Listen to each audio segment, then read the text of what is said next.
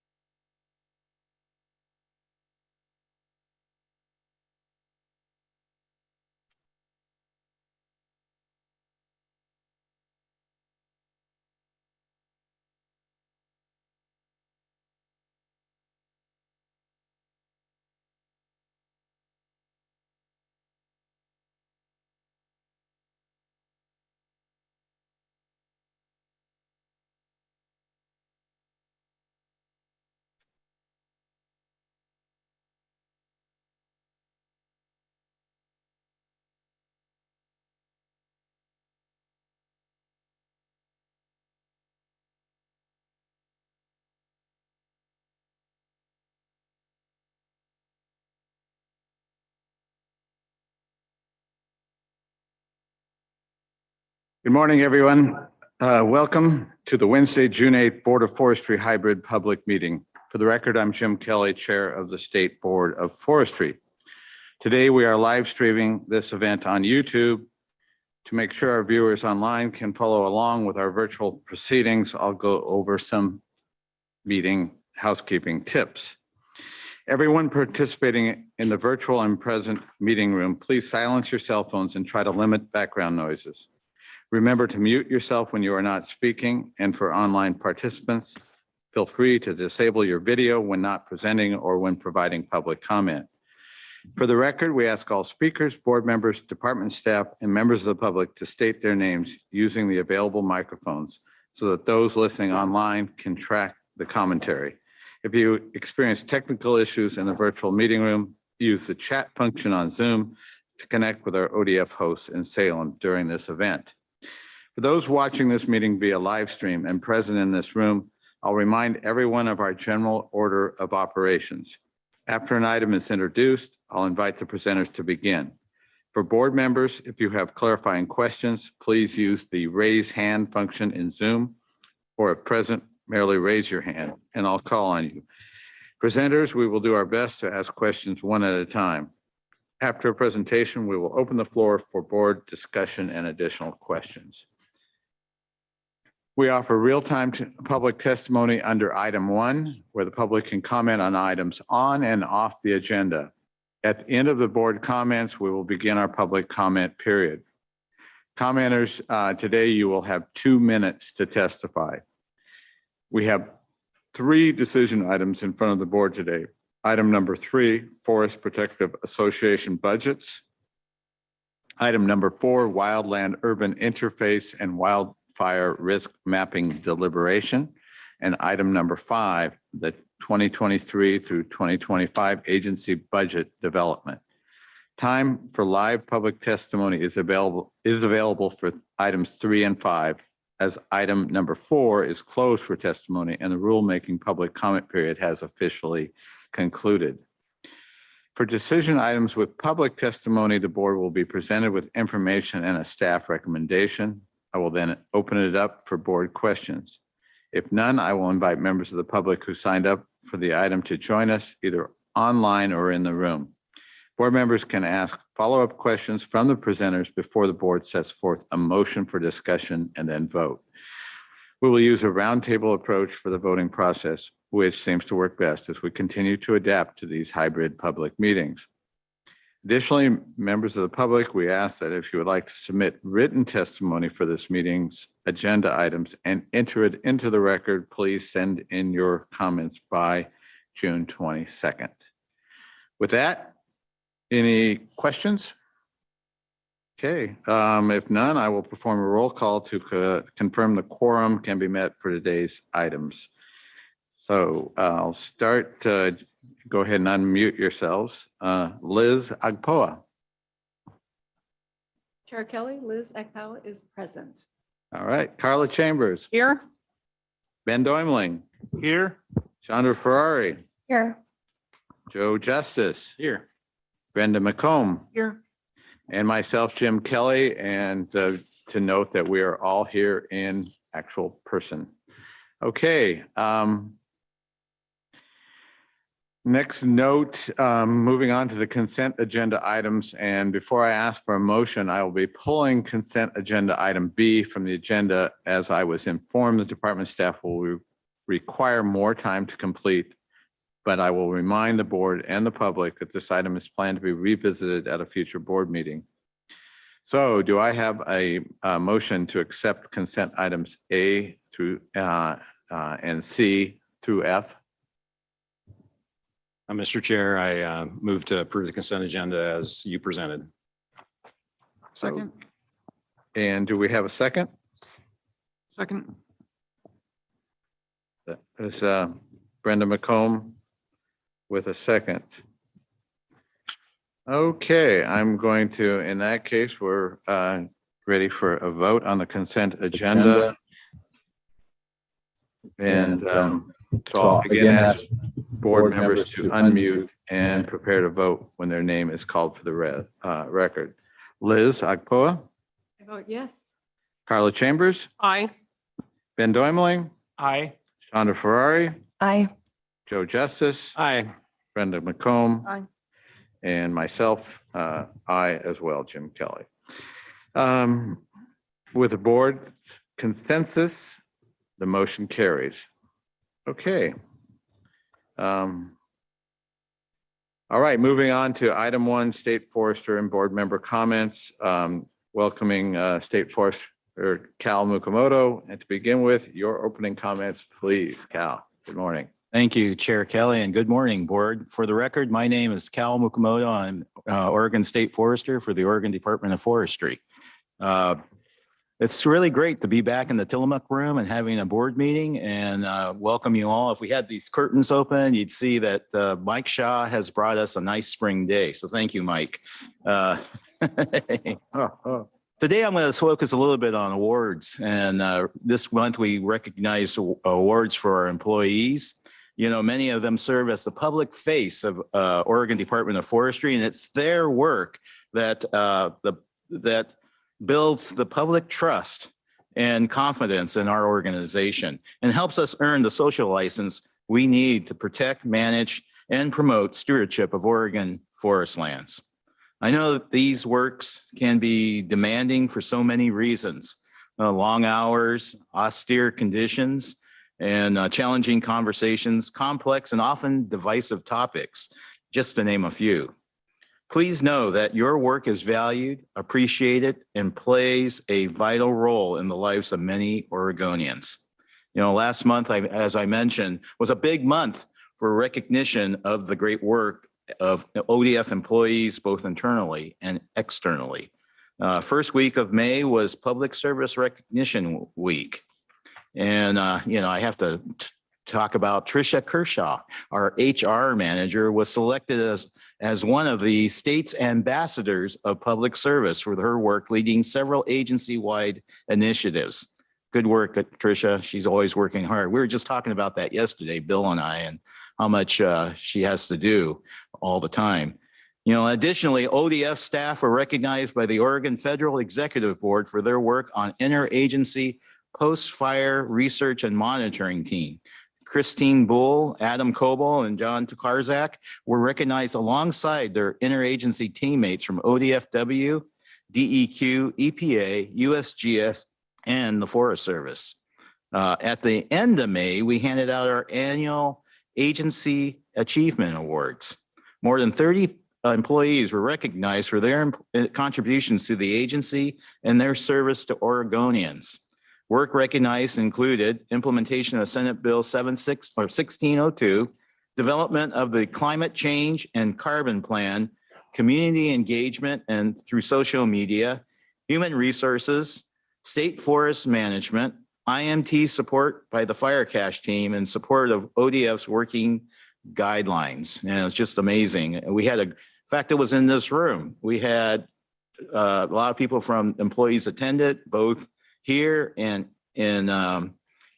online. And amazingly, we had a cake with the emblem of the ODF. It's amazing what they can do in bakeries now. But it was a fun time, and it's good to kind of appreciate the hard work that our employees are doing. One award, though, is that there was one agency achievement award that wasn't handed out at the ceremony because our recipient was sick, even though I think she was probably working from her bed, knowing her. It's possibly the most prestigious of the achievement awards, the State Foresters Leadership Award.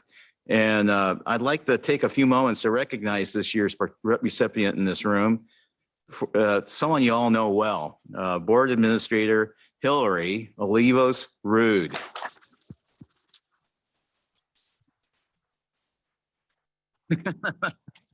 Okay, to close out the State Foresters comments portions of today's meeting, I'd like to hand it over to Ryan Gordon to say a few words about why he nominated Hillary for this award. Ryan?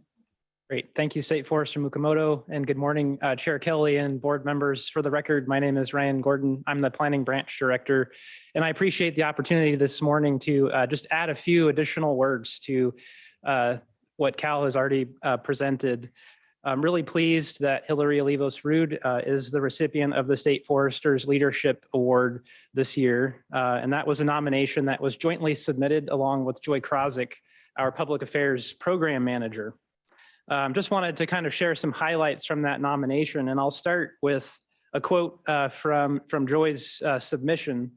She says, Hillary is proof that the ability to lead, mentor, and influence isn't dependent upon the position you hold in an organization or the authority vested in that position.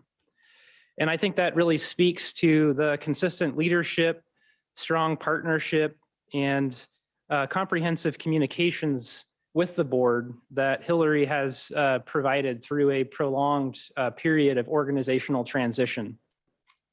A few key qualities that were outlined in the nomination text include a sincere commitment to building relationships and trust, both internally and externally, a clear dedication to the job. I think we all recognize the workload, particularly with changing requirements during the pandemic and really having to be creative and think on the fly as we transition to working remotely and now as we come back to this hybrid environment. A dedication to inclusion and transparency in all of our processes and in particularly in organizing these Board of Forestry meetings. And also that she's always forward looking and proactively identifying both risks and opportunities for engagement with all of you and the community at large. So I'm really fortunate to have Hillary on the planning team and really pleased to be able to present this recognition to her here at the board meeting. Hillary, thank you very much.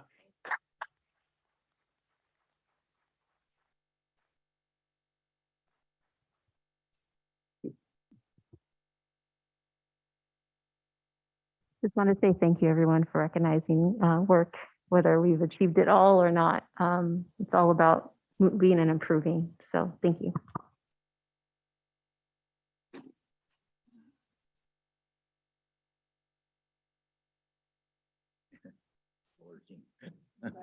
Congratulations.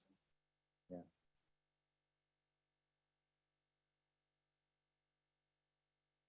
Well, Jim, I'll hand it back to you. Okay, well, I think I can speak for all of the board members that we're thrilled to see Hillary receive that award. We rely on her so much, and she makes us all look so good, better than we deserve to look much of the time. Anyhow, with that, before we open it up to public comment, now's an opportunity for fellow board members here to comment on any subject that is up for them. I see Joe Justice looking like he would like to make a comment. Yes, Jim, thanks. Joe Justice for the record. Good morning, everybody. It is great to be back in the Tillamook room. To see everybody here and the whole board. It's great to see everybody. I just wanted to draw your attention to this memo that Hillary's passed out that you probably got copies of in your board packet. And if you remember, we were presented with some carbon metrics back in November of last year, State Forest carbon metrics and kind of long-term carbon trends for above ground carbon. And some of the information back in November came as a bit of a surprise to some of us, some stakeholders and some board members, including myself. And we identified a bit of a mismatch. I think we talk about a bit of a mismatch in this memo, if you have a chance to read it. And Jim so graciously volunteered Brenda and I to dig into this a little bit deeper with the State Forest Division, help the board really understand this work and just gain better understanding for this body. And this memo is really kind of the first product of that work. And I don't want to speak at great length. Please review the memo. I think I have a couple takeaways. I mentioned a mismatch, between carbon trends based on FIA data, and then based on remote sensing limit data was really kind of the fundamental issue that we talked about in November. And we identified it, some issues, related to limited FIA plots, potentially having an effect. And also remote sensing, while a very powerful tool, also has limitations that we need to fully understand. So really, I think the goal speaks to it in, increasing the accuracy for the division's inventory and acknowledgement and understanding of uncertainty, which we always have to deal with in these sorts of systems. So the next step is in September. The division will come back to the board and assess the current inventory and really talk about the enhancements to the forest inventory, which we hope will include accuracy. More FIA plots are being installed along with the use of LiDAR. So I do want to thank Mike Wilson for your work on this. This is the big lift, and Kate Skinner and your whole team. I really appreciate that work. And if you have any questions for the board, reach out to me. Brenda, you want to add anything else? Yeah, thanks, Joe. And thanks, Mike and the whole State Forest team for pulling this memo together and summarizing things so well. The takeaway for me is that there's still some uncertainty in terms of what's behind all of these differences. But the takeaway really is that when trend lines and estimates are being reported, then confidence intervals should be reported around those trend lines and estimates so that people can really understand what the uncertainty is. And in this case, as you go down to smaller and smaller areas to estimate things, uncertainty increases. And so these are just a few things that I think in the future would really help in terms of communication to the board and to stakeholders, is to be sure that uncertainty is represented by confidence intervals. There's still work to be done. And as Joe said, improvements in inventory, I think, are going to go a long ways toward improving the accuracy and decreasing the uncertainty. So thanks for your work on this. And just add on that subject that I had a board member, an ex-board member from 10 or more years ago, communicating with me recently and asking, so what's going on with the standing of inventory? And I'm reading this memo, I now understand why that particular term was not front of mind anymore, since the department hasn't been using it. And this is still very confusing, but the reality is that we're going to be at the end of the day with better information than this board's ever had. And this was an ongoing issue for this board for a long, long time. So I look forward to that place where we feel we have a higher level of reliability than we historically have had. Other comments this morning? Board members?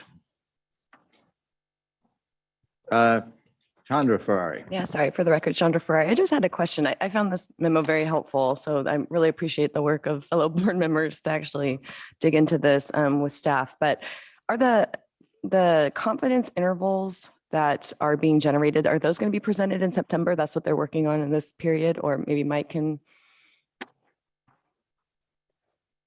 Yeah, so that'll be the September presentation. Okay, but this is a long-term effort to continually improve the data set and reduce the confidence intervals over time. And Chandra, we tried to, we had talked about maybe have a presentation at this meeting. It's just, we felt at the point we were at, this was kind of an update, kind of this memo. And so more to come, really. Excellent. Okay, great. Thank you. Okay, not hearing any further comments, we'll move on to the public comment portion here. Thank you for those who have signed up today to provide testimony to the board. We ask that everyone in the Zoom queue not exceed their allotted time of 2 minutes. I ask that before you start, you state your full name, the topic you are commenting on, and associated affiliation, if representing a group or organization. A timer will be provided to track your time, and each commenter will be called on by the board administrator. With limited time available, anyone who exceeds their time will be prompted to provide a closing statement and then muted. With many commenters, I think we have 10 today, and limited time, I want to offer a few suggestions. When providing oral comment, try to endorse rather than repeat the testimony of others, and if possible, then save us a little time. Please submit written testimony to accompany your statements or information, which again can be sent up until June 22nd. And as we are limited on time today, if commenters are staying for the entire meeting, we will try to fit any additional requests to provide comments at the end of the day. So Hillary, are we ready to engage with the public comment? Yes, Chair Kelly, we are ready to begin. Okay.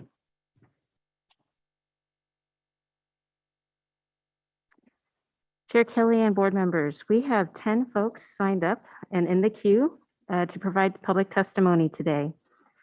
Everyone, thank you so much for joining us, whether virtually or in person. To ensure we stay on track, I will list names in a set order and call on each of you to begin your testimony. As some testimony providers are in person, please feel free to approach and sit here when your name is called in the order. And for those online, please be prepared to engage when your name is called on as well. When you begin, a timer will be displayed for 2 minutes. When you see the timer run out, we ask that you provide your closing statement. So to get started, I just want to remind who will be online and who will be in person.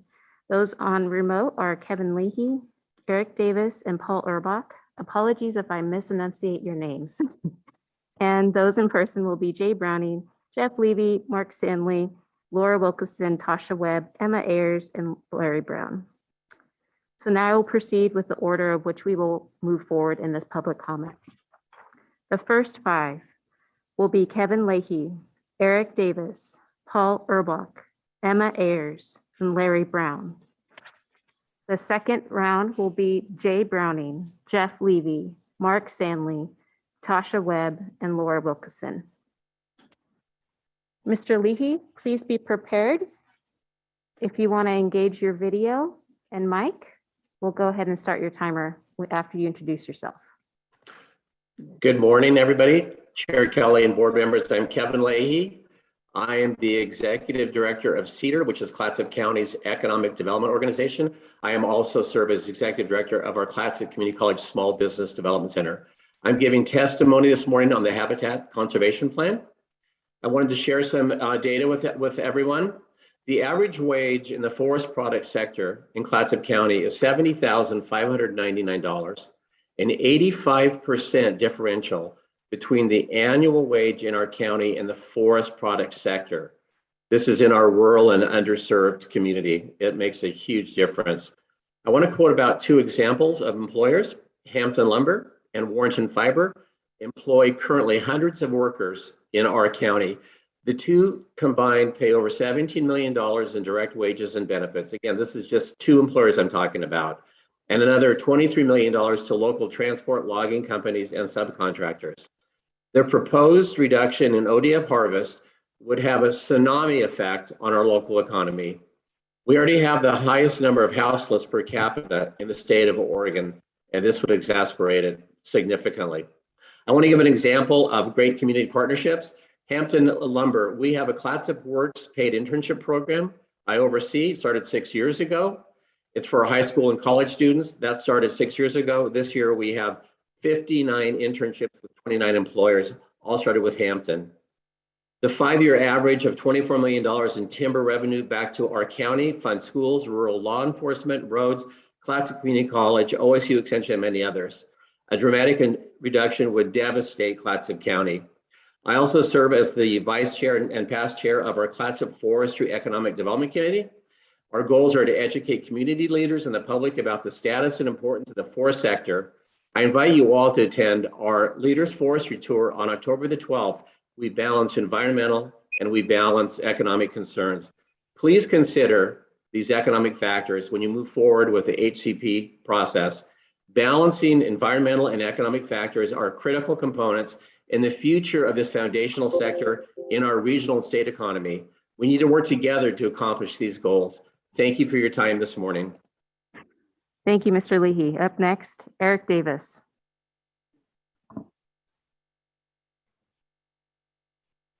Good morning. My name is Eric Davis.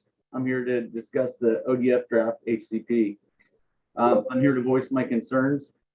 It's my understanding that the HCP draft alternatives that are currently proposed have serious economic impacts on my family, my community, and others that rely on renewable natural resources, such as these forests, to make a living. I've been practicing as a practicing forester for 20 plus years in the Pacific Northwest. I've lived, worked, and recreated in and around these forests my whole life. My wife and I have 2 young children that go to public school in our small little town in Northwest Oregon that we love. Our society demands wood products every day: lumber, paper, packaging, the list goes on. In Northwest Oregon, we're blessed with some of the most productive forests in the world that can sustainably meet those needs today with renewable, carbon sequestering wood products, while also providing critical jobs to the wood products industry in rural communities such as ours that desperately need good local family wage jobs. These forests also generate state timber revenue to local taxing districts to help fund essential educational programs and keep our communities safe and livable. The current drafts will provide even less timber volume and fewer jobs than these forests do now. The alternatives that ODF developed differ only slightly and should have provided a broader set of options to you to consider. If there are no other options developed, alternative 5 would do the least harm to our communities. Please know these forests can provide much more for all Oregonians. I hope you consider the impact your decisions will have on our state forests and our communities for the next 7 years. Thank you for your time.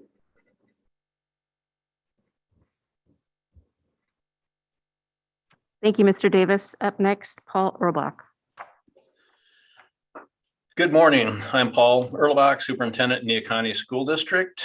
I would like to read a letter I sent to Dr. Kim Kratz, Assistant Regional Administrator, National Marine Fisheries Service, and Dr. Paul Henson, Oregon State Supervisor, U.S. Fish and Wildlife Services.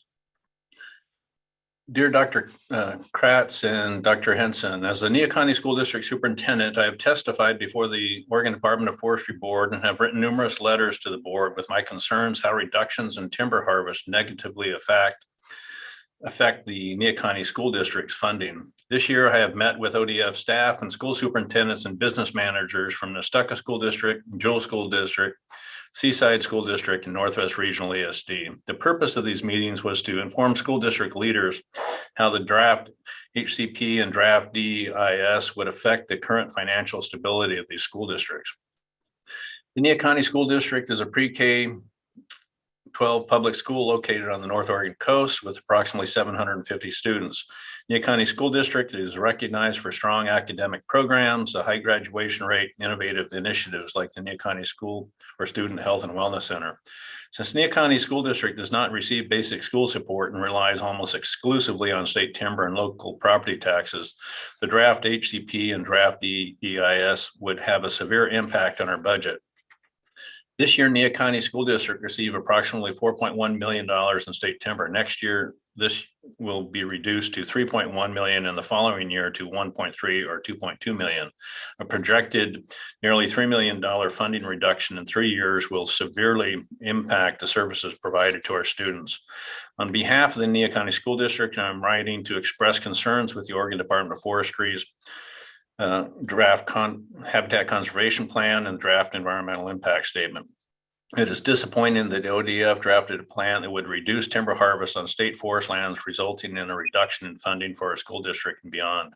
We hope a better plan can be drafted before the process concludes.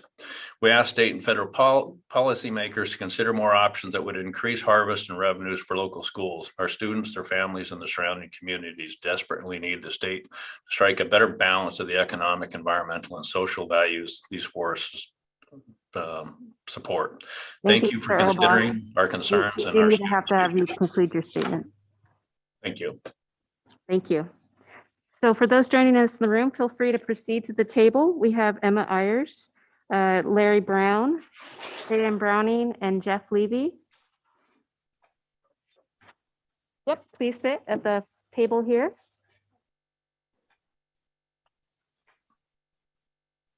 I know we're getting back to this hybrid, so everyone, thank you for your patience and understanding. Yeah, go right ahead. Yes, microphones will be used, and I will show you how to use those here shortly. Thank you so much.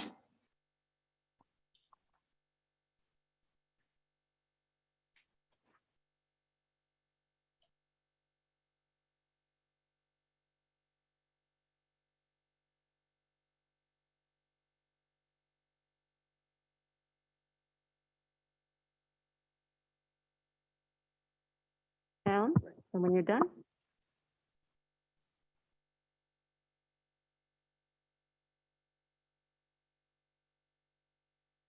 Okay, thank you everyone for waiting. Next up is Emma Ayers. Please state your name for the record before you begin. I'm Emma. Thank you for allowing me to take a minute of your time today. My Aunt Karen was a biologist for the Washington Department of Forestry. She has worked there for more than 20 years. She explained to me why we thin forests and helped me recognize the importance of it. Not only does managing forests provide jobs, it's the most important job is preventing wildfires. By keeping the forest safe, they keep us safe in return. I want you all to know, for 2 years, I've done fire relief with my mom. I couldn't tell you how many fire survivors I've met, probably in the thousands. I couldn't tell you how many animals we've evacuated, somewhere around 10,000. But one thing I could tell you is that most of those fires were preventable. When will people start listening to the people who work on these lands? When 10,000 more homes burn down? Will you listen then? Or is it going to cost every last house? Am I going to have to go help all these fire survivors every summer? I hope you won't let that happen. My home is surrounded by these forests. I don't mean in the valley, we live in the woods. All I ask is please vote against the HCP to keep us all safe. Thank you. Thank you. Up next, Larry Brown. Hello, my name is Larry Brown. I represent the ONRI Lynn County Stock Growers Association, and I'm a board member of the Wildfire District. If we allow this to happen, we're going to cut back in the economy that we depend on. And I saw it as a board member with the Wildfire District. We're fighting fires of trees that should not have burned, and they should have been processed. And we're taking away the economy we need for the school districts and the sheriff departments and the livelihood of a lot of just ordinary folks who need jobs.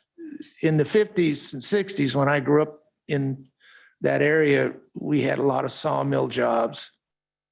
And it was the dependence of those jobs that made everybody an economy and a life. And now we're going the wrong direction. I'm totally against this. This is wrong. I think we have an overeducated group of people who don't have any common sense. We need to address the issues of the economy. That's all I got to say. Thanks. Thank you. Up next, Jay Browning. I'm Jay Browning from J.M. Browning Logging. I brought 6 pages, can't do it in 2 minutes, so I'll wing it here.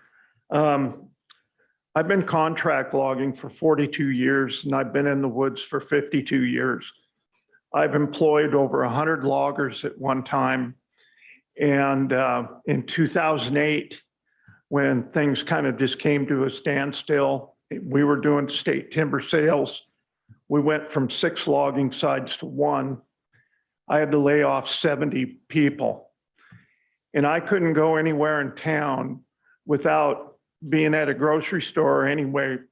Where or when are you going to get your guys back to work? It's killing us. So, you know, we are only 2 logging sites now, generate close to 14 million a year into the local community in wages and buying supplies, things like that. You know, one of the things that I'd like to hit on is after 50 years of being in the woods, and I've worked in Alaska, I've worked all over, I've seen a lot. I've worked in old growth timber.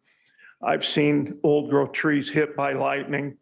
You know, and I had the fortune to work in old growth timber, but I'm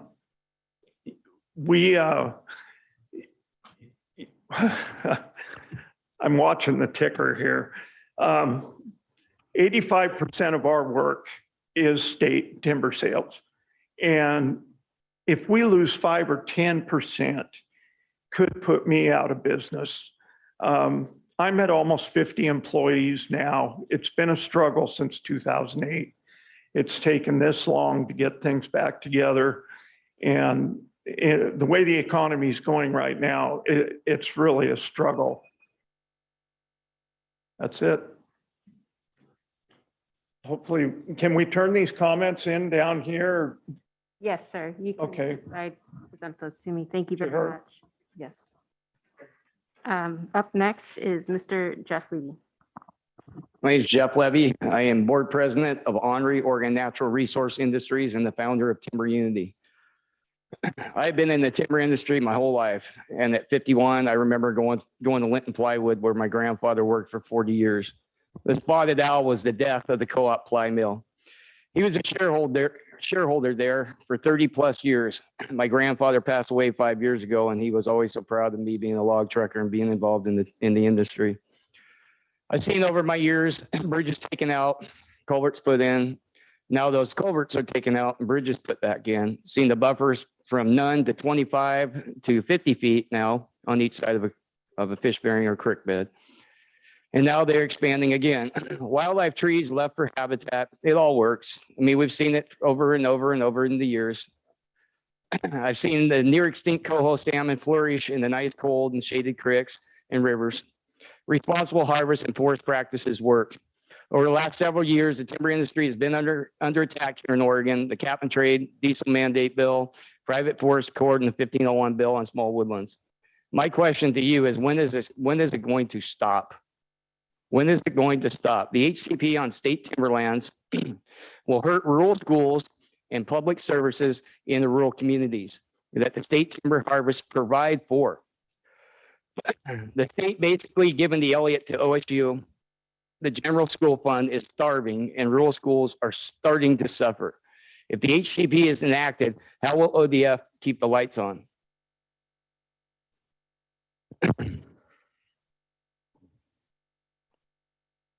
I know the funds will have to come out of the state's general fund. Taxpayers will foot the bill for the department. in Western Oregon will become a locked up wasteland on public property, not to mention a fire hazard. Loggers are the first ones in the woods before society wakes up. We are the keepers of the natural resource we love and respect. We need to keep it that way. I am 100% against the HCP. Thank you, Mr. Levy. So you all can feel free to return to your seats. And then next up, we have Mark Stanley, Tasha Webb, and Laura Wilkson. Please proceed to the table.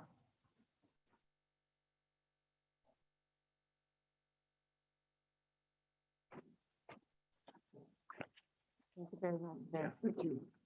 And your name again? What's that? Your name again?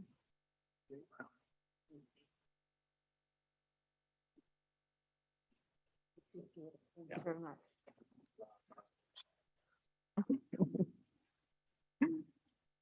All right, thank you for settling down there. We got Mr. Mark Stanley up next.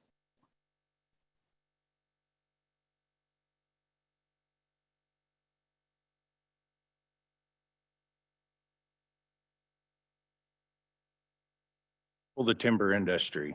To start off, our company alone employs 70 workers with an average family of 4 per household. That's around 280 people our company directly affects. Last year, our payroll was $3.5 million. Our employees directly depend on that to support their families. With wage increases and added personnel, this year's payroll will be even higher.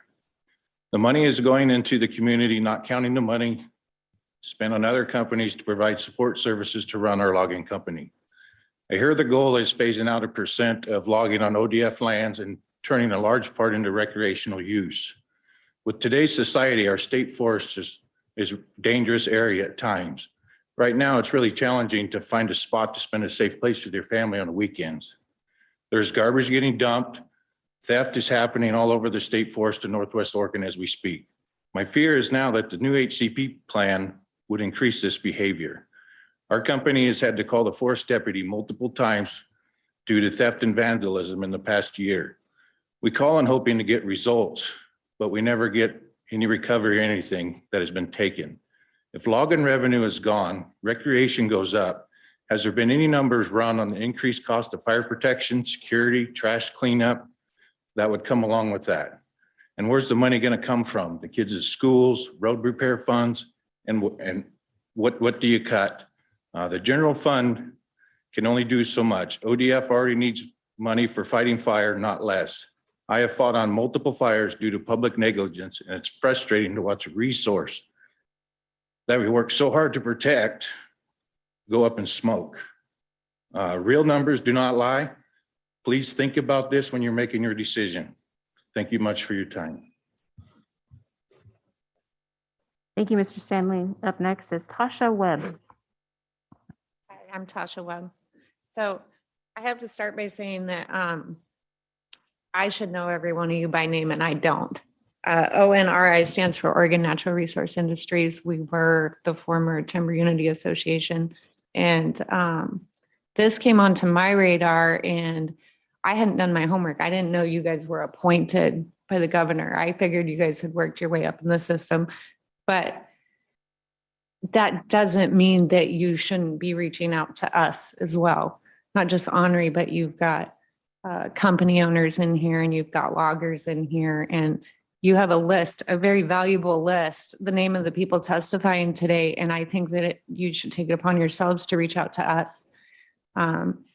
We think that we're the environmentalists, we're the stewards of the land. You know, we work these lands, we know these lands. You can learn a lot from us. I don't know your backgrounds. I don't know if any of you are foresters or mill workers or biologists. I don't know your backgrounds.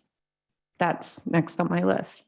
But what I can say is that the HPC, if passed, you're going to have unmanaged timberlands, and I'd put probably 100,000 miles on my truck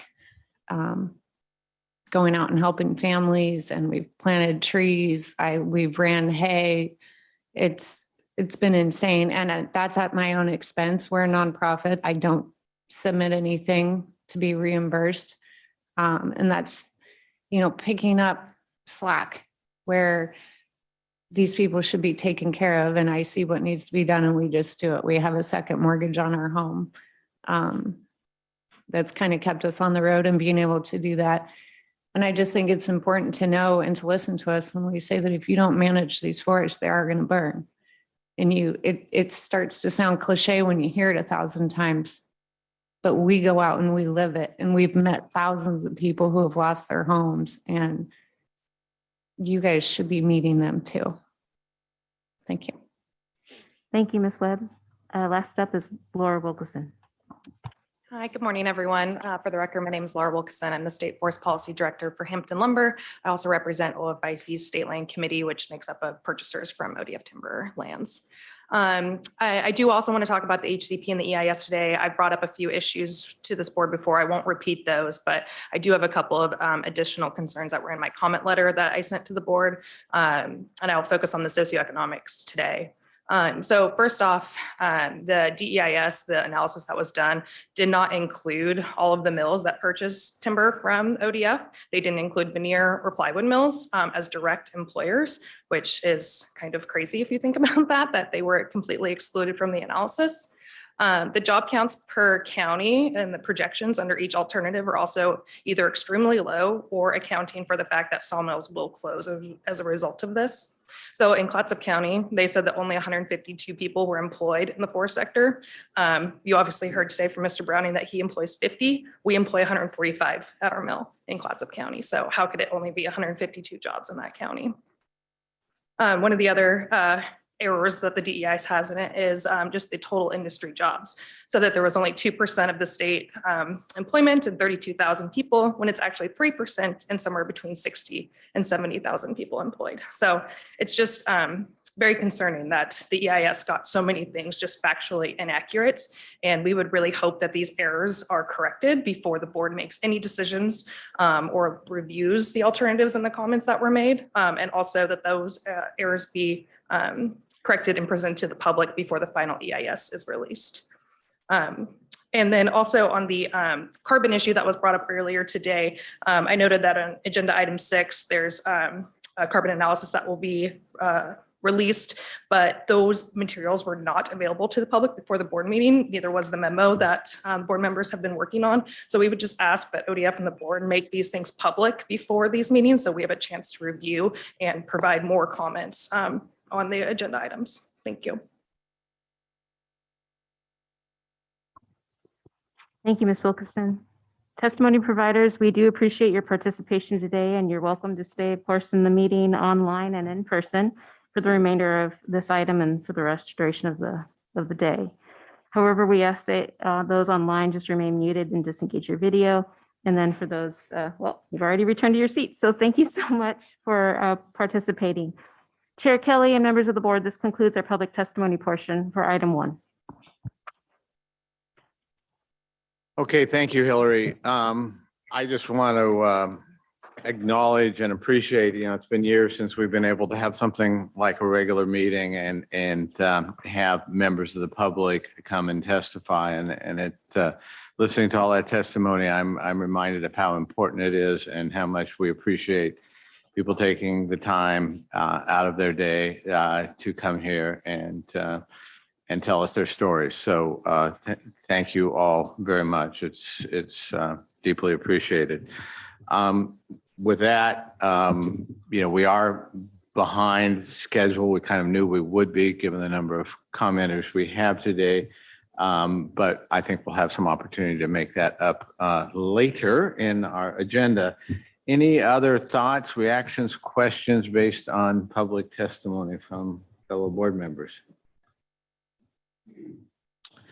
Okay, hearing none, we will move on to the next item on our agenda. Our main presenter will be Mike Shaw, the ODF Fire Protections Division Chief.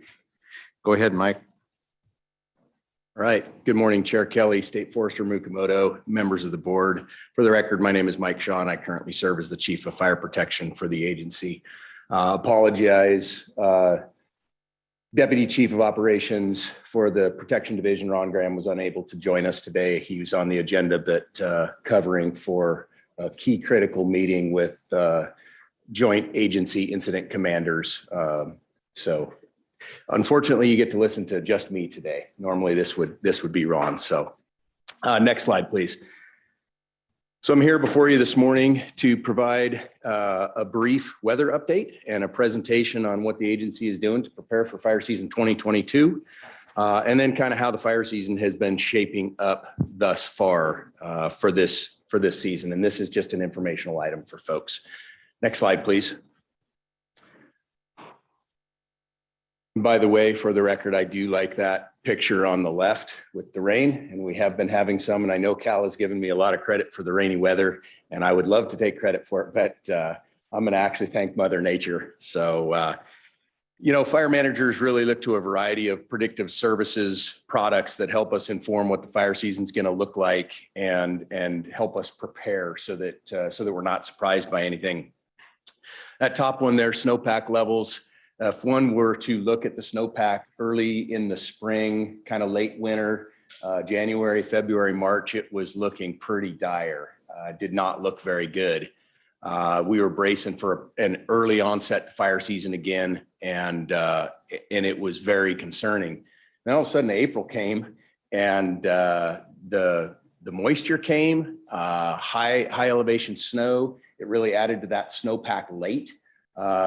But was really quite valuable. So if you were to look at the snowpack late based on the April and May conditions, you would have said not too bad, and I would concur with that. Next one is the spring rain, and we talked about that a little bit. Really, the value of spring rain is it's going to be the determining factor for how soon we go into fire season. Those years that we do not have spring rain, we enter fire season pretty early, and similar to last year, folks remember that all too well. And this particular spring, again, weather predictions were that it was going to be drier than normal, drier and cooler. And strangely enough, we ended up with a fair amount of moisture, maybe not massive accumulations, in particular in Eastern Oregon. While it was damp and cool, there wasn't a lot of accumulation. I live in Redmond. I think a metric I heard was 1.3 inches of rain since January 1st, and this was maybe a couple weeks ago. We've gotten some rain since then, and obviously that's not a lot of moisture to help the scenario. But at the end of the day, we did have significant kind of cooler, damper, wetter weather for April and May, which has delayed the onset of this fire season. Next slide, please. Lastly, and probably most importantly, what we've really been tracking for this year is the drought conditions. And this particular slide is extremely concerning for ODF, for firefighters, for landowners, and for fire managers for a variety of reasons. If you look in the upper left there, at the same time frame for drought in 2021, there's that bullseye of really kind of dark red to brown, which is the highest category of drought or exceptional drought that's centered on Lake and Klamath County there. And that played itself out in last year's fire season with the Bootleg Fire and Cougar Peak and some additional fires. Again, not to minimize the significance of fire in other parts of the state, such as Southwest, Central Oregon, and up into Northeast Oregon. But really the bullseye last year, as everybody knows, was really where that exceptional drought was centered. You fast forward to this year, if that slide doesn't cause concern for you, I might question your sanity because it causes significant concern for me. A very significant increase in that most severe level of drought conditions on a significant portion of real estate. Some metrics last year, 4% of the state at this time was in that exceptional drought category. This year it's 12. The next level down last year was 24% in extreme drought. This year it's 35%. And you can see that manifested on the slides there with the darker red colors. And it's predominantly in Eastern Oregon and kind of coming across into Southwest Oregon as well. Now, I don't want to be the sky is fallen sort of guy, but so there is a little bit of benefit with the moisture that we've gotten over the last 5 or 6 weeks. In particular, in Northwest Oregon, you don't see any drought conditions currently, which is great. And it has pushed those drought conditions further south and reduced the severity of drought nominally across Southwest and Eastern Oregon from April. So we've seen a little relief, but again, the significance of the rain in April and May in Eastern Oregon has been spotty and hasn't had as dramatic effect on the underlying drought conditions as we would like to see. Next slide, please. This is a series of pictures. Upper left is July, then August to the right, and the bottom one is September. And this is a graphic that shows really where we expect an increase in significant wildland fire potential through those months. And this shows a piece of the national picture, and we'll talk about that in a moment. But in Oregon, this really isn't terribly abnormal. One would expect in July, August, and September, what we really consider the heart of our fire season in Oregon. And it's not abnormal to think that those areas in Eastern Oregon and Southwest Oregon are going to be at risk for significant wildland fire potential. Now, this graphic does show an increased risk of significant wildfire potential. So, of course, that is concerning. It is a predictive services model. They don't always align perfectly. Strangely enough, this year, just for context, I would say that these models are generally very accurate. However, one of the forecasters at Northwest Coordination Center that produces these monthly, for the first time in his career, and I think he said 38 years, in April, had a metric that showed Central Oregon as an increased risk of significant wildland fire potential based on what they thought was going to happen with the weather. Now, clearly, Mother Nature changed that with a variety of systems that came in and produced rain and cooler temperatures, and that never played out, which was great. But generally speaking, these are pretty accurate, and I would expect that July, August, and September, broadly across Eastern Oregon and Southwest Oregon, we're going to be into a significant fire risk. Next slide, please.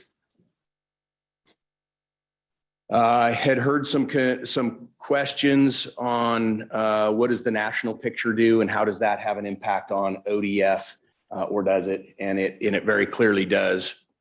As we get into, as other portions of the country get busy at the same time we do, there's a real challenge to acquire resources. There's a limit to the number of crews and engines and firefighters that are available nationally. Contract crews get busy and they get sent to California or New Mexico or Texas. And if we get busy on the back end of that, we struggle getting available resources. And we saw that really play out in the 2020 fires at Labor Day. Northern California was exceptionally busy at the time. And when those fires took off on Labor Day, it was a real challenge for us to get the assets required to deal with those significant fires on the landscape. So the national picture does play into it. And I would, so you can see the drought monitor for end of May. It's pretty much the entire Western United States. And that has been a topic of conversation. You see it in the news. Drought across the West is significant. Of note to me, when I looked at this, the above normal temperature, that's pretty significant broadly across the nation. For June, July, and August, they're projecting greater significance of above normal temperatures. The one that really stuck out to me was the precipitation, with a significant potential for below normal precip, with that blob that starts up in Eastern Washington and comes down through the Midwest. And if you go back one slide, put that over where that significant wildland fire potential across the Midwest is. And so for me, as I'm looking and trying to project where we may be challenged, is I would think, and go ahead and advance back, thank you. through June, July, and August, if that plays out and those areas of the nation get busy, we may be challenged with the ability to acquire all of the hand crews and helicopters and assets that are required, depending on how busy folks get. So it does play a significant role in our fire season. And of course, it's all speculation at this point, and we have to adapt as the season progresses. Next slide, please. All right, all sounds really bad. Again, don't want to be Debbie Downer. Pretty happy with where we're at, that we're not chasing fire right now. But what have we been doing in the interim as we've been positioning ourselves for a challenging fire season? And we've really been doing a whole lot of stuff. I'll start with staffing. The passage of Senate Bill 762 was just incredible for the agency from a capacity standpoint. And it added both permanent capacity and it added funding to bring seasonal firefighters on earlier in the year to address the earlier onset of fire seasons that we've been having, discount this year's. And so we have brought those firefighters on. We've spent the time getting them hired and trained and ready to go fight fires as they occur on the landscape. In addition to that, we acquired a variety of additional permanent positions as well to add capacity. And we have, I'm very happy to say, just completed the hiring of all of that. Maybe a position or two that we're not quite there, but it's been a really heavy lift for the agency broadly to get all of those positions out on the street and hired. There was a lot of effort gone into that. So really special shout out to HR and Trisha's shop. You heard it earlier, really incredible work to get that done. That's at the base level of protection. We also host 3 nationally qualified Type 1 incident management teams in the agency, and we have those 3 rostered and ready to go. They're already into team rotations in which every 3rd week, one of those rosters is on call. And if we have a fire that escapes initial attack that requires an incident management team, those folks are ready to depart from their home location from across the state and respond and be to that incident within 24 hours, take over command of that fire and start managing the incident to get it wrapped up as quickly as possible.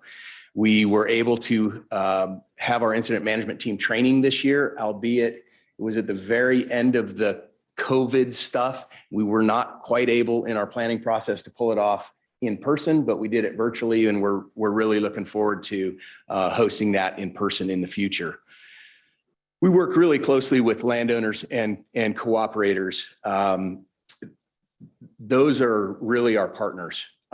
This isn't an ODF mission to go fight fire. It's really a complete and coordinated system that takes all of our landowners and cooperators, and we lean on those folks a lot. So in the off season, we spend a lot of time working with those groups to make sure that we increase our effectiveness and efficiency at responding to fires and suppressing fires as quickly as possible. And it's a big effort. We've been working on that diligently. Detection and aviation, really important pieces of our program. And we continue to build out our smoke detection program across the state with additional funding that was established in Senate Bill 762. Through that legislation, we're able to add an additional 15 to 20 cameras to our existing 60 statewide. Those will be installed throughout the 2022 field season. We've got the agreements in place, the locations in place, and some of them are already under construction. The remainder of those will be finished up through this fire season and available, if not at the tail end of fire season, by fire season 2023. And that's been a really big lift. Next slide, please. Lastly, and arguably one of the most important is our severity program. This is really a critical element to the success that the agency has in catching fires at initial attack and reducing the overall cost of loss from wildfire in Oregon. These critical aerial assets really create a quick response to help and hold a fire in place while we get the ground troops on scene to do the necessary work to actually put the fire out. and that may sound a little strange to folks, but I try to say this a lot. Remember that aircraft do not put out fires. We tend to fall into that trap that we just send aircraft and they put out fires. They are a critical element to buy us the time necessary to get our engine crews and our hand crews and our dozers on scene to do the actual work to put out the fire. They hold it in place and they buy us time. And without that, we would lose a lot more fires. There is absolutely no doubt. It is well documented, but it takes both. And they are really a critical piece. And I'm happy to say that all of the assets that we had last year, we have on contract again this year and are prepared and ready to go as the call comes in that says fire conditions are such we need to place X aerial resource in Y location. And we do that based on need, and we don't have that need right now. However, the first of those will be coming online the middle of June, the 2 single engine air tankers. So the 2 fixed wing blue planes up there in Prineville, those will be coming on, and our helitack crew in John Day are slated for June 13th. Those will be the first to go. So what this represents is a picture. The blue is the severity contracted stuff that we get the funding through the general fund, partnered with the Oregon Forest Land Protection Fund or landowner funds. The green are district funded aircraft, and the red are association or state owned. And so that's a fairly sizable Air Force there that includes an incredible amount of aircraft that is the envy of many other states and other agencies that don't have access to that much aircraft in their location. So, and then lastly, as far as preparations, what are we doing to get ready? I did not put it on my slide. I didn't want to have to send anybody back to see their therapist, but COVID-19 preparations, and I didn't put it on there. However, while it hasn't really been a focus like it was in 2020 and 2021, we know that it's still here. And we are continuing to monitor the positive COVID case numbers and respond accordingly and adapt. We have current voluntary practices that relate to mask wearing, sanitation, personal spacing as necessary. And if we have to implement more strict guidelines outside of voluntary, we will do so. We've learned a lot over the last few years about the infectious disease transmission and how to keep large groups of folks at fire camps safe. And that is our intent, is to keep both our firefighters and the public safe when we respond to a fire emergency. Emergencies within emergencies never work out very well. So definitely tracking that as we go. Next slide, please. Last thing to talk about in this presentation today is really what's the current season shaping up like? How are we doing? And you heard me talk a little bit about the weather and the delayed onset of fire season. We do have 3 districts that have recently went into fire season, declared closed fire season. Southwest Oregon District went in on June 1st, and then recently, just this Monday, the Klamath Lake District and Walker Range Forest Protective Association went in, so on June 6th. For context, that's 3 of 12 this year. At this time last year, we had 6 districts in fire season as of June 9th. So what is that, tomorrow? So we're about half of where we were last year. By the 16th of June last year, 10 of our 12 districts were into fire season. And I don't see that happening again. So I put this season approximately a month behind based on the April and May rains that we've had as far as onset.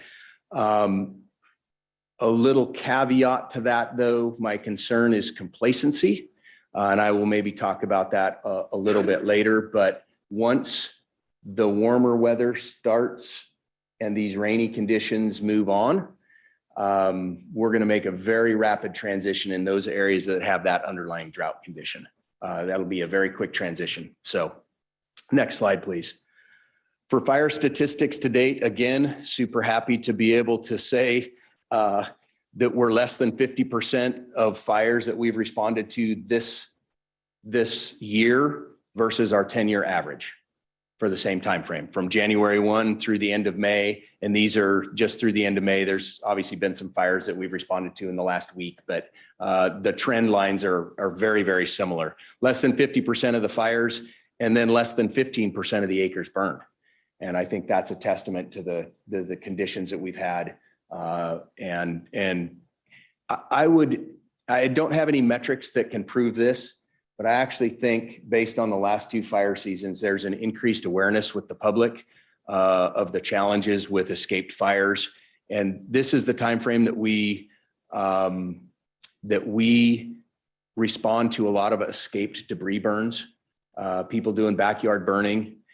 And I believe that our increased focus on prevention and Wildfire Awareness Month through May, and the weather and the past 2 fire seasons, I've just got to believe, and I'm an optimist, but I've got to believe that that's had an impact on the amount of fires that we've responded to. So again, super happy to be in the place we are currently this year. And then again, a couple of notes from last year, just comparatively. At this time last year, we had already responded to 1 very significant fire in Northeast Oregon in Joseph Canyon on June 4th.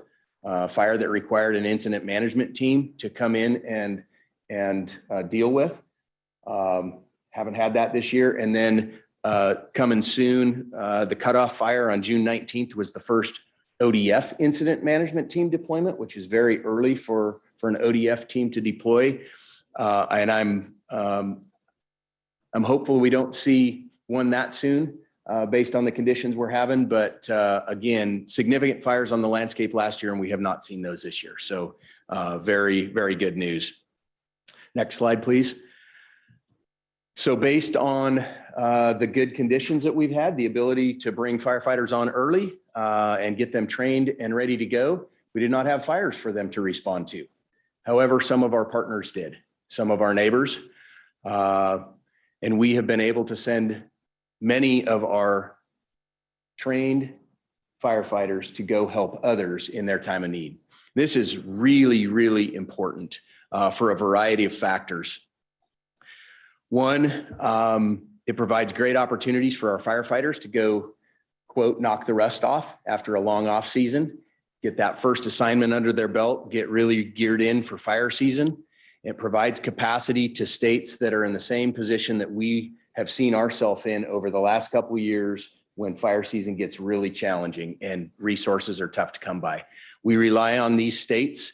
I can say New Mexico has sent strike teams of engines to us over the last several summers repeatedly, and they come up and provide capacity to us when we have a need. So reciprocating that and sending our folks there is absolutely critical to those relationships, provides really, really good opportunities for our firefighters. And oh, by the way, when they're off, it's a savings to our budget. So we brought them on early, but we send them off to get good experience and we're saving on our budget. So really important. Interestingly enough, for Texas, 49 individual folks went. Of that, 4 were engines. We sent 4 of our engines. And logistically, it's always challenging for us to do that. In that particular case, those engines drove. And then at the back end of the assignment, they drove back. In the middle, we actually sent a replacement crew. We'll send folks for 2 weeks at a time. We sent a crew down with an engine for 2 weeks. We sent a replacement crew via airplane. And at the end of that second assignment, the engines were drove back. Contrast that to New Mexico, we were actually able to get those engines put on a lowboy and trucked down. And in those particular cases, there was a few of those engines that were down there for 3 rotations, where we had folks down there for 6 weeks providing assistance to those folks. And they would take more of our folks now if we could send them, but we need to be prepared. There's kind of a fine line of having our folks back, making sure all of our training and coordination and planning is ready for our fire season as we go into fire season. So we've been playing that game. Recently just sent 10 people to Alaska to help them And so they'll be gone for the next couple of weeks and then back here in Oregon. So again, really important as we approach our fire season, get deep into the fire season and have a challenge for resources, we'll be calling on our friends in these states to help us out as necessary. Just to close, and I know this has gone on pretty long, but there's a lot here, and I wanted to pass on a lot of good information. I think I can make some time up on the next one. My closing thoughts are that all indications are that 2022 is going to be a challenging fire season. And I believe that to be true based on the underlying drought conditions over a very significant portion of the state of Oregon, in particular, all of Eastern Oregon and Southwest Oregon. And that's where we have fires on the landscape a lot anyway, due to lightning events. So I expect a very speedy transition to fires that become very difficult to control once we get into warmer summer-like conditions that we typically think of those sorts of weathers. We get up into the 80s and 90s.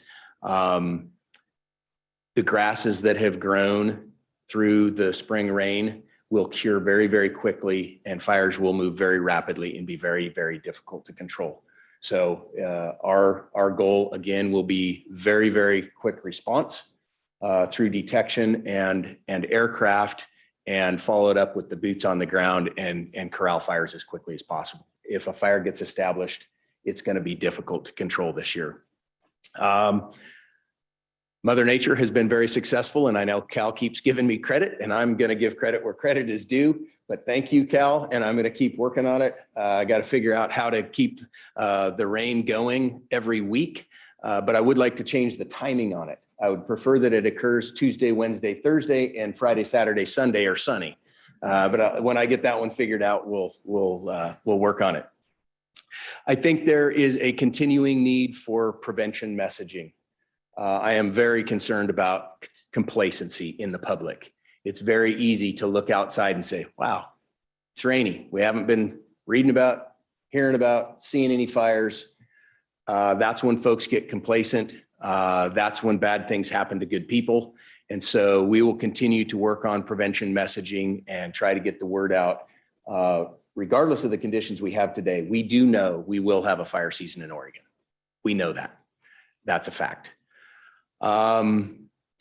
And maybe lastly, just to key in on my last slide, the delayed fire season has provided really, really valuable opportunities for ODF and our association resources to go provide assistance to other states and support that complete and coordinated system.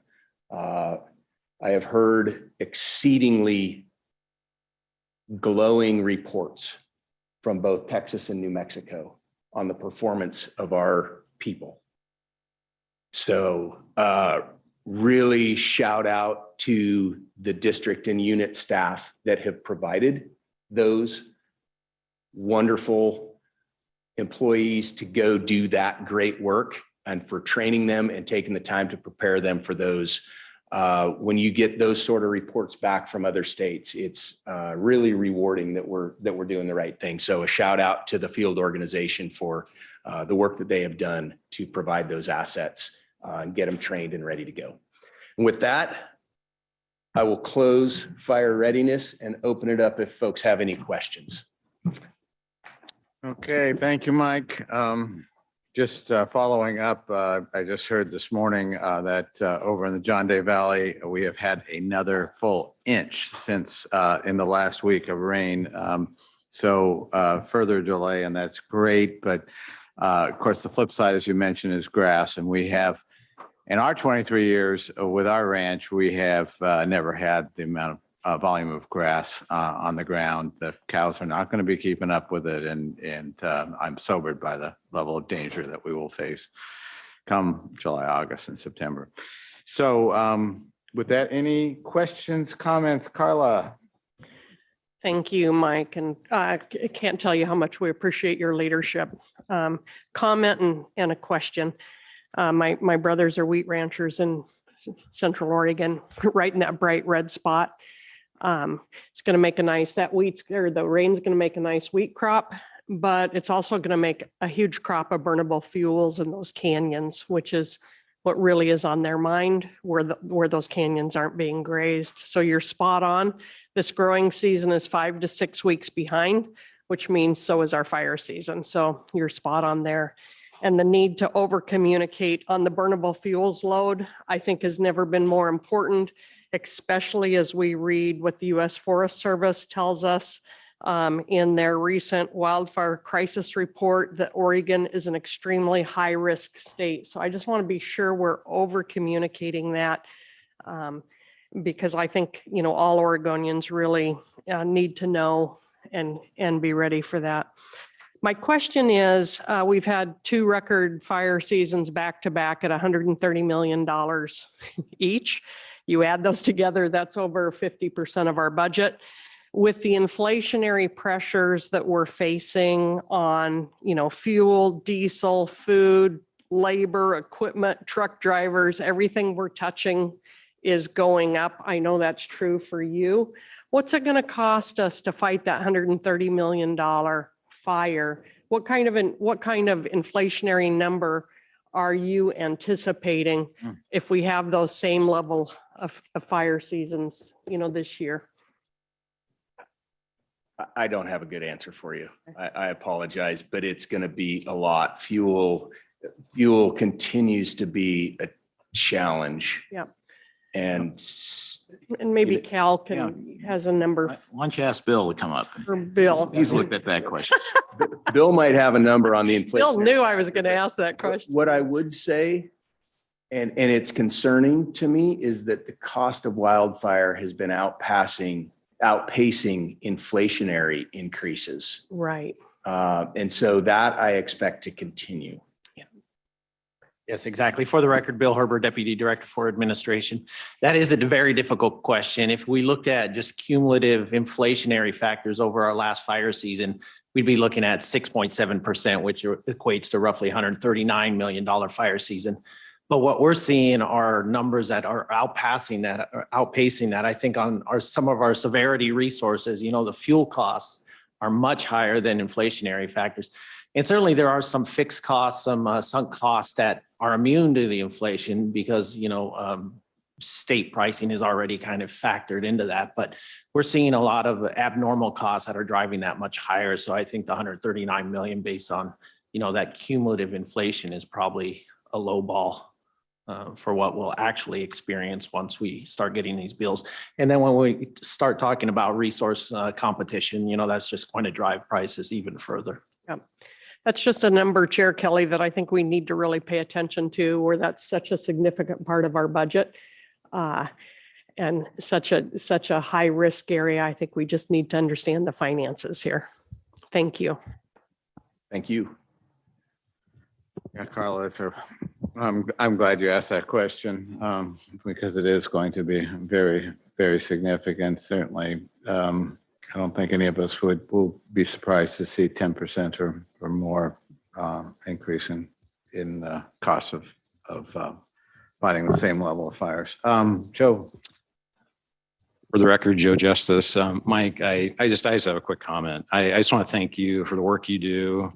And I really appreciate you mentioning the landowners and loggers and operators and our coordinated system. That culture that we have is incredibly important as a landowner, land manager to maintain. And I know your leadership is a huge reason, you know, why we do that. And as we're building this fire department, you know, our fire department in Oregon Department of Forestry, maintaining that culture is incredibly important, that we can really truly utilize that because it's an incredibly effective tool in managing fire in the landscape. So I really appreciate that. And I normally would mention severity, Mike, you know me, and you did a great job of driving that point home because again, as a landowner, those single engine air tankers are incredibly powerful tools. Thank you. Hey, Liz, you've got a question or a comment? So Liz Eckpower, Mike, thank you for your presentation.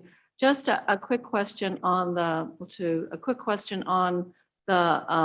recent high elevation snow and precept.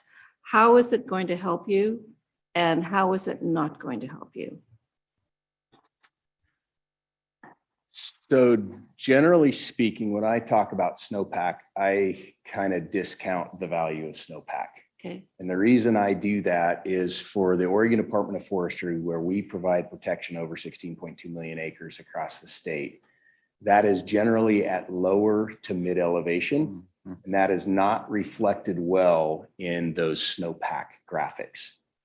The SNOTEL sites that spit out that data are generally at higher elevation, which is above the elevation of where ODF generally provides protection on privately owned and some publicly owned lands.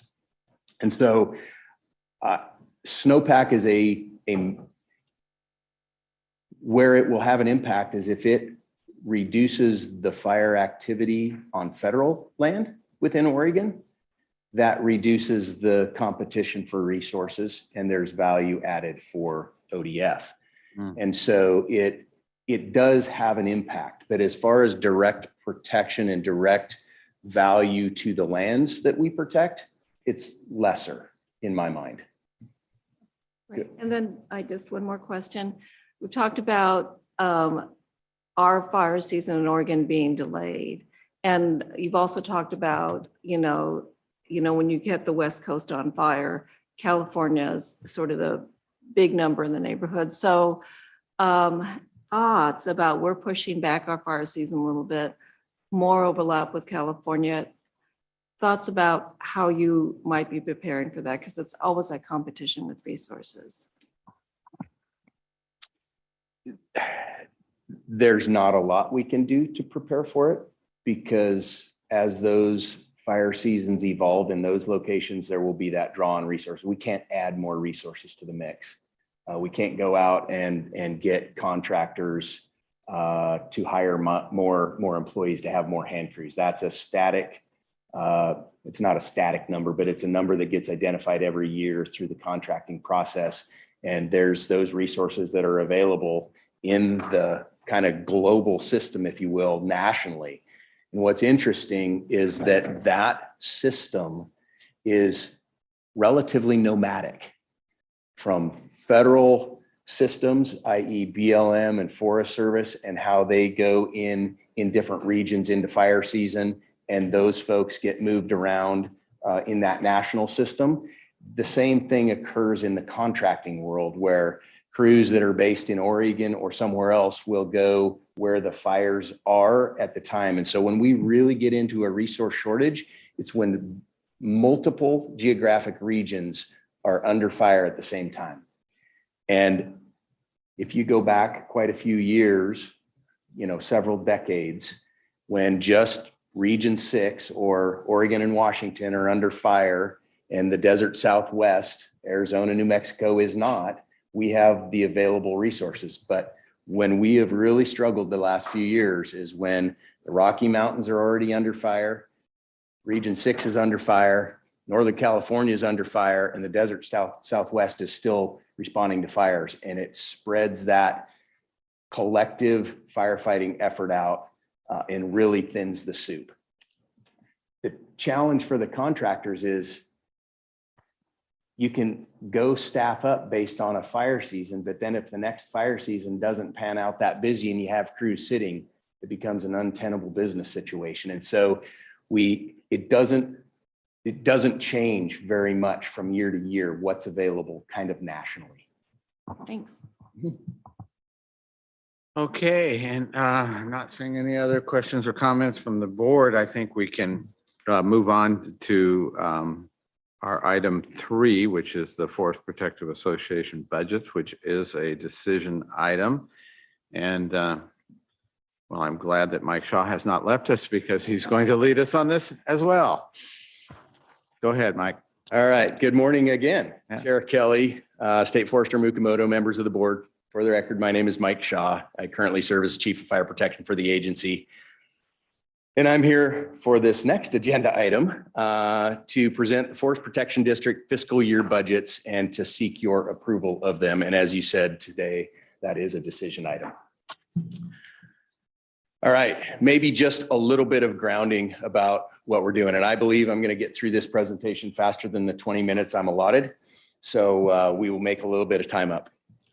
hold me to that, please. There's several levels of funding within the Oregon Department of Forestry as it relates to fire protection. And we are a very complex agency as it relates to funding for fire, maybe more complex than any other. We have this base level, or what we call the local fire department. I think we heard Board Member Joe Justice mention that. We consider ourselves the fire department for privately owned and publicly owned landowners that we provide protection for. Another layer of funding in our budget is the severity resources. And we talked about that. That's really those are additional resources that are above and beyond our district budgets that are funded by the general fund and the Oregon Forest Land Protection Fund, which is a landowner large fire funding system.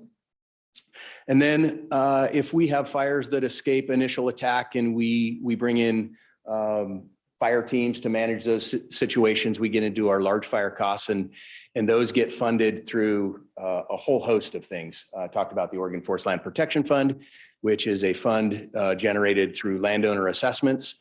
It also has general fund dollars. If we get into really significant fire seasons and get to our deductible, we meet our deductible. We have a one in the world Lloyd's of London catastrophic insurance policy. And then depending on where the fire is located and what infrastructure and homes may be at risk, we can get some FEMA reimbursements and FEMA funding on some of these fires. And those all kind of fit into that large fire funding bucket. But today we're here to talk about the base level. So we're only talking about that local fire department budget. That's what we're looking at today. And that's kind of the starting point and the core of the business that the Protection Division really wants. That's our mission, is being successful at that base level and utilizing that middle tier there of statewide severity to help us be successful. And if we're fortunate and proficient, we reduce that large fire cost. Now, to Board Member Chambers, $130 million fire seasons are very challenging and difficult for a variety of reasons. And so we want to avoid those as best we can through that local fire department. Next slide, please.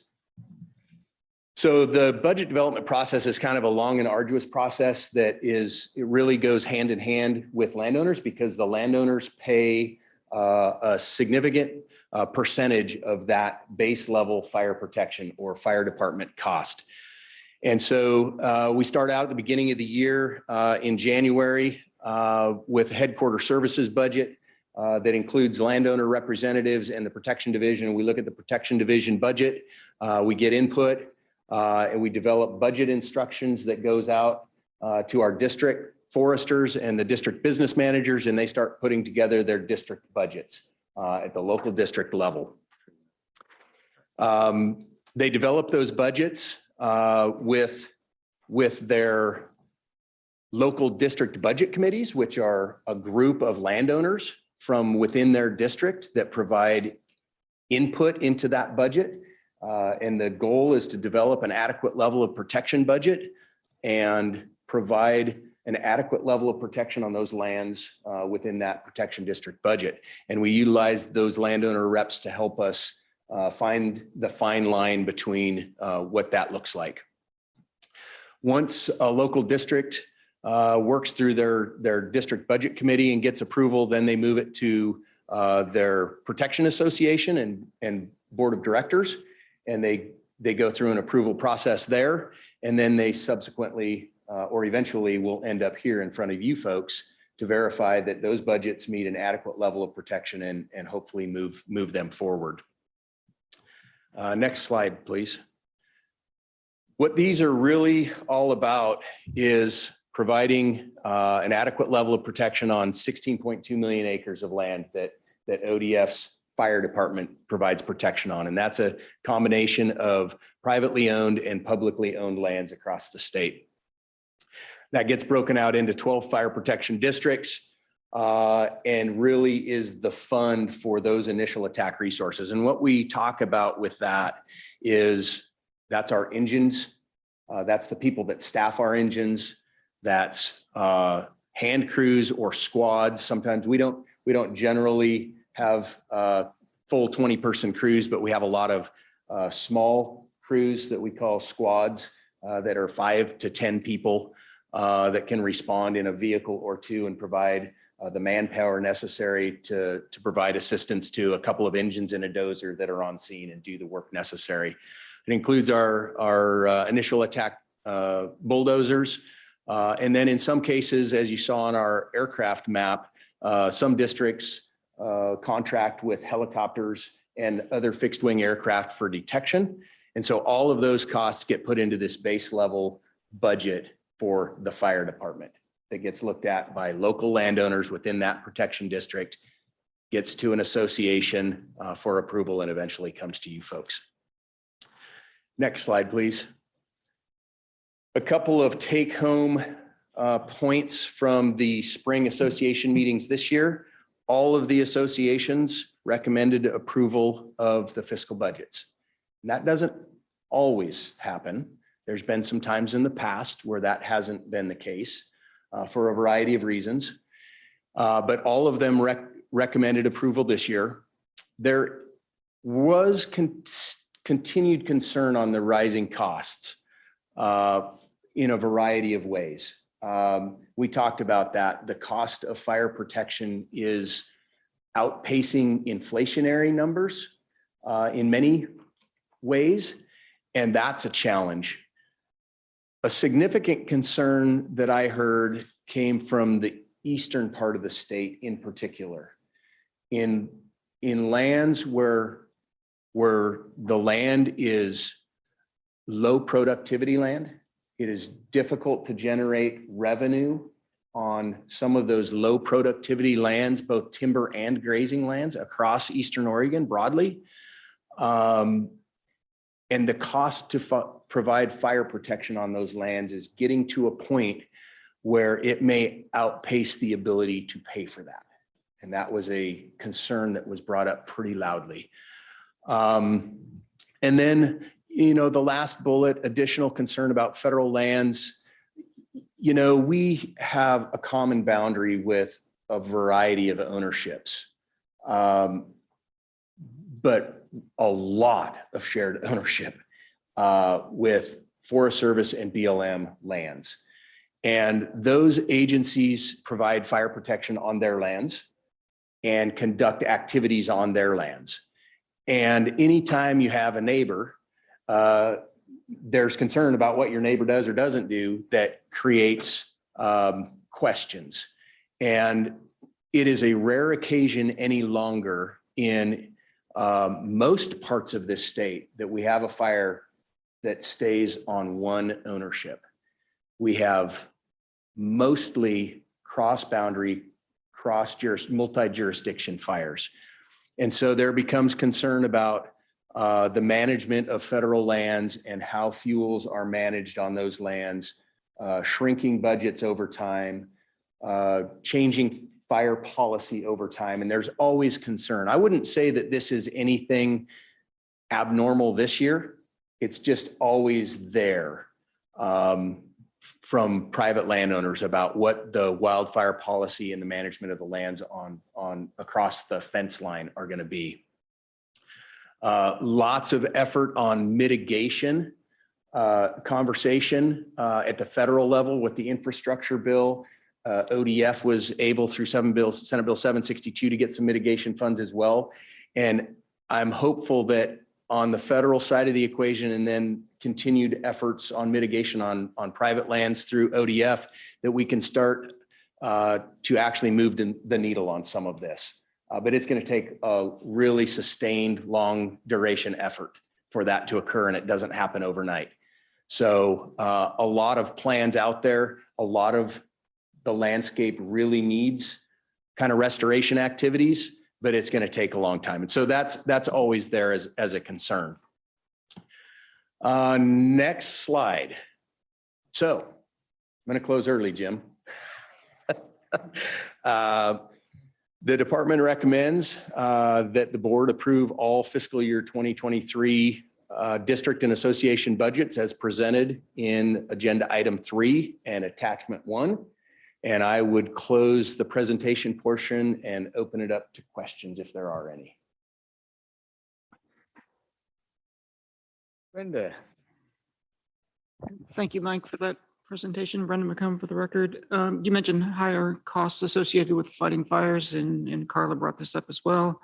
But yet the percent change in rate for several of the areas are negative, and some of them are pretty big negative percentages. So what's going on? So I'm going to try to answer your question simply, which is tough because this is a very, very complex equation to get to this number. And the reason is our budgets are really kind of a 3-year process. So we close the books 1 year, that's our checkbook register. And then as we're developing the budget, we're in a existing fiscal year, which we're projecting what our costs are going to be through the end of that fiscal year, which is June, and we're developing them in April. And then we're budgeting for the next year that starts July 1. And so it's this 3-year average. And depending on what the fire season was the year prior and what the closed books were, has a significant impact on the amount of money that starts the account for the next year. So we budget for what we consider an average worst case scenario, a really bad fire season. And the objective is to not spend that and to roll that money back as a credit to the landowners. And so in many cases, that's where this would reside. And that's an oversimplified approach. The numbers are very difficult.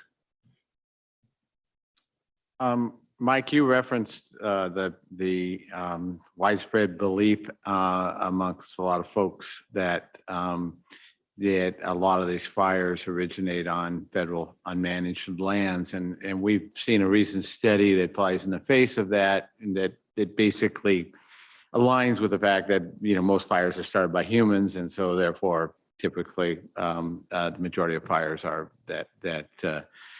are originated and are started by humans and aren't coming off of these federal lands.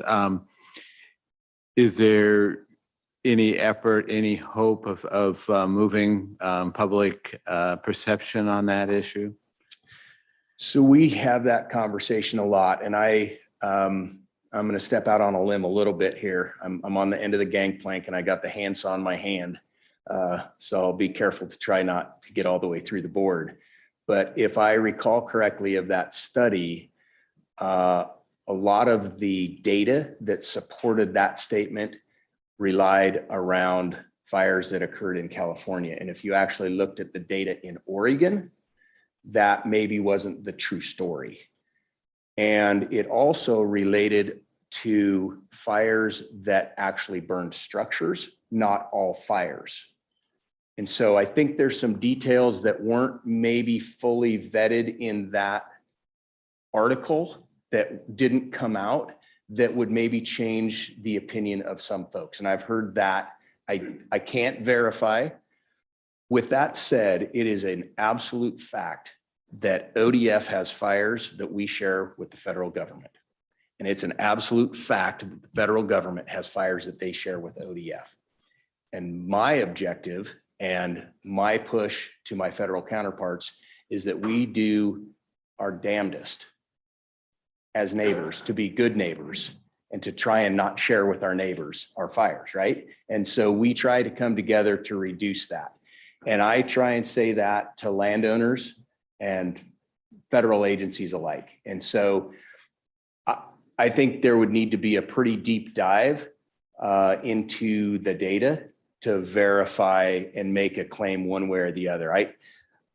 There was a similar kind of ask or discussion, and I'm going back a ways, 15 plus years, where there was a conversation about, well, boy, we keep inheriting all these fires from the federal government. And it's just not true, because fire knows no boundary.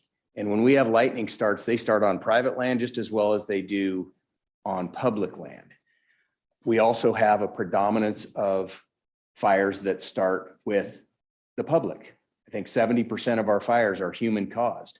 But a lot of the big fires on the landscape, especially in Eastern Oregon, that start because of a lightning bust where multiple fires start at the same time across the landscape, regardless of ownership, and we are unable to catch all of them.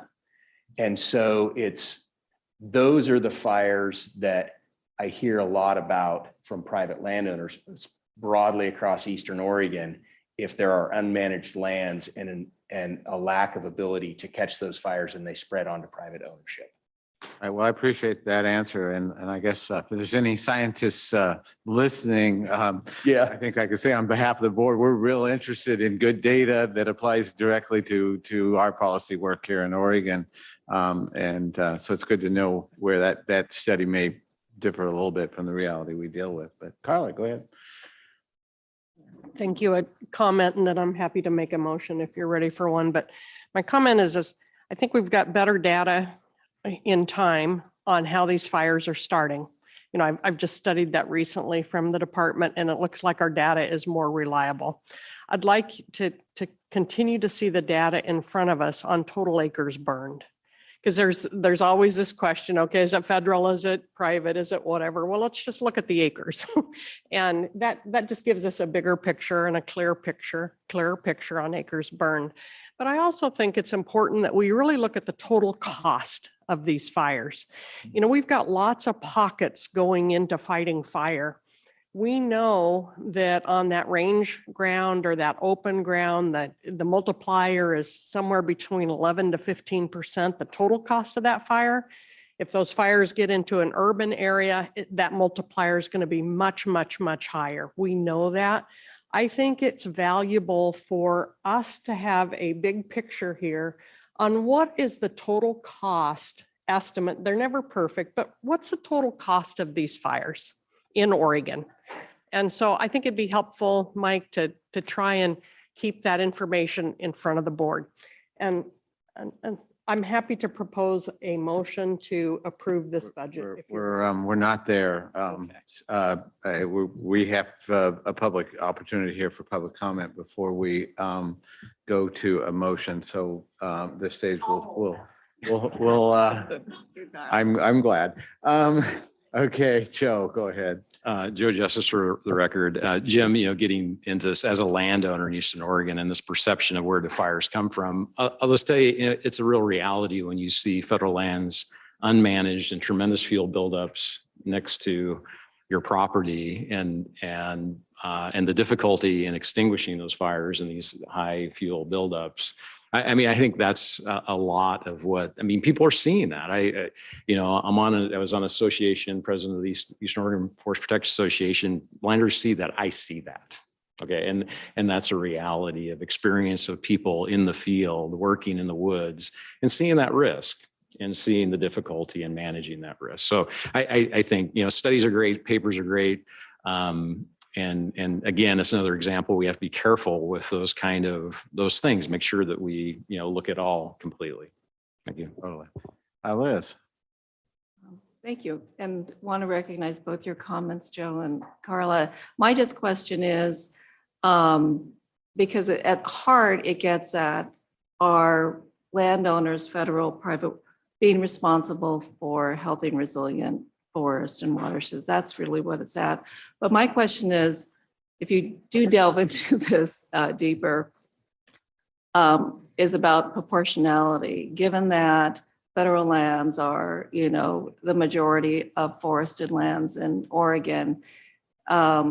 Is there a disproportionate level of escape fires out of that? So if you get to that point, that just helps me frame the perspective, not just acres, but proportionality.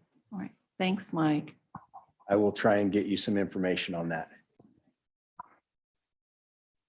Okay. Okay, I think we can move ahead to the public comment portion here. Hillary, do we have anyone signed up to provide a comment on this item? Yes, Chair Kelly, we do have two individuals here in the room who've signed up to providing comments on agenda item 3. Okay, great. Thank you to those who have signed up to provide testimony to the board today.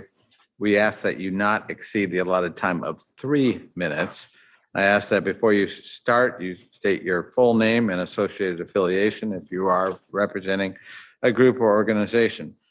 A timer will be provided to track your time, and if you exceed this time, someone will prompt you to provide a closing statement. We ready to go, Hillary? Yes, Chair Kelly. All right, so everyone who signed up, thank you so much for joining us today in person. If you'd like to proceed to the table here, that would be great. So be prepared to just engage when your name is called on. When you do begin, a timer will be displayed for 3 minutes. When you see the timer run out, we just ask that you provide your closing statement. So the order I call out is the order you'll provide your comments to the board. So the order will be Kyle Williams, then Amanda Astor. So Mr. Williams, please proceed. Thank you, Hillary. Good morning, Chair Kelly, State Forester Makamoto, and members of the board. For the record, my name is Kyle Williams, and I'm the Director of Forest Protection for the Oregon Forest and Industries Council. We're a trade association representing timberland owners throughout the state who are dedicated partners in the complete and coordinated fire protection system, who through their financial contributions or engagement shoulder to shoulder with the department fighting fire throughout Oregon are deeply invested in the success of the Department of Forestry. The protection budgets you have in front of you today represent a significant investment in new and increased position funding throughout the districts. They're a recognition that the modern fire regime in Oregon deserves additional investment in ODF personnel. And OFIC worked very hard along with our members and staff of ODF to ensure these new resources could finally reach the ground level. I want to be clear, the ODF Protection Division and the districts have full support from our landowners. We're very grateful to the department staff that provide an exceptionally high level of service. But these investments don't come without very real costs. You have a letter in your board packet, well, you did in consent agenda item B, in your board packet from the Eastern Oregon Forest Protective Association that outlines a growing concern about the future affordability of fire protection in Oregon. Even before a conversation about potentially losing the general fund offset that's in these budgets, I was heartbroken to hear a landowner state that he would be better off if his land didn't have trees on it because the cost of protecting timberlands was overburdening the value they provided. And it continued like that in other association meetings where landowners repeatedly expressed gratitude to ODF and recognition that they needed more help, but were tempered by a reality that rates are dangerously nearing a point where they are no longer affordable. Our North Star has always been a shared commitment to ensuring a complete and coordinated system that is equal parts effective, efficient, and affordable. My only ask today is that you as a Board of Forestry continue to share in that commitment and move forward with an awareness that as critical and necessary as these investments are, our new reality of increased risk and threat from wildfire and the resources that are required to address them are an all Oregonian problem. We as a landowner community will continue to be here as good partners, but we can't do it alone. Thank you for the time this morning. Thank you, Mr. Williams. Up next is Amanda Astor. Good morning, everybody. Good morning, Chair Kelly, State Forester Makamoto, and members of the board. For the record, my name is Amanda Sullivan Astor, and I'm the Forest Policy Manager for Associated Oregon Loggers. I'm going to move this over here so I can look at you guys. Associated Oregon Loggers serves nearly 1,000 individual small businesses, many of which engage in Oregon's complete and coordinated system during incidents, but also in the time prior to fires, doing mitigation work, and after disasters and the recovery efforts. We represent the workforce that is ready to steward our forests every day with a smile on their faces, although sometimes they're hidden behind beards. Although AOL does not directly represent the landowners that pay assessments to help fund forest protective associations, these landowners and the decisions they make provide the work that AOL's members rely on to sustain their businesses. Anything that jeopardizes the sustainability of this work is something that AOL directly cares about. With that said, AOL is concerned about where costs for landowners are heading. regarding the landowner rate to pay for the public service that forest protection associations provide for the greater public good. We are worried that void of this body advocating for the department, this body being the board, with the department for rate relief or a new funding source that landowners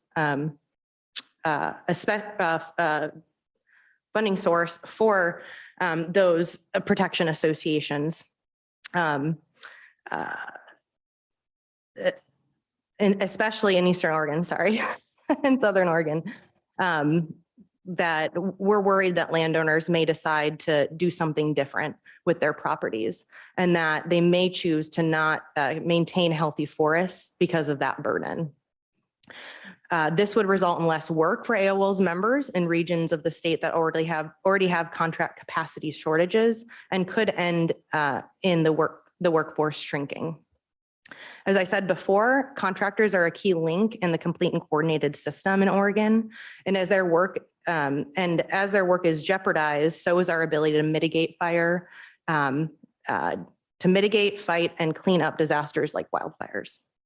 AOL would like to see the proposed Forest Protective Association budgets approved, but we want you all to keep in mind the necessity to continue a conversation around landowner rate relief and general costs that could lead to perverse incentives to do something different with forest lands in the state moving forward.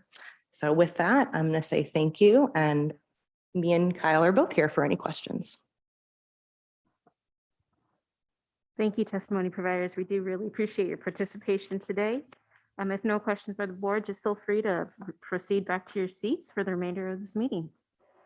Chair Kelly and members of the board, this concludes our public testimony portion for item 3.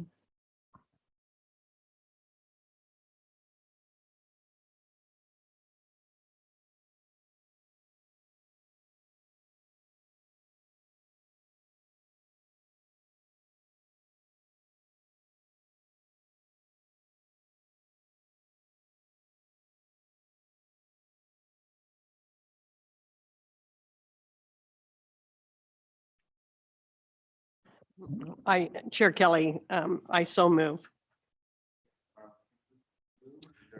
Yeah, this is Board Member Joe Justice. I will second.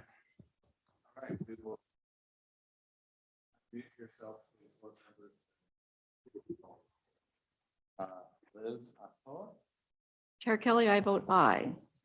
Charlotte Chambers. Aye. Ken Dornway. Aye. Tanya Ferrari. Aye. Joe Justice. Aye. Holmes. Aye. And myself, Jim Kelly. The motion to approve the fiscal year 2023 district and association budgets as presented in attachment 1 has passed with consensus. So we are, let me just check, we are behind schedule, and we were scheduled to go through another item here before we take a break. But I think a break is taking a break right now would be the appropriate thing to do. So let's adjourn and return at 11:10. That is 12 minutes from now. And we'll be back and bring in Mr. Holzback at that time.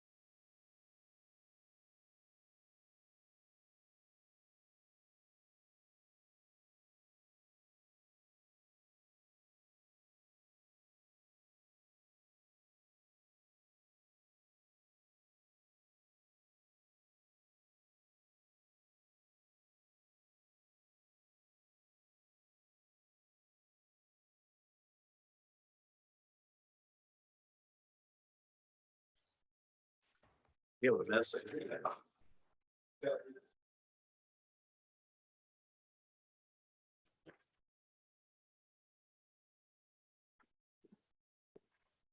Okay, this Board of Forestry meeting is back in session, and our next item is item number 4. And Tim Holzbach is going to be leading us here. Tim, are you ready to go? Actually, Chair Kelly, I'm going to start us off for a second. Well, So how can we miss you if you won't go away, Mike? once again, I'm like a bad penny. Chair, good morning, Chair Kelly, State Forester Mukomoto, members of the board. For the record, my name is Mike Shaw. I currently serve as Chief of Fire Protection for the agency. Again, in front of you for the 3rd time in a row this morning, but this time I'm joined by Deputy Chief of Policy and Planning, Tim Holzbach, in order to review the public comments received for rulemaking and present the final rules regarding wildland-urban interface and wildfire risk mapping for your approval. Once again, this is a decision item today. Next slide, please.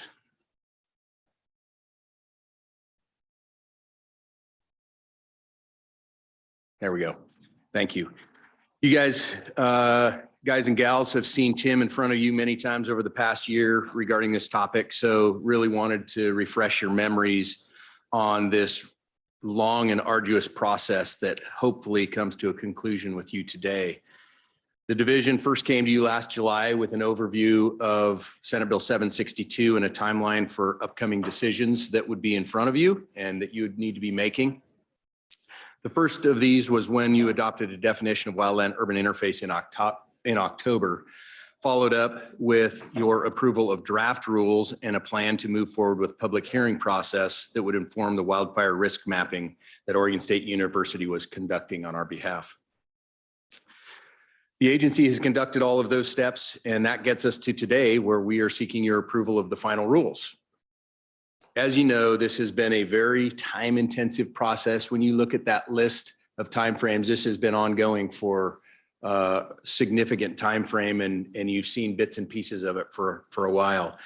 And I really wanted to, before I turn it over to Tim, take the opportunity in front of the board and the public who is watching to thank Tim publicly for his leadership and his efforts to get this product in front of you today. It's really taken incredible effort on his part, and the agency would not be here today in this position without his leadership in this work. And in addition to Tim, there was a lot of folks that he worked with that provided assistance to him, and a thanks to them goes out as well. And that would be the Rules Advisory Committee that helped work up effective rules. Obviously, Oregon State University, who's working really hard on the map itself, and then division staff that has provided incredible help to Tim as he works through this process. And with that, thank you, Tim, and I'll turn it over to you, and you guys can be done with me for a while. Thank you, Chief Shaw. Good morning, Chair Kelly, State Forester Mukomoto, members of the board. For the record, my name is Tim Holzbach, and I serve as the Deputy Chief of Policy and Planning. As Mike did mention, that timeline, we're according to the end of the rules process, but that's not the end of the map process itself. And we'll be getting into that throughout the presentation this morning. As you can see from the presentation agenda, we'll be doing a quick refresher of the requirements of Senate Bill 762 as it pertains to the wildland-urban interface criteria development, as well as the statewide wildfire risk map. We'll provide the board a review of the public comment process, as well as a summary of the comments received. And then also how those comments informed modifications to the draft rules that were presented to the board in March. We'll provide an overview of the implementation plan for the map and the ongoing discussions there with our partner agencies, as well as other agency actions that have been ongoing throughout this process and have initiated since we have last presented this topic to the board. Next slide, please. So the first section is a refresher is the Senate Bill 762, primarily significantly amended the department's Oregon revised statutes of 015 through 064 of chapter 477. That was previously the Forestland-Urban Interface Wildfire Protection Act that was instituted in the mid-90s. This Senate Bill 762 replaced that and directed the board to adopt a definition of wildland-urban interface, which it completed on October 20th, as well as established criteria to identify and classify the wildland-urban interface across the entire state of Oregon. This was an expansion of what was previously restricted to within ODF forest protection districts. Next slide, please. In addition, the bill required a development of a statewide map of wildfire risk. ODF is charged with overseeing the development and maintenance of the map that's to be produced by Oregon State University. It's to include a comprehensive map of wildfire risk, including the wildland-urban interface boundaries and established risk classes. It also designates the Oregon Wildfire Risk Explorer as the official map of the state of Oregon. This map is intended to be used to inform policy actions and programs as it relates to implementation from the multiple other agencies that are also had portions of work assigned to them through Senate Bill 762. As I mentioned, this map is the starting point of wildfire policy and informing that policy within the state of Oregon. Next slide, please. So when we last met in March, the department requested permission to conduct public hearings regarding the draft rules that were presented to the board at the March meeting. The department's completed those activies. We hosted 3 virtual public hearings on the April 19th, 20th, and 21st that were well attended throughout the process. And based on information we've received from those hearings and the comments from the public, we had held an additional information session on April 29th, as well as extended the public comment period that was originally through May 2nd through May 9th as well. That was the last date that we could accept comment and still review those comments and prepare the rule packages for board review and still meet the deadline requirements of Senate Bill 762. Next slide, please. Overall, there were 104 comments received. We received 84 written comments through the collection email that was publicized through the rulemaking process, the informational session, as well as on the department's proposed rules page. And we also received 24 comments at the public hearings among the 100+ folks who did attend those. So we received about 24 comments there. For the comments, we had many of them spoke to different portions of the bill and wildfire protection in general, and were mostly general in nature. When we did our analysis of the comments received, 24 were generally supportive. 42 were generally opposed to the comments or to the rule package itself, primarily in 2 sections. The definition of structure, as it was identified in those comments as being overly broad, as well as the wildland-urban interface formulations that were in Rule 1011. Those two actions in particular, the department in its revised package to the board still feels that through although the definition of structure is broad in Rule 1005, it is restricted through the formulation process and the wildland-urban interface calculation through a few means. One is that it has removed anything under 400 square feet in square footage from the calculation and consideration for the wildland-urban interface, as well as reducing the structure count on any tax lot to just 1 structure per tax lot.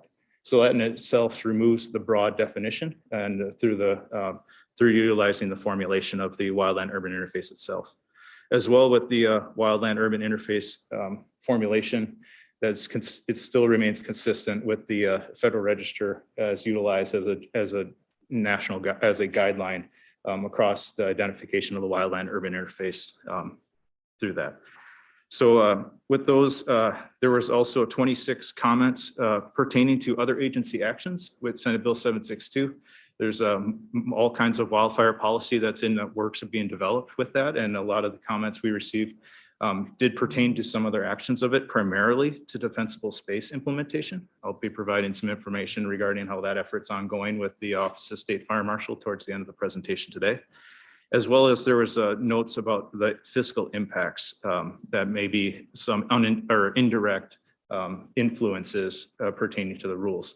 The rules themselves designate a creation of a map and identification of wildfire risk and identification of the wildland-urban interface, and don't have any additional effects at this time. However, there were notes of a potential for insurance increases to homeowners, which is a concern. The Insurance Commission is issuing a report in July analyzing the effects of and trends that they have been seeing or may be seeing regarding insuring of property of homes within these areas within the state of Oregon. So that'll be coming out in July. So I want to share that information with the board. Next slide, please.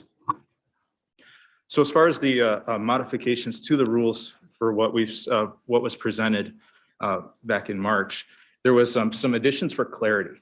And that was the purpose of administrative rules, is make sure they can be understood and digestible. So the department took a special note to areas where we could improve clarity for the public to understand what the rules mean.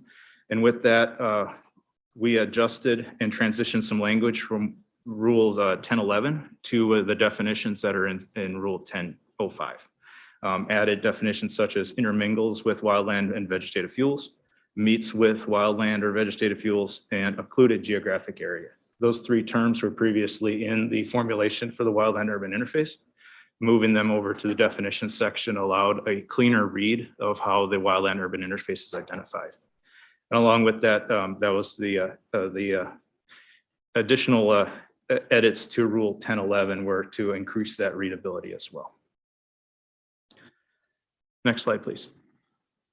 For Rule 1021, this is a rule that establishes the wildfire risk classes. There's 5 risk classes that were established, directed by Senate Bill 762 to be established based on the factors of weather, climate, topography, and vegetation. Those numbers that were presented to the board in March have been adjusted to reflect a 2022 fuel modeling conditions that was recently completed through work with OSU and the U.S. Forest Service in the Pacific Northwest regarding at a research center regarding the integration of essentially how vegetation burns differently in our current state. So that was one of the items we're waiting for in the rule package, which is which has been updated with your recent handout as well. And those class breaks are determined utilizing a statistically objective methodology. That is consistent and has been the similar practice. It's just the values have been updated to reflect the current model. Next slide, please. So the graphics in front of you, these are the burn probability and the wildfire intensity maintained to be the two factors taken into account for the development of the wildfire risk classes for the state of Oregon. As you can see, and as we're well aware, we've heard east side, west side variations. There's 2 fire regimes within the state of Oregon, and these 2 factors balance out and take into account a comprehensive look of how to address wildfire risk across the entire state. Whereas the burn probability is the highest in the southeast corner of the state, where we generally have a higher occurrence of fires among flashy fuels, as well as in southern Oregon and north central, at the highest points in that graphic. And the west side of the Cascades is a lower occurrence of wildfire. With wildfire intensity, the west side of the Cascades has a higher intensity of wildfire. And that's consistent with the regimes with the fuel loading. Whereas in the wildfire intensity graphic, the southeast Oregon with the lighter, flashier fuels has less intense wildfires. The areas where we have coinciding factors of higher color graphics on there is in that southwest corner of the state, where both fire regimes mix with each other. Next slide, please. As far as for notifications for rules 1031, there was the department added language regarding the sourcing of the information for the written notice. That'll be from the county tax assessor rules. For that, they will be providing us that information, and that's who that notice will be addressed to. And just wanted to add, hearing from the public comments as well, wanted to address the locally developed wildfire plans. Although there's no edits to that section of rule that between from March to June, did want to add some clarifications on the record for that portion, whereas the statewide risk map assignments through this process will be the official state map as directed by Senate Bill 762. The options for local jurisdictions to augment that are still available. In Section 8 of that of Senate Bill 762, local jurisdictions can adopt more stringent defensible space requirements if they find that increase, they have specific values that they would like to protect in their community. So that the information and the work that's invested into community wildfire protection plans, natural hazard mitigation plans, and those type of activities isn't overridden by the map. However, those risk identifications cannot be less than what the map directs. Next slide, please. So yes, as we go through this rule package, I just want to utilize this graphic as a reminder that there's two coinciding pathways that go in place before regulatory actions take into effect. And a lot of the conversation is around the downstream effects of how is Senate Bill 762, how does it regulate private lands? So there's two portions of it. First, in this graphic, and I thank OSU for building this out through our RAC process and refining it, is first question is, are you in the WUI? So when we start that process, we ask this, is there a structure and other human development on the tax lot? And it's yes or no. If it's a no, there are provisions in there with the forward-looking lens of the Wildland-Urban interface. If it's a planned development, that the rules do state to include it. That's to allow for the building codes and those type of areas. If we're building out into those sections, that those structures would be fall under the home hardening standards if they're in the high and extreme areas, as the bill dedicates. So there's that forward-looking view of the Wildland-Urban interface development. If there's a current structure, is there at least one structure or other human development per 40 acres? Now, to visualize what that looks like, that is a structure, and you draw a 750-foot ring or radius around that structure. There's your bubble. And that's one structure per 40 acres. So 750 feet. If it's a no, you're not in the Wildland-Urban interface. If it's a yes, then there's three formulations that go into that. It's intermix, interface, and included. And those definitions have been added to the rule package to add a little clarity on what each of those means. So if you meet those, you're in the WUI. If you don't meet those, you're not in the Wildland-Urban interface. Next slide, please. So if you are in the Wildland-Urban interface, then we go to step 2. Do you have to do it? Are you required by the bill to do something? And that depends on what wildfire risk class you're in. So that's the second phase of the map. Every tax lot's being assigned a wildfire risk class 1 of 5, as I mentioned. There's on the left side, you see there's no risk, low, and moderate. Those are the 3 classes there. Those have no state regulatory actions currently. As I mentioned, local jurisdictions can adopt defensible space requirements if they choose to. For those, however, there's no state regulation applied through the bill. If you're in higher extreme though, those are where areas where the defensible space requirements are applied, as well as the building hardening requirements by the Building Codes Division. However, through the process, any risk class can be appealed as well. You can appeal if you're a higher extreme, you can appeal your risk classification, as well as if you're moderate and you think you should be high and think you should be under those regulations, you can do that as well. Both the local jurisdictions, local government, and property owners can appeal their class. Next slide, please. So as I mentioned, Mike said we're getting to the end, or getting to the end of the rules, but before we get to the staff recommendation, we're getting to the start of the map implementation and the normalization of the map, the socialization, as the term I've been utilizing, and introducing it to Oregonians. So one of the, where we're looking at doing these updates is the Oregon Explorer. Everyone will be directed to the Oregon Explorer as it's the official risk mapping tool of the state of Oregon. With that in there is a built-in homeowners report. We've utilized that tool in the past to promote the accessibility of grant funding, general tools around wildfire or fire-wise communities, defensible space standards, how to burn your debris in your backyard. We're utilizing that tool to formulate it, what pertains to a property owner, and it's what's important to them, tailored to their information, the information for available resources, what their risk class means to them, what it is, and how to appeal, as well as having links to the various state agency websites that are implementing Senate Bill 762. So getting having an engine that can power the information needed to get landowners what they need to do the work that's required, as well as inform them of wildfire risk in general and how it's calculated. Along with that, the issuance of the written notice to property owners in high or extreme, that is a requirement that those folks will be receiving a written notice from the department. And that'll be directing them to the Oregon Explorer as a tool, as well as to a landing page for the department for folks of what this risk map means, what the wildland-urban interface is and what it means, as well as that appeals process.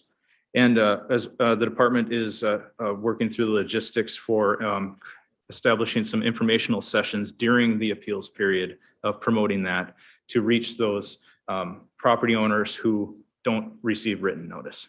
So the top 2 classes are going to get a letter in the mail saying these are what's required. Here's some information. We're going to proactively try to reach out to as many folks as possible through information sessions. We're working through logistics of scheduling, location, and format for those regarding the map of what it means.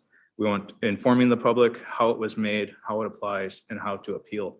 And utilizing the appeal process itself as a way to focus resources for ground truthing, as well as verification of the map that it's correct and finding any of those errors that may occur through the utilizing statewide data sets. So we're utilizing that process. Next slide, please. So as mentioned, June 22 is right in the middle of that graphic. However, it is the start, and wanted to recognize that although the map goes into effect in June 30th, there's 6 months before before the first regulatory aspect of the map comes to fruition. With that, Building Codes Division is updating their code in October. However, that code's not effective until April. And then the first up is the fire marshal with their defensible space requirements that are ongoing currently. So there's time throughout the appeals process for the July and August, those 60-day window to gather the information, have a logistical plan to implement it, verify it, and then do any technical adjustments that are necessary to before folks fall under regulation. You guys are getting ahead of me. You're really good over there. So just a little bit of a note on what else is happening while this map has been going through the rulemaking process and while it's being created. Is similar to ODF's process, the fire marshal or the Office of State Fire Marshal is responsible for developing a defensible space code, and that code is to be applied in high and extreme risk classifications statewide. They've had 4 meetings to date. We're meeting this morning as well. So that work is ongoing with them, and they are on schedule to adopt their code by the end of December. They're reviewing the enforcement portions of it as well as applicability. They had very direct guidance on which sections of the International WUI code pertaining to defensible space that would be adopted into the Oregon Fire Code. So there was what's being adopted was very direct. How it's enforced and its applicability is what they're going through the discussion currently. And they're having a similar to the map, they're developing a socialization plan as well with defensible space. We try to have an education before enforcement work. It generally has a longer lasting effect on folks and helps neighbors talking to neighbors about the great things and reasons why to do stuff as opposed to writing citations. So we're focusing on that educational and outreach efforts. And similar to ODF's process, the fire marshal has their information on their website for the defensible space code adoption. The Department of Consumer and Business Services is responsible for adopting fire hardening building code standards to be applied to new development and significant home updates in high and extreme risk areas in the wildland-urban interface. Developing a tool based on the map to help identify where additional code requirements will apply, and modifying the existing optional code standards of the 2021 Oregon Residential Specialty Code, Chapter 3, Section R327. The code amendments will be adopted by October 1 and will become effective April 1 of 2023. Again, there's VCD has established a rules advisory committee as well. And those meetings, they have a meeting tomorrow for that process. And we'll be walking through the same rule drafting procedures that the department has as well, with public comment, and then report back to their board. The Department of Land Use and Conservation is responsible for recommending updates to the statewide land use planning and local land use plans and zoning codes that'll reduce wildfire risk to Oregon communities, including the appropriate levels of state and local resources necessary for effective implementation. They are responsible for completing a report to the Wildfire Programs Advisory Council and the Oregon Legislature by October 1 of 2022. And they're currently conducting a community engagement process that runs through September. So their next meetings coming up are in July and then in September as well. And those are open to the public as well. So with that, for this, as Mike mentioned, this is an action item. The department staff recommendation for this item is that the board approves adoption of OAR 629044 and OAR 629045 1025 as proposed. Okay, thank you. As a reminder, the comment period is closed for this rulemaking and the public hearings have concluded, so no testimony will be available for this decision item from the public. And personally just wanted to comment, as having attended many meetings and watched this process unfold. I think Tim certainly deserves some sort of award as a public servant in all of this. He's done a remarkable job of managing what is really been a long and challenging, difficult process. So thank you for all your work. With that, other questions from the board and or comments? Go ahead, Brenda. Brenda McComb for the record. Tim, could you remind me what the schedule or plan is for incorporating climate change into risk mapping in the future? So climate was one of the 4 factors the bill had allowances for integration into the map. The climate change was not a portion with that second word of that phrase. The updated model with the 2022 fuel modeling that was recently incorporated did take into account how vegetation has burned differently over the last years. There is that has been a noticeable effect in how we fight fire and its reaction to the current climate. And that will, as the rotation, the next risk assessment will have that model as a base integrated forward as well. But climate change specifically is not included. And there are no plans for integrating that in the future? Not within the current allowances of those 4 criteria that were outlined in the bill. All right, thank you. Liz. Thank you. Thank you, Tim, for all your work. Just a question, you may not know this exactly, but do you may know on the potentially high risk home structures, how many notices that are anticipated to be issued? I'm just thinking of scale and people who will get that notice and what the response will be. So the notice is an interesting portion of this. The notices go to folks in higher extreme. The notices will include information on as well as if they're in the wildland-urban interface, as those folks have required actions, as well as an indication if they're not in the wildland-urban interface, they do not have required actions. However, they may be financial resources available because they are in higher extreme. With that, we're looking around, there's estimates between 250 and 300,000 letters or notices being issued. With that, we've been working with DAS Printing Services since January, working through that process, securing that much stationery with the supply chain has been a challenge. So they're working through that, the logistics of that, and happy to have them as partners to help the department through that work. And thanks for that question. I'm going to follow up on that, Bed Neumling, for the record. If I understand correctly, the homeowners will get a notice in the mail and then they have 60 days to appeal. I'm wondering how there's going to be mistakes in that process with 200,000 letters going out. And what happens when someone falls through the cracks? I guess I'm asking what sort of discretion do we have in, it went to the wrong address and they missed their 60-day window. Can they still appeal? Or I just want to make sure we're presenting a good government structure to the landowners. And one follow-up question was, what if conditions change? Is there an ability to appeal going forward, even after those 60 days, if a landowner thinks something changed and they would like to appeal? An excellent question. So for the appeals process, there's two timelines with it. One is there's 60 days from the notice for those people receiving notices, and for the folks who are not receiving a notice, it's 60 days from the implementation, from the effective date of the map. So July 1 with that. So those are the two timelines.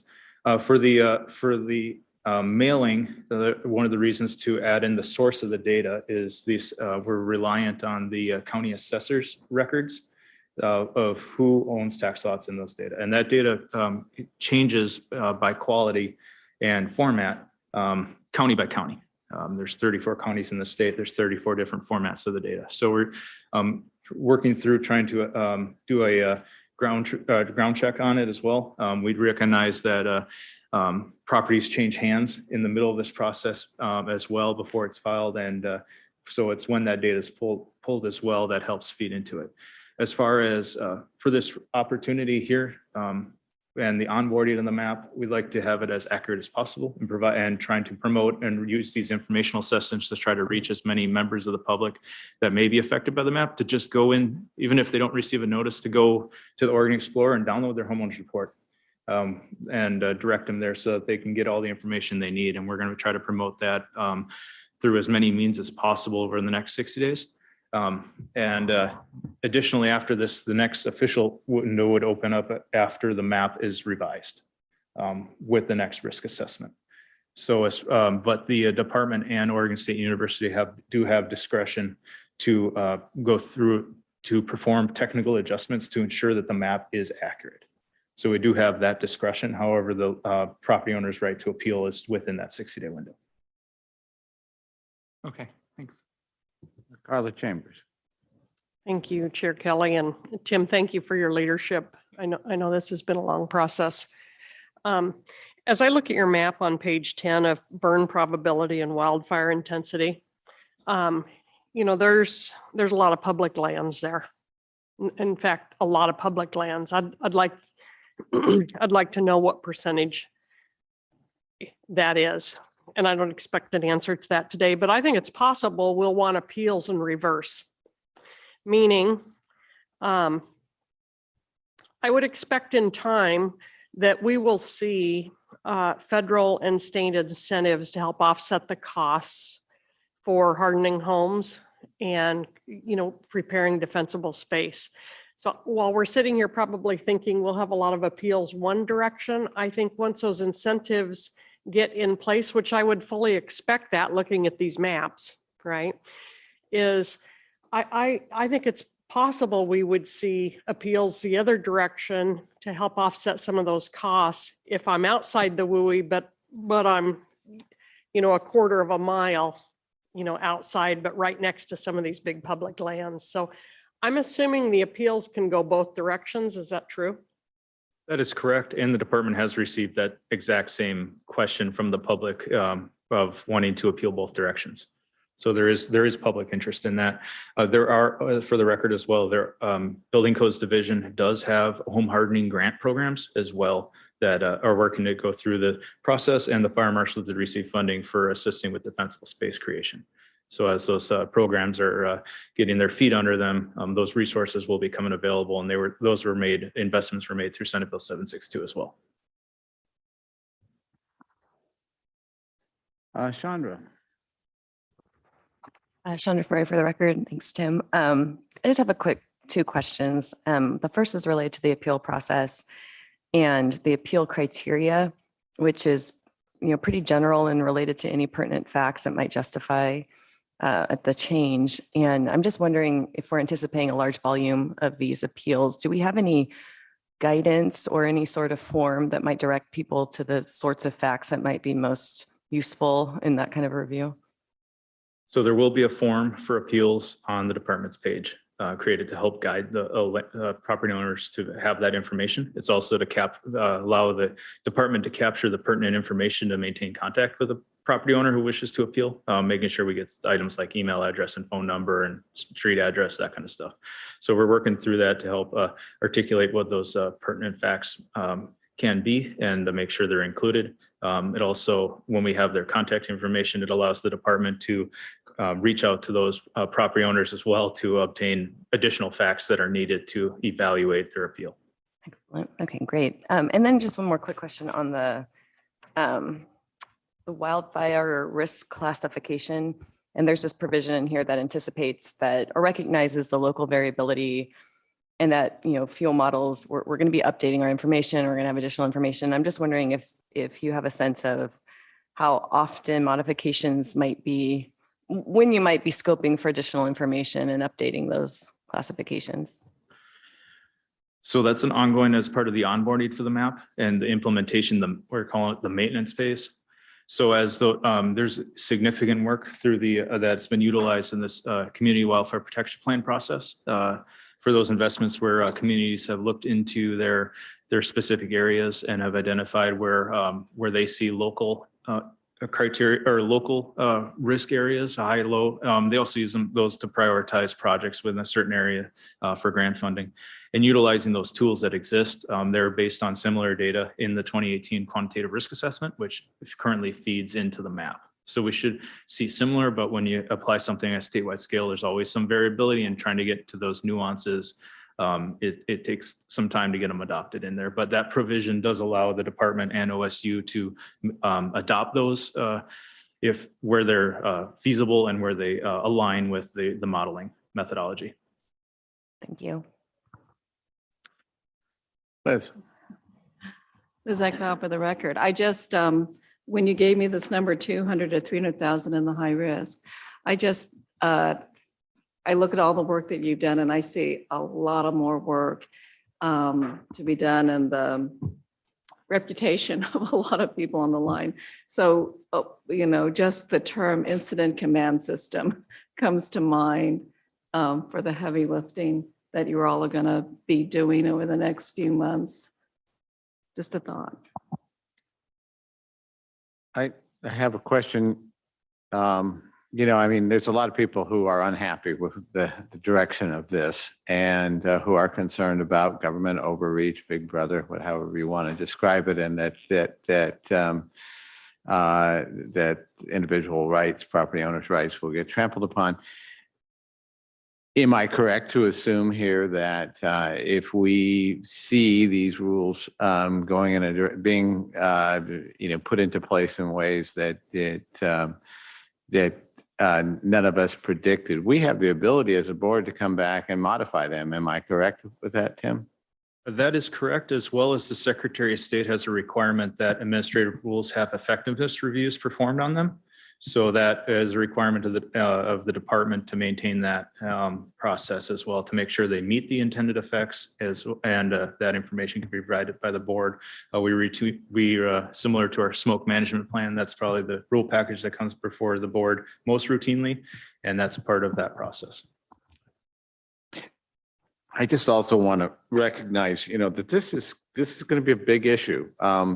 I think the mapping job looks like it's really been done in an excellent way, but there's going to be mistakes throughout this process. I think we have to recognize that there's people, organizations out there that are going to be, you know, continuing to push on this and probably attempting to embarrass this department, other, you know, the related agencies, and certainly, you know, it's going to enter into the governor's race and all of that. And I think, you know, I think we all need to be prepared. I think none of this, well, what I'm saying is a criticism of the work here. But this is it's a big bite at the apple. And this is, what all this means for the department. I really worry, about the department getting overwhelmed. I don't know, what to do. We've got to take this step off the cliff, but just, we all need to be really mindful of what we're up against with this one. Carla.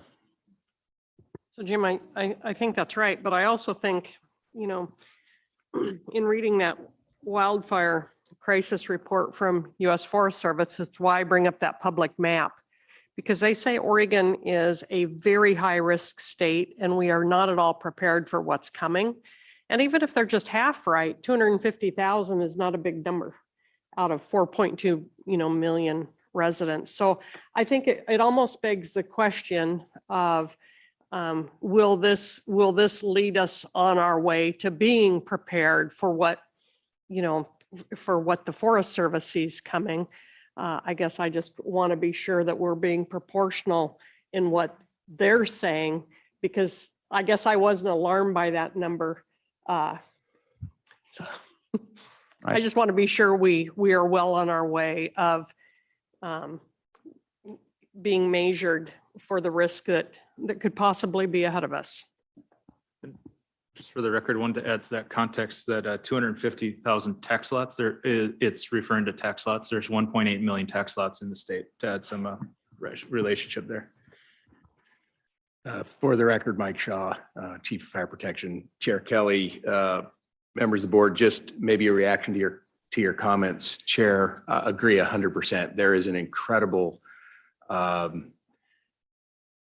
the agency is kind of in a fishbowl on this topic and has been, because this legislation is really kind of groundbreaking and really landmark legislation for the agency. And the very first step for this process lies with the development of the map that was placed on the Oregon Department of Forestry to manage with OSU, the implementer of that. And there is incredible vision and thought and scrutiny of this process. I think the key salient point for me to help us get through this is a reminder, and we've had to flip the narrative a little bit. Everybody thought that when the map came out on June 30th, that regulation begins. And that is absolutely not true. The development, the rule process to get us to this point so that we could even develop the map, because the rules will inform the development of the map, has gotten us to this time. And so that initial look at the map and the presentation of the map on June 30th starts the process where we get to socialize, refine, and fix those areas that don't meet the intent of the legislation. And so there is going to be incredible workload. Tim's job is not done. The agency's job is not done. Other agencies that are a part of this, their job is just beginning as well. And so the workload will continue through this year. The reality is we know we're not going to be perfect. This is a first step. To your point, Carla, this is a start for the downstream regulations that will affect wildland-urban interface and how we as a society in Oregon address the growing wildfire concern in these areas. And there will be adjustments in the future. This is a great first step. I'm actually super encouraged by where we're at. And as long as we can kind of help tell the story that this is the beginning and a first step, and we're using due diligence to get to the best end result that we can come 2023, when regulation actually starts to occur, we're going to be in a good spot. And I have full confidence that we're going to be there based on what I've seen thus far. So I would close there. Yeah, that's a really important point. The fact that we've got plenty of time to do a lot of fixes and adjustments and everything before people face the regulations that they worry about. So any other board questions or comments? Brenda. So that raises a good question, a question in my mind. And so, Tim, I'm wondering, and Mike, as these regulations are rolled out and implemented and enacted, what is the plan for monitoring the effectiveness of these new rules? That's an excellent question. And that's so with the implementation initially of finding out where the making sure that finding those criteria of determining where there's inaccuracies occurred with the map. If I could, though, that's kind of not my question. Fires are going to occur. And they're going to occur in many of these areas, probably a lot of these areas that then fall under high risk and some of the regulations that go with that. Do we have a plan to understand how effective these regulations will be following these fires? Great question. And the short answer from my perspective is I don't know that there's a plan. So the legislation stipulated thou shalt go do X. We're going to go do that. I don't believe that the legislation includes any downstream analytics that are really not going to come into play for several years because it's going to take us. So this was passed in 2021. It's going to take us until 2023 to start implementation, and that implementation won't be realized until over time, right? So I don't think that there's a plan for that, but if we don't try to start talking about it, to your point, then we're probably missing an important and key aspect to did we make the right decisions or do we need to adjust? Yeah, I wouldn't kick that can too far down the road because one big fire in one spot and you're going to have a lot of data and data that some people are not going to like, perhaps, to Jim's point, that, okay, I did what you said, but my house still burned down, or I did what you said and I still have my property. Those two outcomes are really important to individuals. So anyway, I'll stop there, but I really start thinking about this. Okay, with that, I'm going to be seeking a motion that we adopt OAR 629-044 and OAR 629-045-1025 with the proposed attached changes as Tim presented. Do I have a motion? Carla Chambers makes a motion, and do I have a second? I second. Ben Dumling seconds. Ben Doimling seconds. All right, unmute and prepare yourselves for a roll call. Liz Akpoa, I vote aye. Carla Chambers, Aye. Ben Doimling, Aye. Chandra Ferrari, Aye.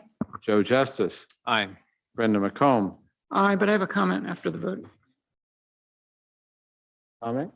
After the vote, when we're done voting. Oh, okay. And myself, Jim Kelly, is an aye. And with that consensus, the motion carries. And go ahead. Yeah, thanks. So first of all, thank you, Tim, for all your work. It's a huge amount of work and I appreciate that. But I would offer that OSU, ODF, and should work together with the Northwest Climate Adaptation Center, the Science Center on climate science, and think about a plan in the future to incorporate climate change into your fire risk. I'm not sure that looking backwards is a good indication of looking forwards these days. And then the other suggestion is simply the monitoring plan going forward. Thank you.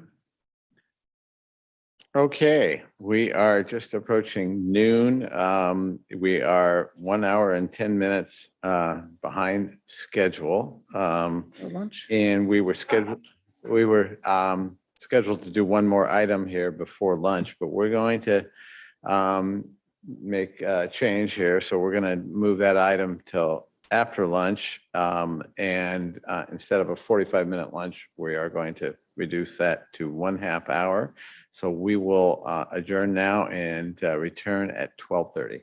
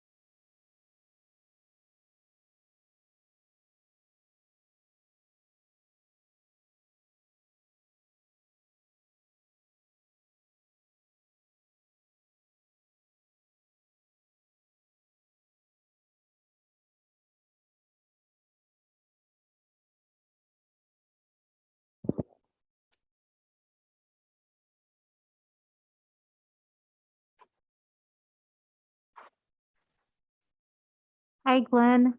If you wanted to go ahead and check your mic and video. This is Hillary, the board administrator.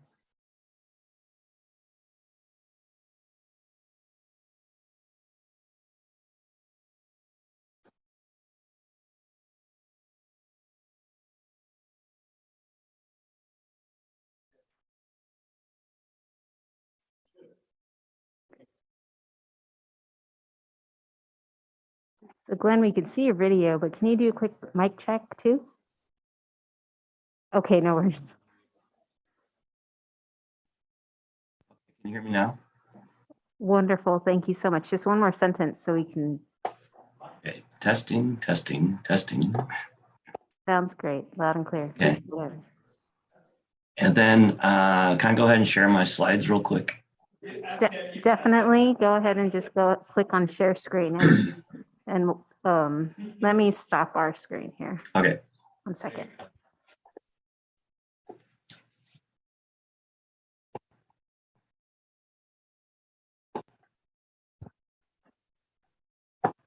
Okay, it looks like I can go ahead. And where is my presentation?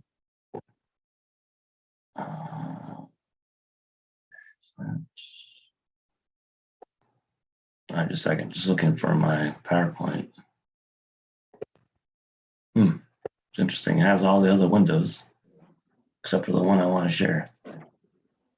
Oh, here we go. It'll show all windows.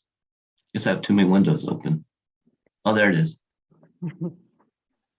Okay, now we can see you're attempting to share.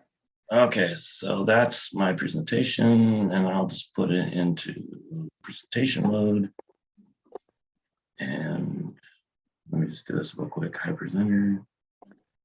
Okay, so that's. And I changed some slides. Is that working? That's working. Do you have any transitions, audio clips, or anything embedded to this? No, trying to keep it simple. I love that method. So Glenn, your testing is concluded. So feel free to mute and disengage until we call on your item, which. Okay, sounds good. I'll be here ready to go. All right, thanks for your time. All right. Yep, thank you. Bye. Bye-bye.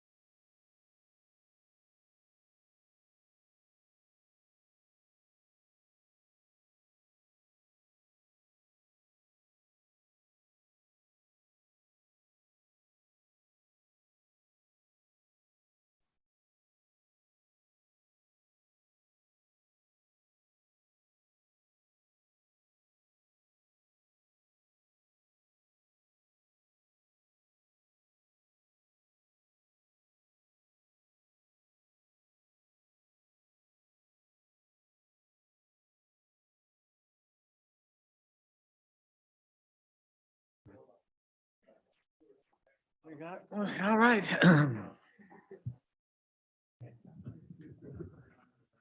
Okay, everybody, we're Board of Forestry is back in session.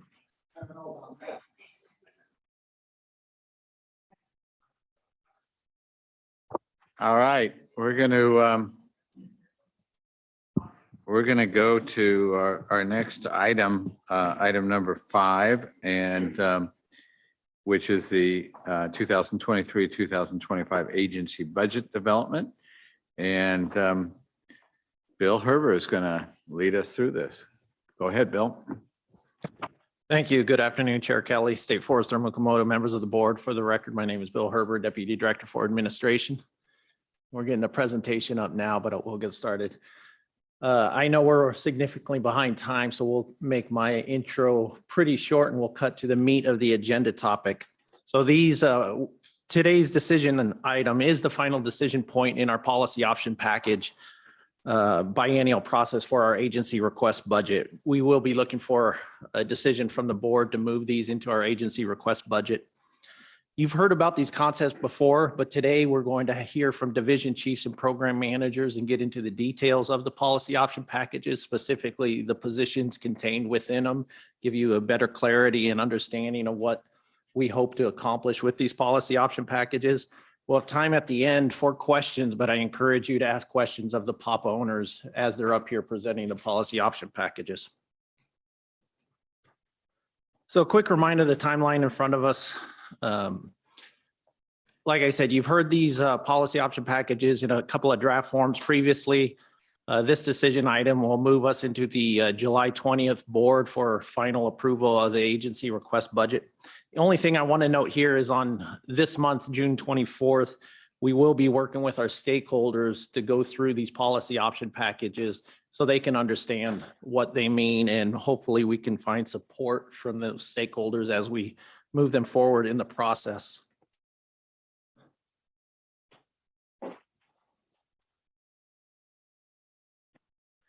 So once again, this biennium, the department is asking for significant investments, but understanding the drivers behind those provides us a better understanding of those investments. To that end, we did categorize our POPs into 3 areas for several reasons. Those are continuing businesses, things we're doing now that we just want to keep doing, program development, just new things we need to get done, and then of course, capital investments.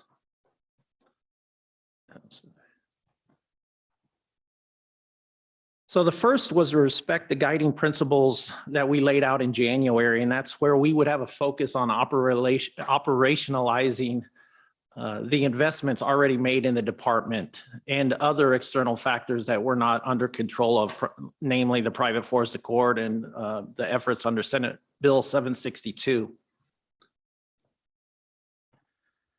The next reason to categorize was really to be mindful of what we were asking for. The department already has a lot on its plate. So we really focused down on what was important for us as we moved forward, understanding we can only do so much. There's a lot of drivers behind this: climate change, MGO recommendations. Those are things we knew were critically important to move forward, and why we did decide to keep them in as new programs. Additionally, keeping on the theme of firefighter life safety is just something critically important to the department, and so fall into the new realm of program development. And finally, we have our capital investments. The final reason for putting anything on the board is to have a place to actually do something. And whether it's due to time or the ravages of fire, several of our facilities need work if we expect our workforce to be at their best in performing all of these functions. You'll actually be hearing a little more about facilities later on in the agenda. So with that, I'm going to start handing the floor over to various staff members as we walk through these individual POPs. Before I do, I want to say these dollar amounts you'll see throughout the presentation are accurate today. They will likely change as we enter them into the state's budgeting systems, but also they're budgetarily correct, but may display odd. So for instance, you may see a negative amount under a fund type, let's say other fund, but that's typically representative of a fund shift that's happening within a policy option package where we're asking other fund to be replaced with general fund. So the numbers do look a little weird sometimes. I would say focus holistically on the ask, but more specifically on the positions within that policy option package. I think that's what's most critical in these discussions that are coming up with the division chiefs and program managers. So with that, I will hand it over to Ryan Gordon. Great, thank you, Bill. And again, for the record, my name is Ryan Gordon. I'm the planning branch director. And we've got this set up so that we'll kind of come up here in waves. So I'm going to cover 3 of the pops and then I'll hand it off to Josh Bernard. And I'm going to try to be quick given our time constraints here. So the first one that's up on the screen is POP 100. That's the Community Engagement and Climate Change POP. And this includes investments across 3 programs. So the Planning Branch, the Forest Resources Division, and then in our Administrative Services branch. You see the positions that are outlined up there right now. The first 4 that are listed, well, it's I guess technically 5 if we consider 2 of those landowner assistance foresters. Those would be housed in the Forest Resources Division. And they represent an investment in our urban forestry program, as well as some investments in reforestation and thinking about climate smart forestry as we start to make silvicultural decisions under climate change. And in particular, a lot of the focus here is around post-fire restoration. And this is an area where that division and the department have already made an investment. Some of these positions are currently limited duration. They're federally funded primarily with some general fund, and we'd be asking to make them permanent. And some of them would be fully general fund and some would be split between general fund and federal funds. Also then added on here, the last 2 positions, those would live within the planning branch. That includes a outreach and engagement coordinator position and a climate and fire ecologist. And so this is kind of a split, complements some of the science support that we have in the planning branch, and also adds some specific expertise to work to help the agency do a better job of engaging with all of the communities that are impacted by the work that we do. And then finally, the administrative services branch component is actually a capital investment that would allow us to install electric vehicle charging stations at all of our ODF offices statewide, not only increasing the network available for individuals traveling, but also making it easier for us to invest in electric vehicles and have that infrastructure available to charge them at our offices. So I will pause there and see if there are any questions, if there's any feedback. I feel like I'm not moving fast enough. Okay. Chandra, I think has a question.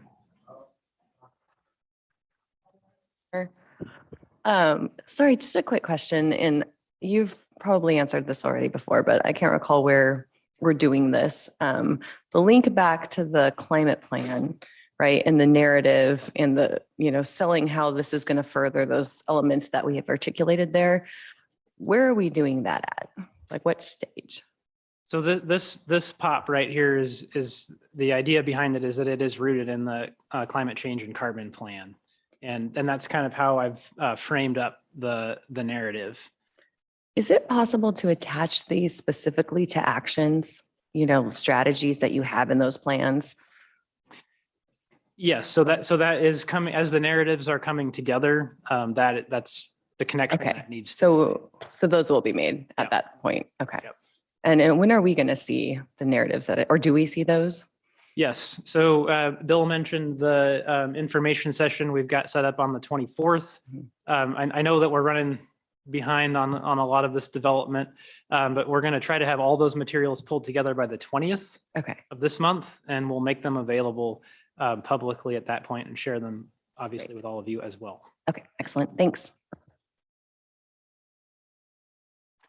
So POP 104, planning branch capacity. This is really in recognition that we, through the reorganization that we went through last fall, developed the planning program, the planning branch.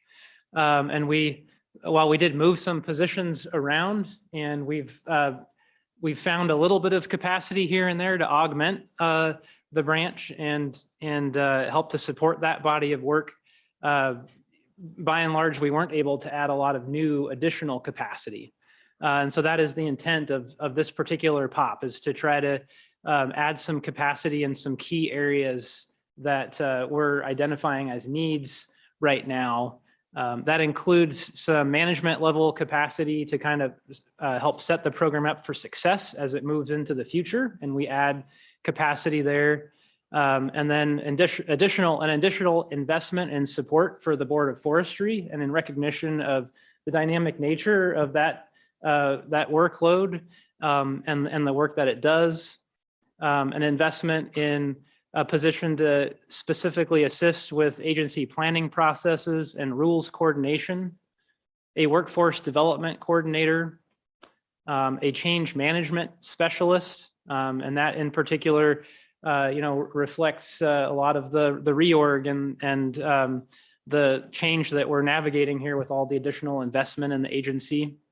And then asking to make permanent a limited duration data coordinator position that we have.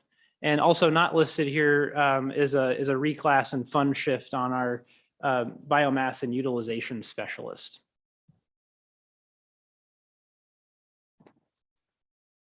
I had a question. It's okay. This is Ben Doimling for the record. This seems like a really important one to me personally for the department. And I feel like the branch that you're leading right now, Ryan, is small and new and a critical component of the whole department. This sounds very technical, very bureaucratic in the way it's presented. And I guess I would encourage you to make it very clear how important this is to the department. And sometimes technical bureaucratic things fall through the cracks. And there's a lot behind what these positions are going to be doing that will affect the whole agency. And would want to make sure we strengthen this as much as possible so it doesn't fall through the cracks. Yeah, I of course appreciate that support. And again, speaking to the narratives that are coming together, which I do actually have drafts of in front of me right here, will help to flesh that out. What's difficult here too is understanding how it fits in, right? We need some organizational charts and other things, which I have, but don't have the time to get into here in the meeting. So, yeah. All right, POP 105, federally funded field capacity. This is a little bit more of a field-facing policy option package that basically recognizes the fact that we have longstanding investment and commitment from our federal partners that support a lot of important work that goes on in the field. Most of this work continuing for well over a decade, with strong anticipation that it would continue into the future, especially with some recent investments through the bilateral or bipartisan infrastructure legislation. So essentially what we're doing here is requesting permanent position authority that is largely federally funded for the positions that are listed on here. And that just represents, I think, our commitment to that body of work as an agency and for our federal partners, as well as for the folks who are doing that work for us in the field. And I'll leave it at that, I think, in the interest of time, unless there are specific questions. How is this POP different than POP 108? Maybe you'll get to that, or it's hard for me to understand this. Maybe I'm jumping around on you, but.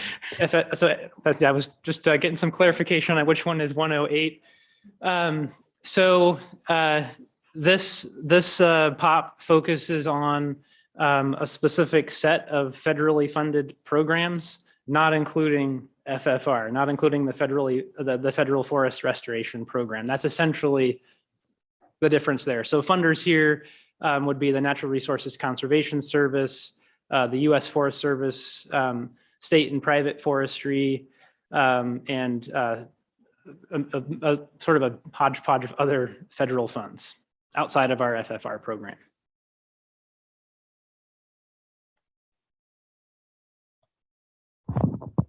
Ryan, quick question. If these positions are currently funded by federal funds and we move them to state funds, what happens to the federal funds? Do we, or the other question is, what happens if the federal funds go away? So these would continue to be federally funded positions. So the position authority, right now, these are all limited duration positions. Yeah. The position authority that we seek would be federally funded position authority. There is, you see a little bit of general fund mixed in there. And so that represents, without getting into the details too much, a little bit of a general fund investment in services and supplies for those positions to pay for things like computers and phones that are not typically covered by federal funds. And also represents an investment in some vehicles to, support for them. The positions themselves, though, remain federally funded. And if we do get into a situation where there isn't sufficient funding for those positions, then they would potentially go into a layoff situation. Great, thank you.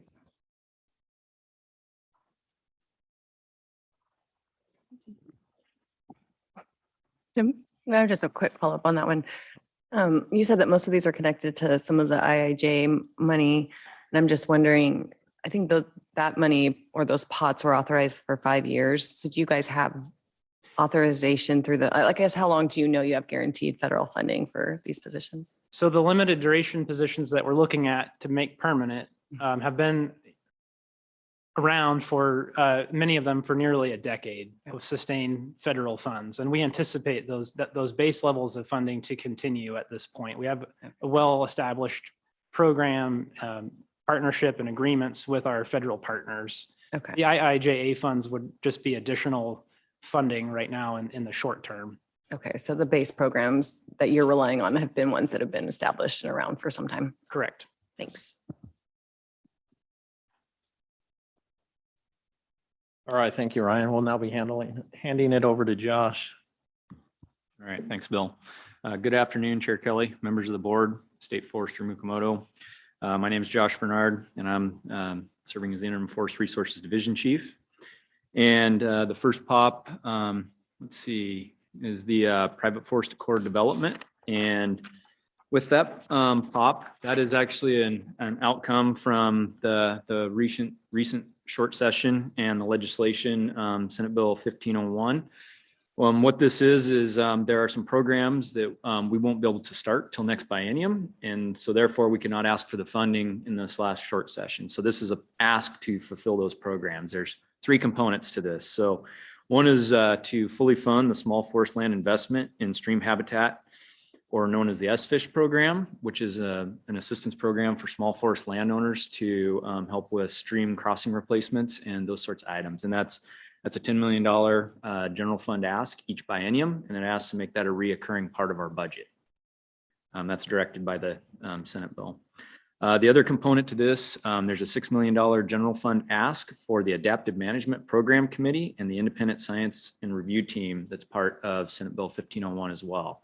So most of their work will begin next biennium as well. So it's a $6 million reoccurring ask to fund both that committee, which has a grant participation piece to it, and the work of the Independent Science and Review Team, or Research and Science Team, sorry.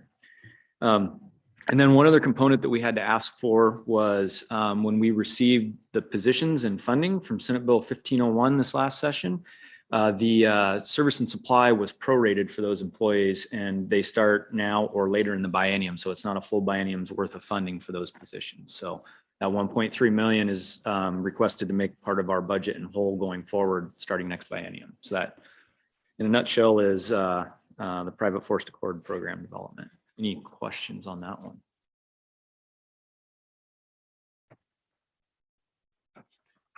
All right. Next one, POP 107. It's relating to Senate Bill 762, continuing investments.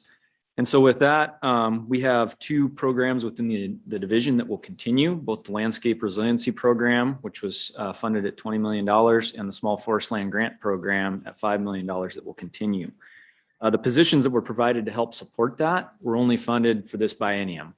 So we are asking to make those 2 positions permanent to continue supporting that program. One of those is an administrative specialist to help with processing work and paperwork around those. And then the other one is an NRS 3 that helps with field implementation support and trying to help with cross-boundary implementation and monitoring that at the state level.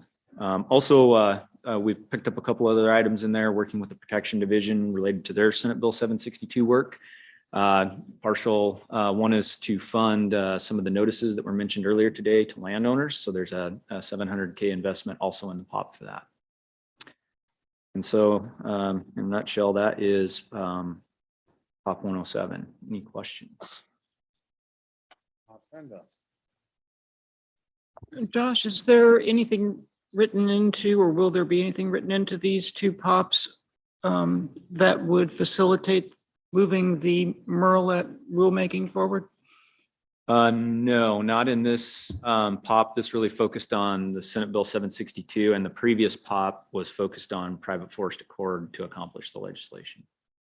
Would it be reasonable to ask for a additional? I'm just trying to think of ways of moving that forward. I think in my mind, as we get through and later into this year, that as we bring in some of the capacity and resources related to the current implementation of the accord, we'll probably assess that and see where we stand. I think. Okay, thanks.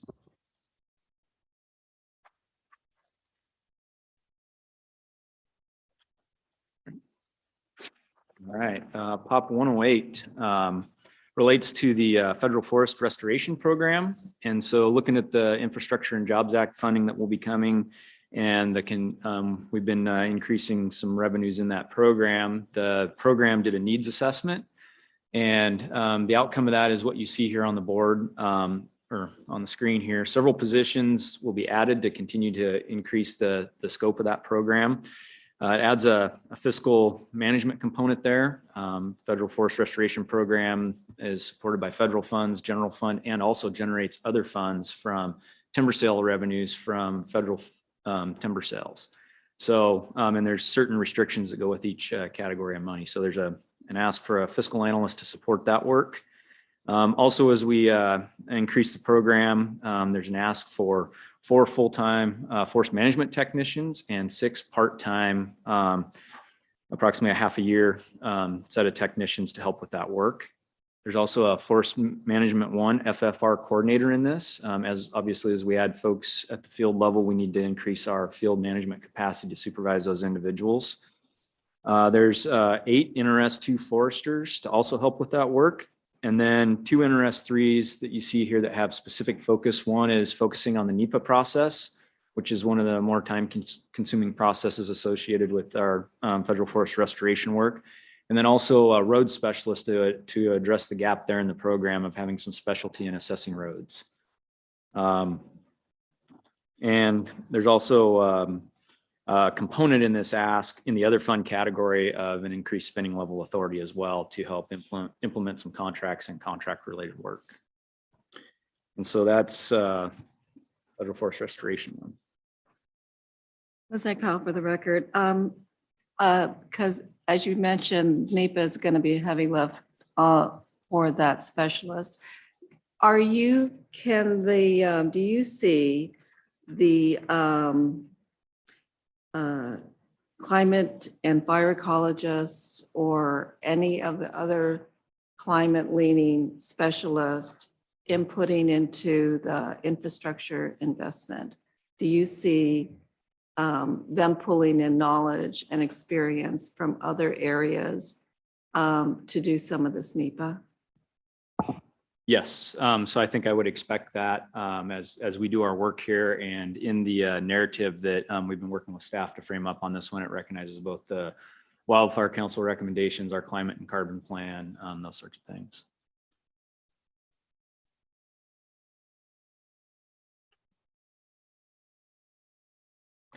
All right, thank you, Josh. We'll be do we got a question from Brent?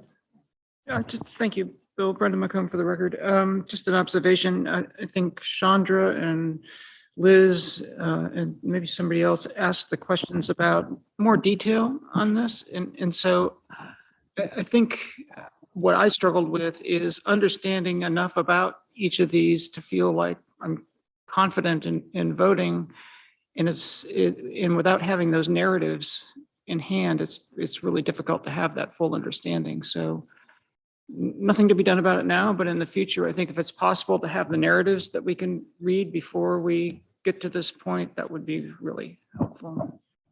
Yes, Brenda, we certainly acknowledge that. I think that's to the point Ryan was making about being a little bit behind on this process. I think this kind of ties into Ben's comments on the importance of the planning branch to get ahead of a lot of these proactive. In fact, my long-winded intro to this agenda topic highlighted that fact of needing to be more proactive and nimble on a lot of this planning effort, both strategically and biennially. So definitely think the next go around you will be seeing more of that, because in fact, going into this deep dive with looking at the positions on each of these policy option packages was just a late minute endeavor that we felt you needed some kind of detail to make an informed decision. So I appreciate that comment. Fully appreciate that. And thanks for all the hard work. I think the other thing that struck me is maybe this will come out in the narratives, but how all of these pieces fit together into a more cohesive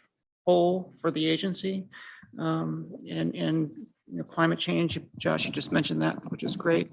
But other initiatives, DEI initiatives, how does all this fit together in terms of asking for these additional resources?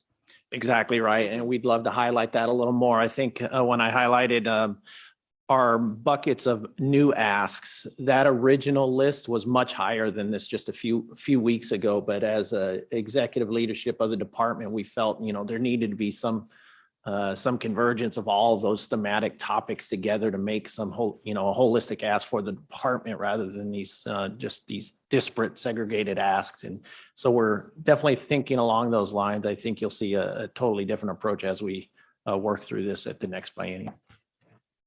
Thank you for those comments. Thank you, Josh. Mike Wilson with State Forest will be up next. All right, thanks, Bill. Good afternoon, Chair Kelly, State Forester Mukimoto, and members of the board. I'm Mike Wilson, and I serve as the State Forest Division Chief. And the division has one POP to bring for your consideration today, and it comes out of our Recreation, Education, and Interpretation program. None of what's being asked for here is related to recreation. It is all related to education and interpretation efforts. So the division really needs to invest in the program in order to be able to overcome some pretty significant barriers to access for underserved communities and getting our message out in terms of how we manage state forests to produce greatest permanent value for current and future Oregonians. So as most of you know, the education and interpretation efforts that we currently have are centered on the Tillamook Forest Center, and the pandemic and also coming out of the pandemic have shown us some of the challenges associated with that. Having it be closed for 2 years due to the pandemic and then coming out of it, it has been difficult for us to hire staff to be able to reopen. So we're looking at our 3rd year of closure of the Tillamook Forest Center. So we really need to expand the program and be more nimble in getting our message out there. And so this package is designed to do that. It does do some fund shifting with 5 current positions that are associated with education and interpretation, and then provides for these 3 new positions that you see here: an NRS 3 mobile interpretive education coordinator, a natural resource specialist 2 mobile interpretation specialist, and then actually a program analyst 1 volunteer program coordinator. And so with this, we hope to be able to reach out well beyond where we traditionally have and engage underserved communities across Oregon. Liz. Liz Eckpal for the record. So this probably isn't as dramatic as some of the other fire and other pieces, but I know what you noted is that people have gotten off their pelotons and are out in the woods across all land ownerships, and we hear that. So I just support for that. Thank you for that. a question on this. I mean, I believe there's been a recreation pop the last couple of times that has not gotten funded. So is there any reason to think that this is more likely to get funded, or is there anything that else that we all need to be doing to see that there's success this time?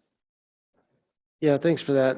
So really, it is about changing sort of the flavor of this pop this time. There is no recreation request in here. It is all about education interpretation. That's part of the reason for that.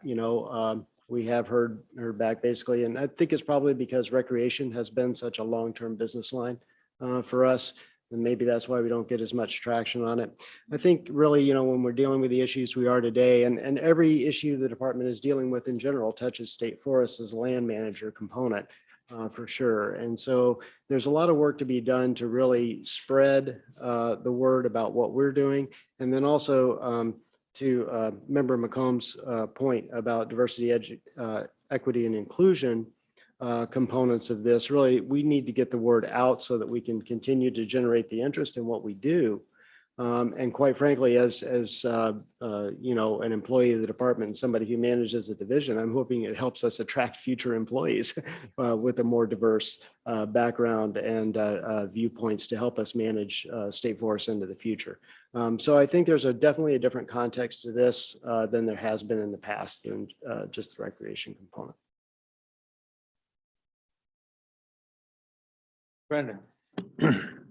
Mike, thanks for that comment. That was just got me thinking a bit. And so this is great. And I completely agree with you that connecting with more people and from different backgrounds and different identities is perfect for state forests. But I think it's also perfect for the agency as a whole, right? And so I guess two questions. One is, will this advance DEI efforts outside of state forest across the agency? And secondly, is there an opportunity for one of these new people to have expertise in social science surveys to reach out to different demographics across the state and really understand what their values are? I think there's definitely that potential. Number one, yes, I think really, as this does concern, there's nothing we do that isn't, again, part of what the agency is trying to accomplish as a whole. We did keep this sort of safe in this particular pop in terms of the positions we need to be able to carry forth that state forest message. And that's important to us, but we do see that role expanding over time to be more holistic to the agency. In terms of the position, it would be ideal to have a position that does incorporate understanding of the social sciences piece and how we can best engage. And obviously, that's the thing here. We have a lot of people who don't even know who we are, who still don't recognize the difference as a land manager between us and the Forest Service. So we are, continuing to keep an eye out for that. I think some of those things will still have to come through special contracts with true experts in the field, of course, but yes.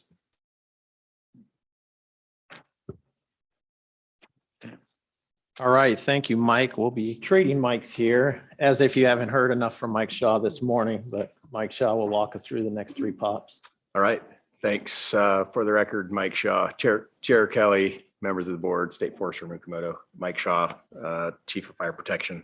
First one I want to talk about is POP 102, emergency response and life safety.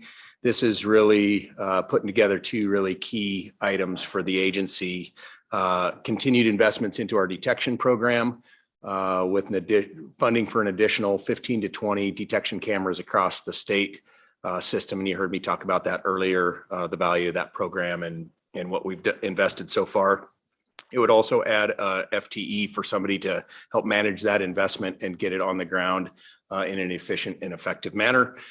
In addition to that is investment into our radio infrastructure, which is really the backbone of safety for our firefighters on the ground. We have an aging system that has some limited capabilities, and investments into this program will help us stay current, keep safety at the forefront of our operations, and also allow us to move forward in the progress of implementing our automated vehicle location system that started in the 21-23 biennium. And so unless you have something additional on the radio side of the equation, Bill, I'll leave it at that and open it for questions.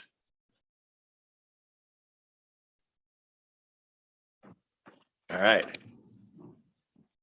Moving along to POP 110. This is something that comes, this is ODF severity. This comes in front of the board every biennium we do this.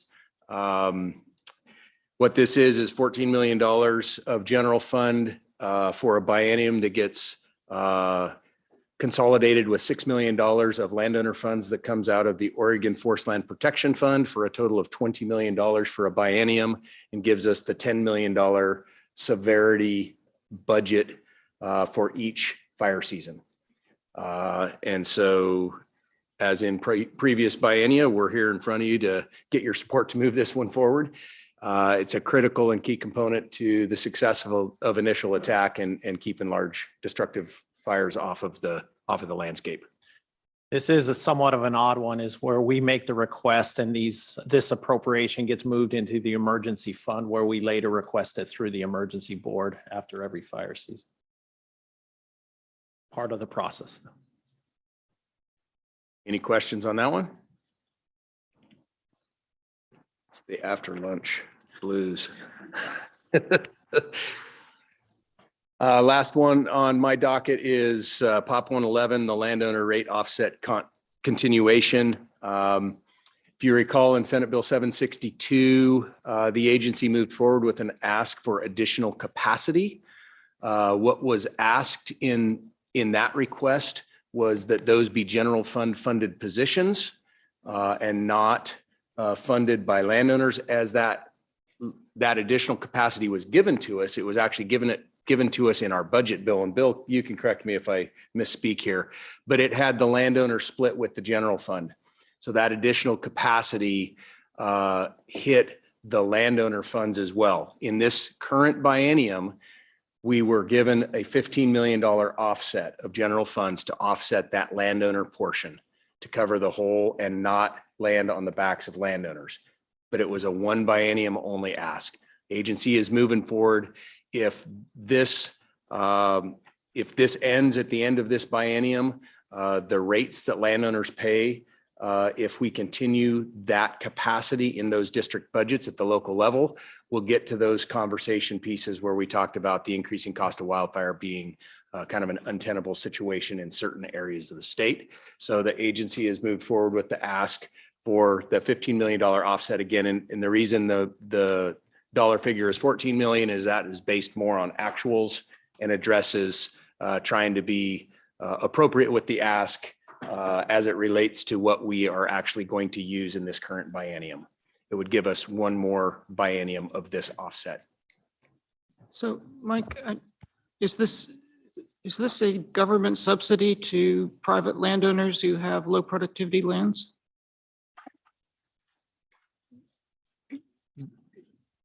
Yeah, yes. Okay. I mean, one could characterize it as such. Okay. Others could, so we can spin it several different ways.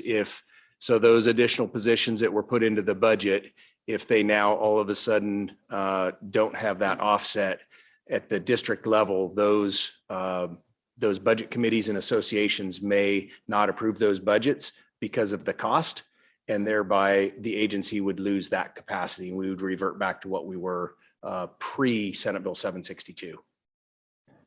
Brenda, I think it's important. I think you highlighted it, that what we're trying to accomplish here. Senate Bill 762 came at the end of the session. There wasn't a lot of opportunity to have the overarching policy discussions on who pays for what. So the landowner offset was put in place to mitigate, the rapid increase without that discussion. This policy option package doesn't fit or doesn't fix our budget. All those positions will still be budgeted as they were through Senate Bill 762. What it does do is provide an opportunity to have those policy discussions to understand whether it is, the true intent of the legislation to have this on the backs of landowners or not, and ultimately provide that policy discussion. Joe Justice, for the record, I think certainly from the landowner community, you talk about stakeholder support. This is going to be a huge one that certainly East Side landowners, and of course, as East Side landowners, we're looking for a permanent solution for this issue. I mean, it's really good because without something like this, to Mike's point, this will be tremendous, affecting East Side landowners. McComb, for the record, and thanks, Joe. I fully appreciate that. But if those landowners were not able to maintain productivity on their land without this additional money, then that's a government subsidy to those landowners to allow them to continue to work. Is that, well, what am I missing here? Well, I think you have to ask yourself the question, what is the best for Oregonians? Do we want working lands to stay working? I mean, fundamentally, this is where you're coming to that kind of burden. The cost of fire, everything we talked about this morning, landowners support the additional resources and capacity for fighting fire. But like we talked about before, you have landowners. And if you would have, came on the tour, our tour, we went to Chris Johnson, it's outside of Bend. That's a perfect example of a situation where you're dealing with, fairly low productivity, although forest land can be managed as forest land. And it's just really a kind of a question, what do we want to do as Oregonians? What do we want these lands to be doing? Because there's going to be unintended consequences of that, frankly. So maybe one more bit of detail on this. All of the district budgets that were approved today, they range from $1.25 an acre to almost $3 an acre to private landowners, depending on which district you're in. I did a little bit of preliminary scoping, so don't hold me to these numbers, but without this $15 million offset for the additional capacity that was brought forth in Senate Bill 762, there would be an increase in those district rates between 20 and 40 cents per acre broadly across the state, depending again on the district. And so that's just kind of scope and scale. So I just want to be clear, and don't get me wrong here.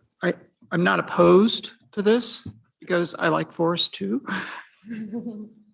But I think we have to call it what it is. That without that funding, some of these lands would be reverted to something else, perhaps, or sold, or something might happen. So in order to keep it as forest land, we're providing, wherever it was, a certain amount of general fund money to allow that to happen, right? Yeah, and I mean, Oregon is unique in the way landowners pay for fire protection also in the West. I think that needs to be pointed out also. We're unique in how we in fact pay for fire protection as compared to say Washington, California, et cetera. So, I mean, I think this is, this will be a question for the legislature, frankly, as to, what do we feel like we want to be doing? And certainly landowners have a very high vested interest in how this plays out. Chair. Liz Eckpile, for the record, one thing that when I'm listening to this, I kind of want to take my lens way back and think of, the discussions around carbon and climate change.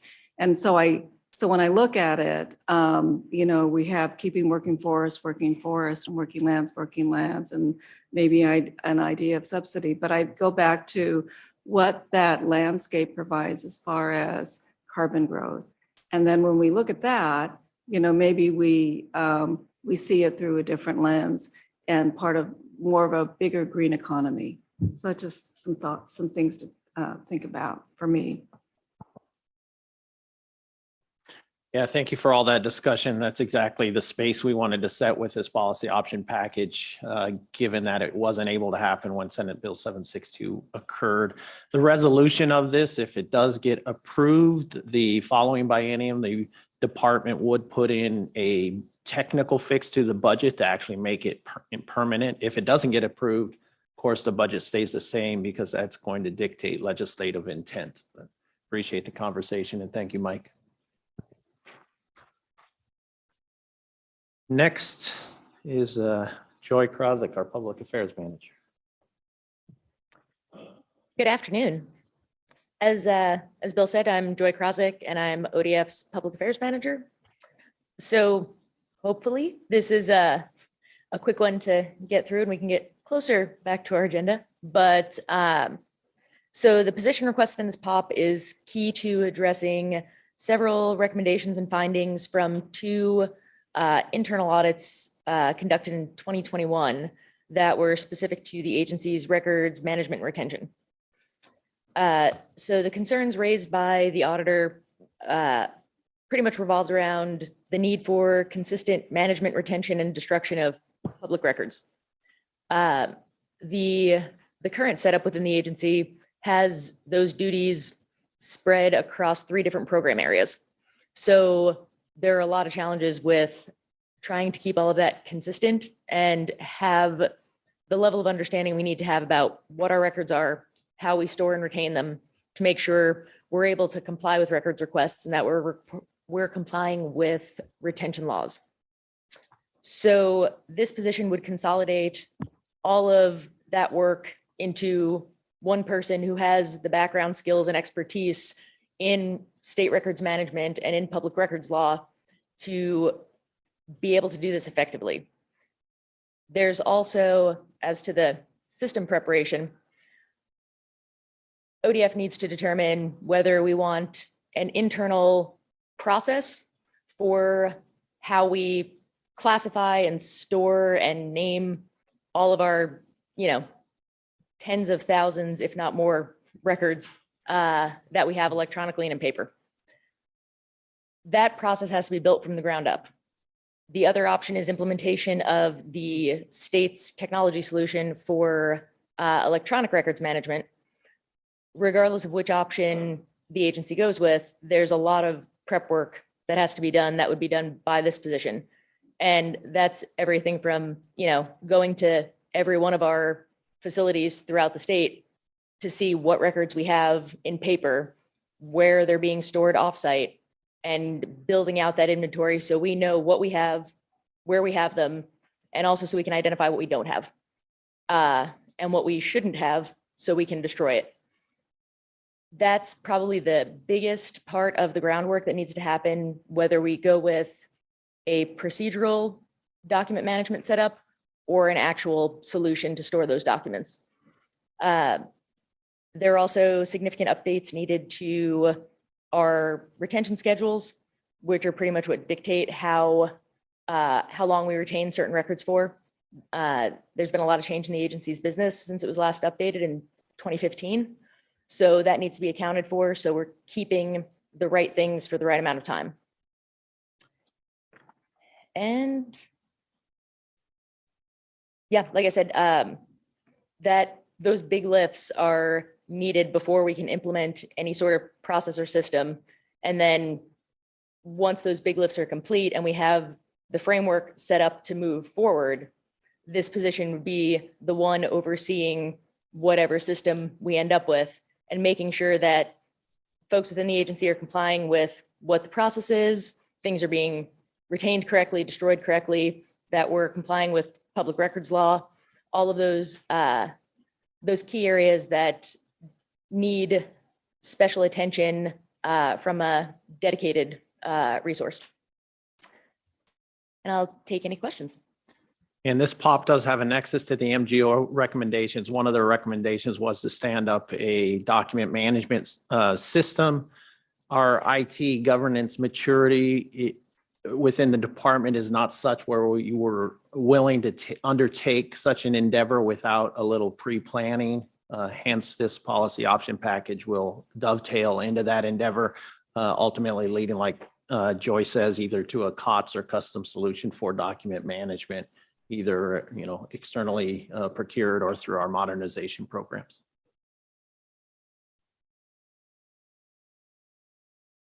Thank you, Joy.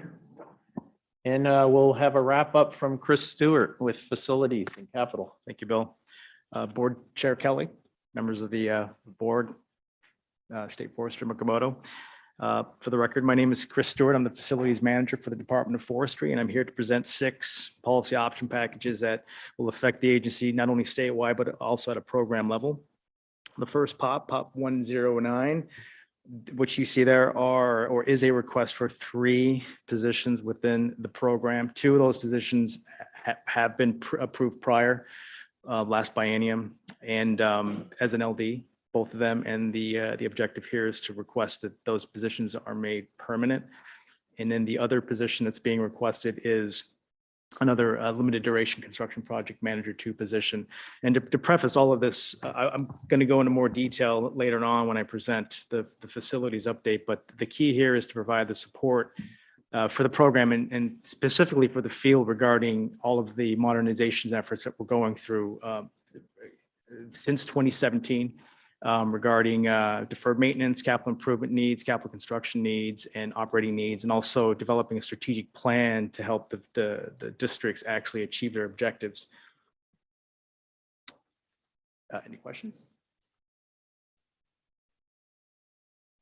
Okay, good. The next POP 112.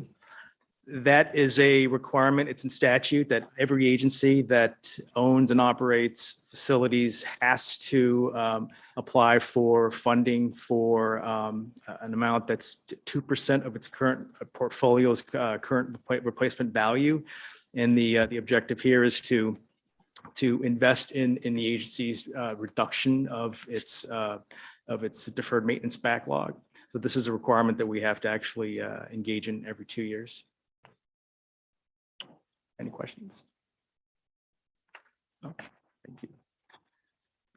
The next policy option package 113, that is it's to further support the construction of the Toledo relocation effort. Back in 2017, the department received approval by the legislature to relocate the Toledo unit office from its current location.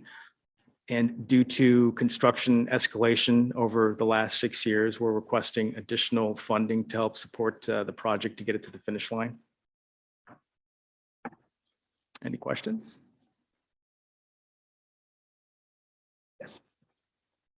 Well, let's go off the, will that finish that all? Is that will that sum then complete the project? That's the objective, yes. It's the challenge over the last couple of years has been, of course, the inflation with construction costs over time. And the objective, yes, we are actually in the process of negotiating with the 2 landowners to purchase land and then to start the construction project, yes.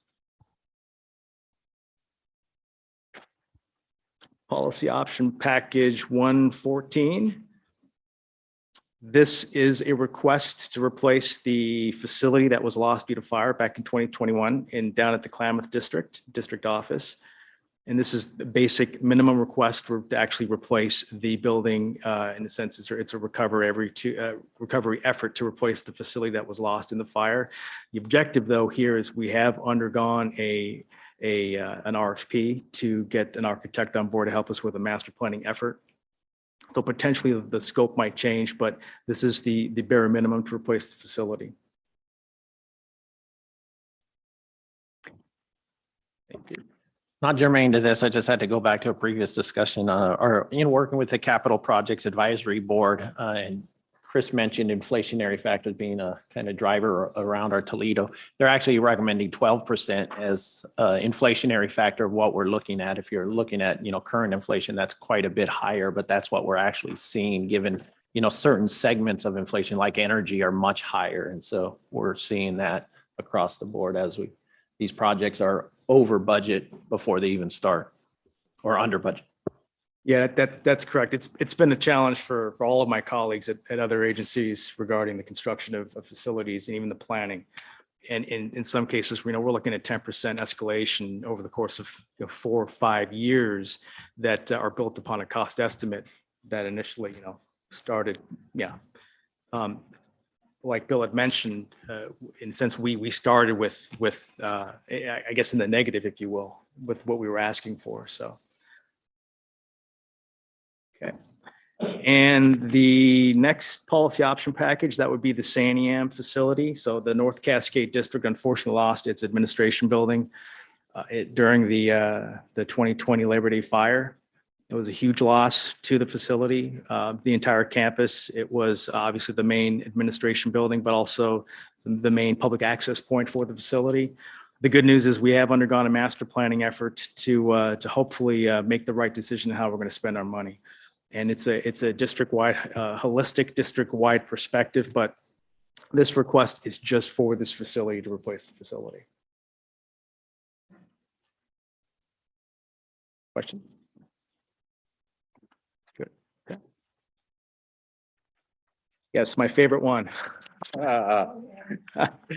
So this request is for a comprehensive restoration of our favorite beloved 1938 State Forester's office building.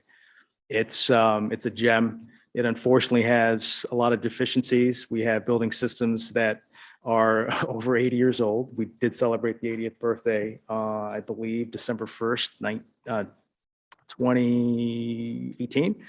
And in the meantime, though, we're looking at a huge deferred maintenance backlog, simple building systems such as replacing the roof. Obviously, we have to do that. But then I don't know if you've been in the basement, it leaks. We have major challenges with hydrostatic pressure that gets in through the floor slab. It's not accessible, as easily accessible to the public. So the plan is to do a complete seismic retrofit of the whole building. Also waterproof the basement, and then of course all the building systems associated with that. And then of course the most important aspect of the project is the restoration of all the fine woodworking in the building. And we've asked for funding multiple times, and I'm going to go into more detail during my presentation this afternoon. But this request is for that project, and also it does add a limited duration construction project manager 3 to manage the project, because it's a large lift for anybody to manage.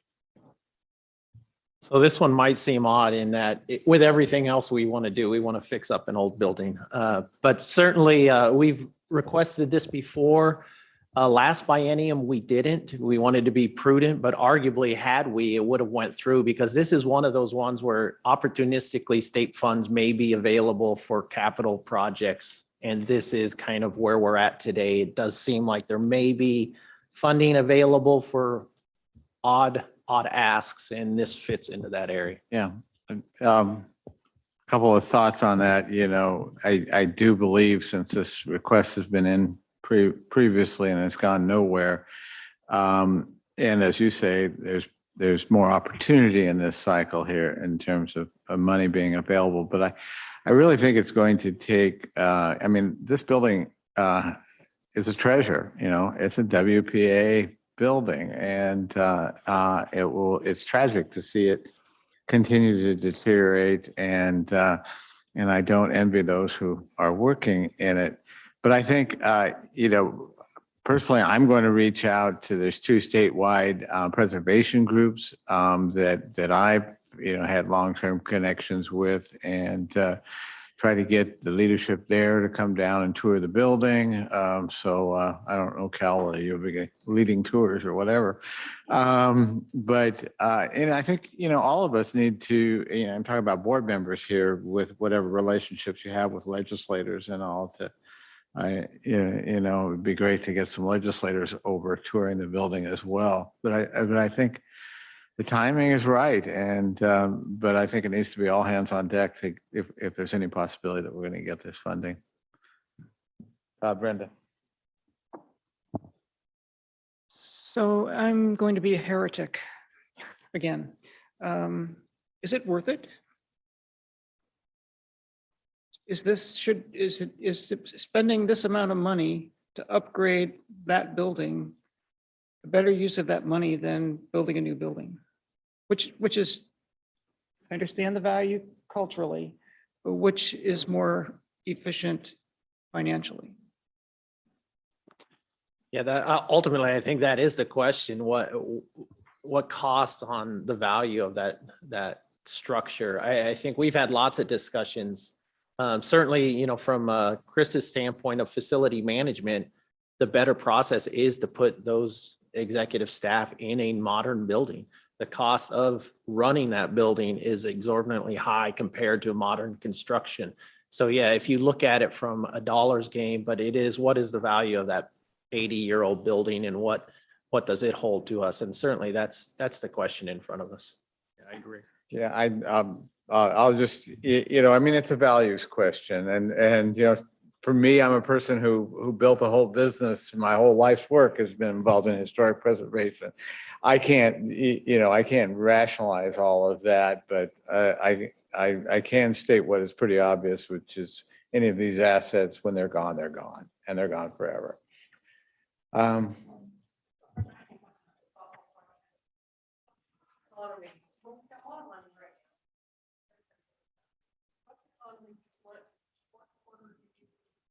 %9 to the positive, to first quarter 1.4% negative. 2 negative quarters in a row, you're in a recession. Okay. I'm not suggesting we're going into a recession, but I am suggesting we are going into a time period of less income. And Oregon's a fast growing state. So I think it's gonna, we're asking for 1/5 of our budget here. I have to assume a whole bunch of this is gonna get cut back. 2 thoughts. One, the prioritization of how we pick and choose here. I'd like the board to participate in prioritization of this rather than just throwing this to the legislature to prioritize. But I think secondly, it really begs the question of what are our greatest needs in light of this morning's discussion of, as we're asking really everyone around this state to put in more or do more to get prepared for what's ahead. How does this stack up against what we're asking of others? So I just put that in perspective because I don't assume that we're sitting here in never land on resources. I'm not making that assumption, but I would like to participate in the prioritization. And also, I think as we go into the next biennium, I'd like to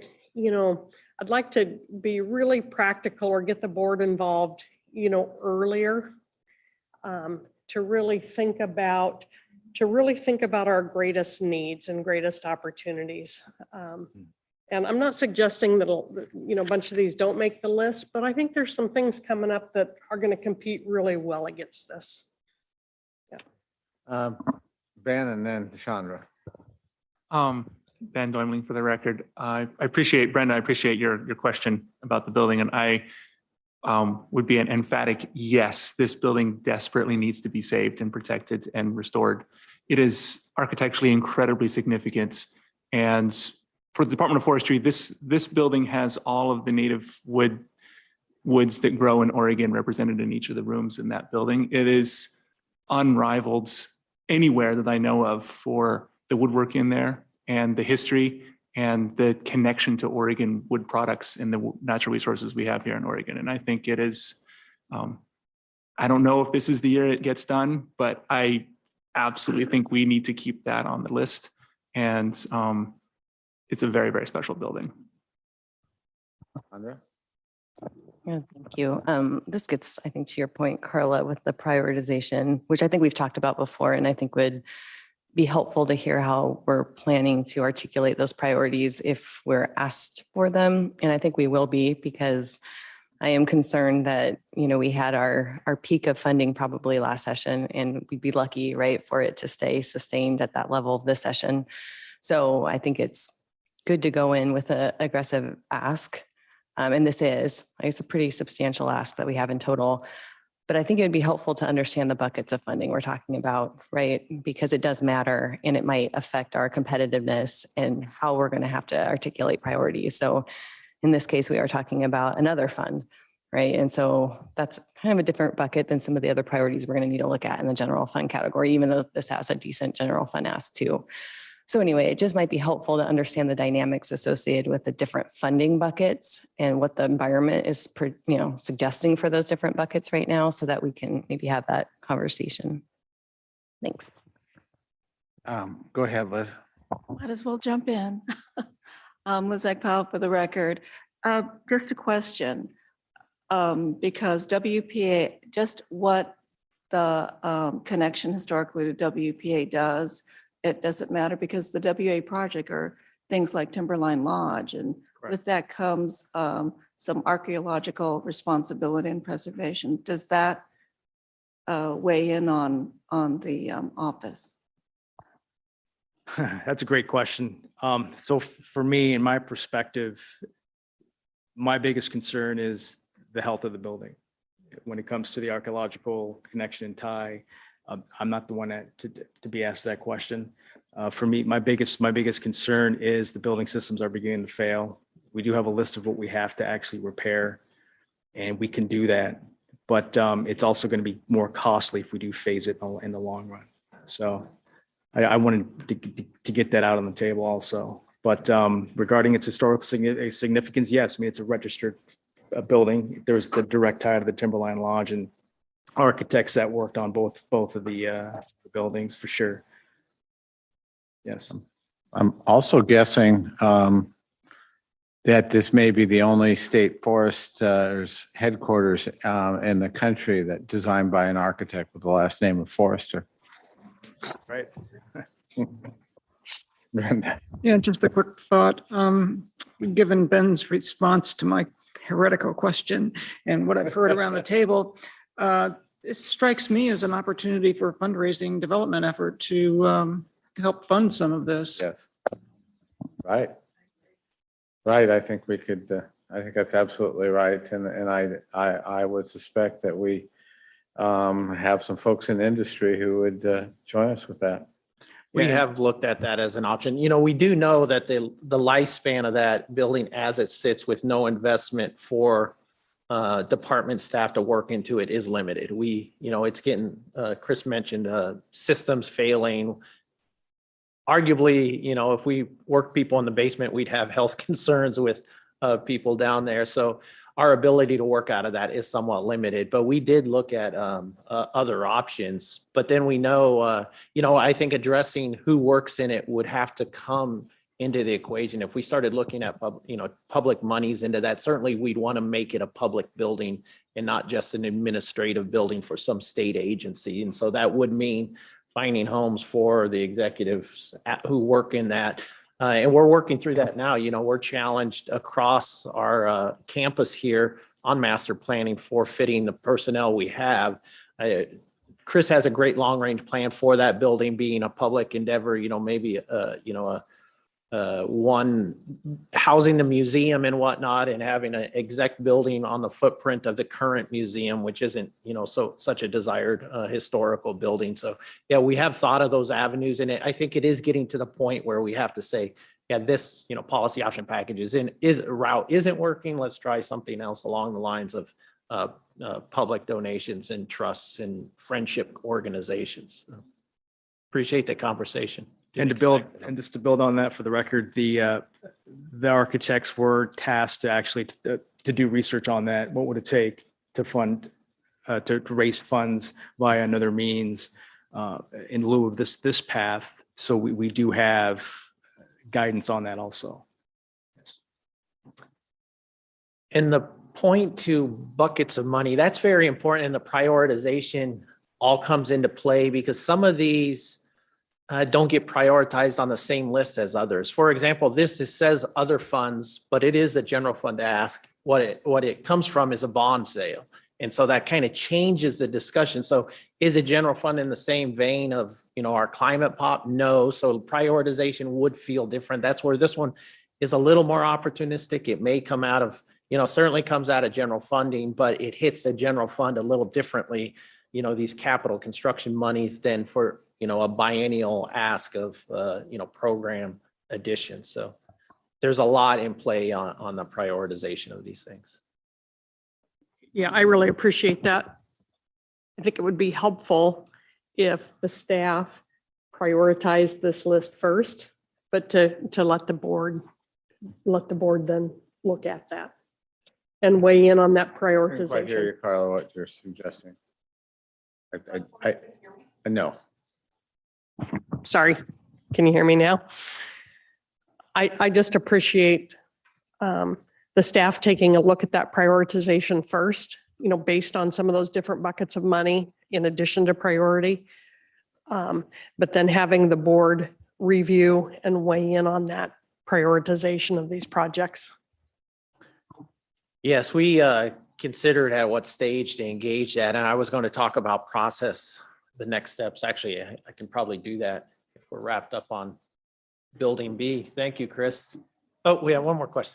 Sorry, I'll be done. I'm just curious real quick on the bill, the State Forester building. I mean, are we getting close to having a legal risk at some point for providing a safe work environment for, not to suggest anything, but like that could be an impetus as well for faster action. Fair enough.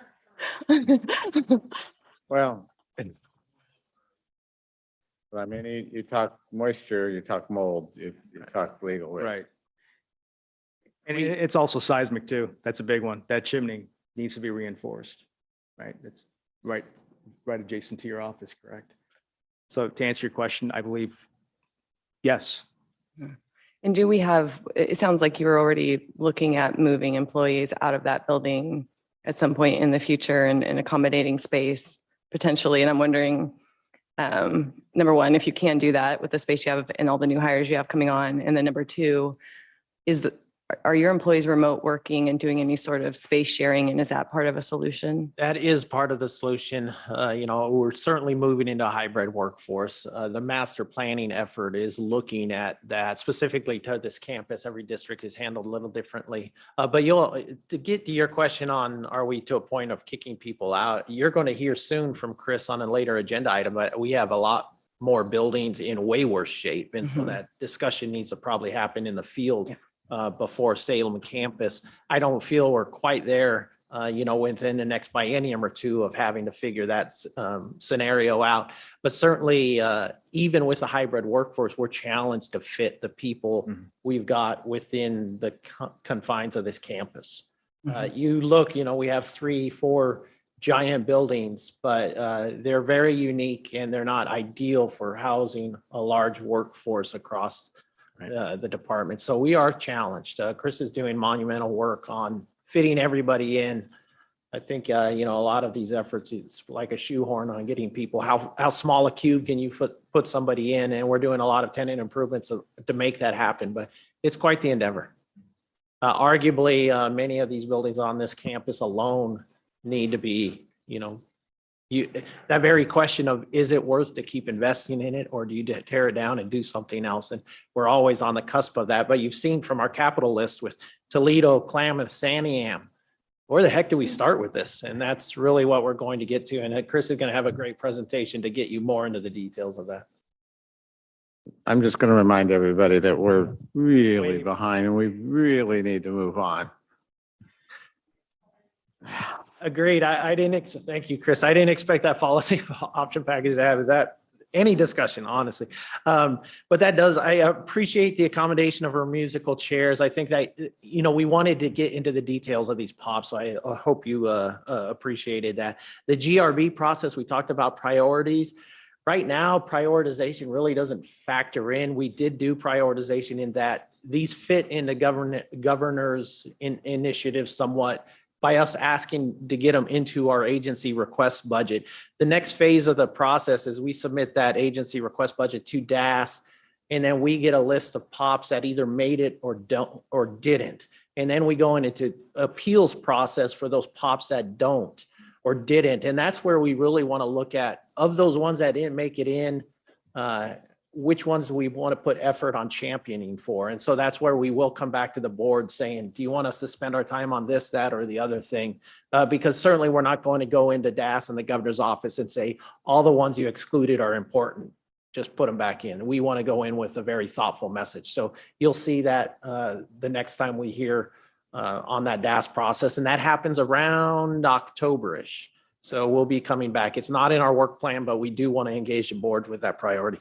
In total, significant ask, $62 million at general fund, 62 positions. And I promise not every position is getting $1 million. That just happened to how that worked out. But I think you can look, if I talked about the categories of policy, option packages, program development, which is our new stuff, is only $11 million. I think it highlights the prudence that the department went through on really what is the stuff we want to ask for given what's on our plate.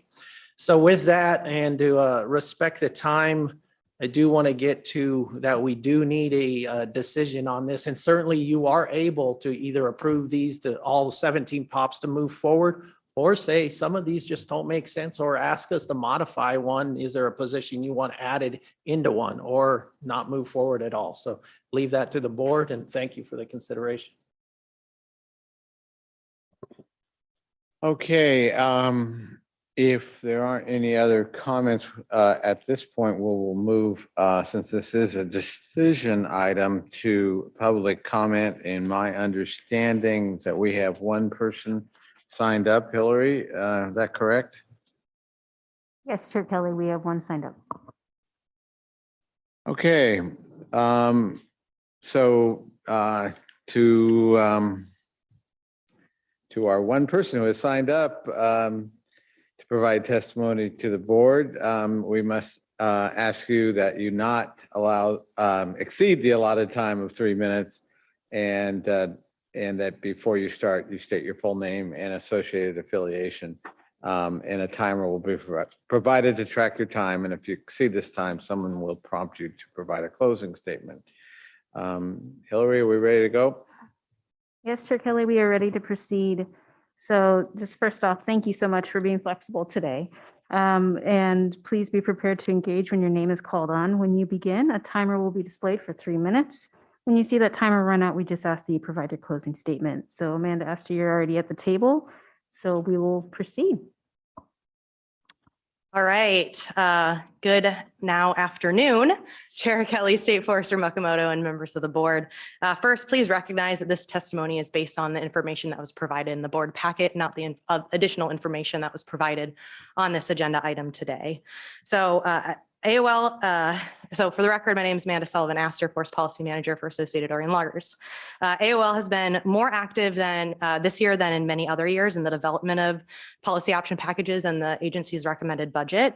As you have heard us speak to before, the inclusion of a workforce development specialist on staff at ODF is critical. So challenges around getting work accomplished on the ground can be collaboratively addressed by the department with outside partners. AOL has been excited to work with ODF on this new position and has made ourselves available at every step of the budget development process to ensure collaboration on this position and work start from the onset. Unfortunately, internal deadlines and capacity has made the process much more opaque than AOL would have liked, and it is unclear where the position AOL has been advocating for will end up in the organization, what their core duties will actually be, and how effective the new staff person would be because of the lack of engagement as finalization of the agency's recommended budget draws near. We understand the large quantity of tasks and topics of the department that's on their plate at the moment, but this lack of collaboration or ability to meet has been troubling. We do, however, continue to advocate for the position in whichever form it ends up taking, and do want this concern not to overshadow the FTE's necessity. We've also been working with ODF on their Senate Bill 762 continuing investments and federal forest restoration infrastructure POPs, as well as having interest in the forest partnership support POP. AOL is supportive of new positions that make sense for ODF to achieve work we helped obtain through efforts in shared stewardship and landscape resiliency. However, AOL is concerned that new positions are being added to the organization that are unnecessary or are risky. There are many limited duration positions in the federal partnership support POP that will now be permanent. And it is likely that these will be wrapped into current service level budget, which is already ballooning significantly due to other new programs at an unstable rate.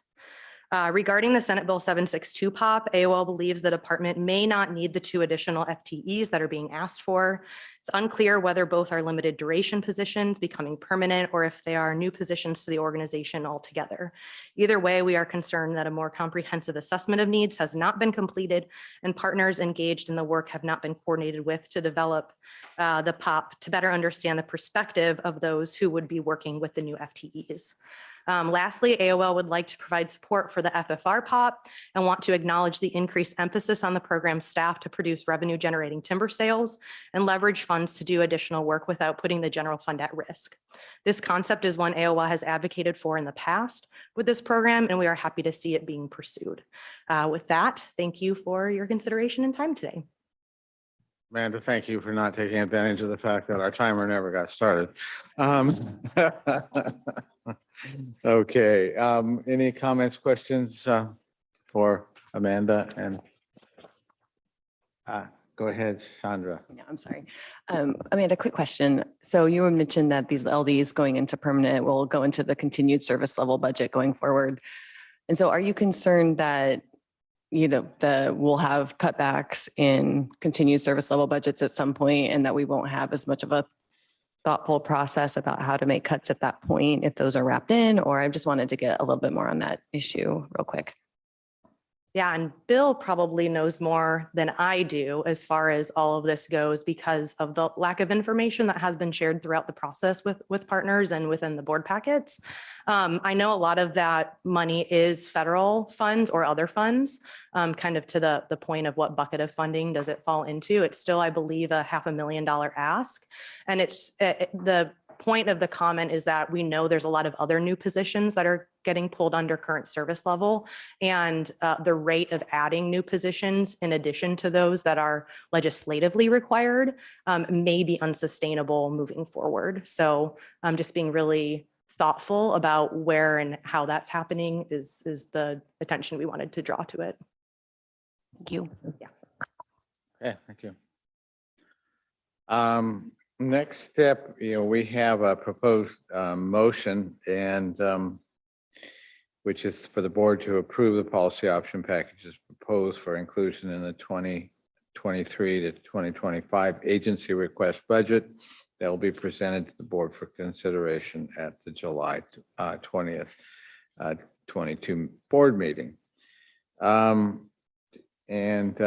Is there further discussion or is anyone willing to make that motion?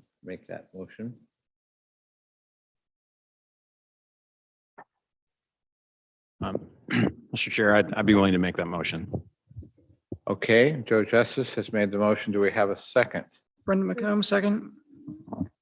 Okay, second, Brenda has been seconded by Brenda McComb. And so I will go ahead and unmute yourselves and we will, at this point, we will vote. Okay, Liz Agpoa. Vote aye. Sorry. Okay, Carla Chambers.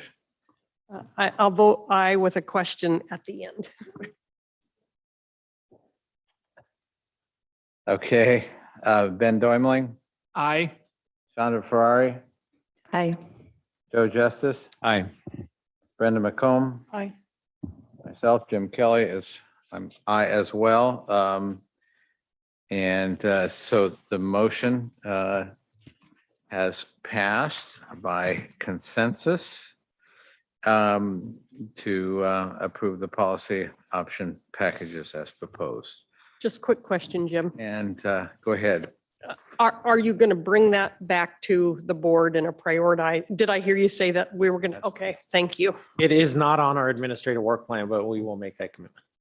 Yeah, that's what I heard. Yeah, good. Okay. Jim, just quickly too, I just wanted to put my support in for having more of the narrative and more information before we get to this point next time as well. I would appreciate that too. Thanks. Yes, completely. And the board will be actually engaged prior to all of that. I think the idea is at the board retreat to start have the board formulate its, policy option packages that the department will ultimately move forward. I think, once again, it goes back to what Ben's saying, how important the planning branch is to get a handle over all of this.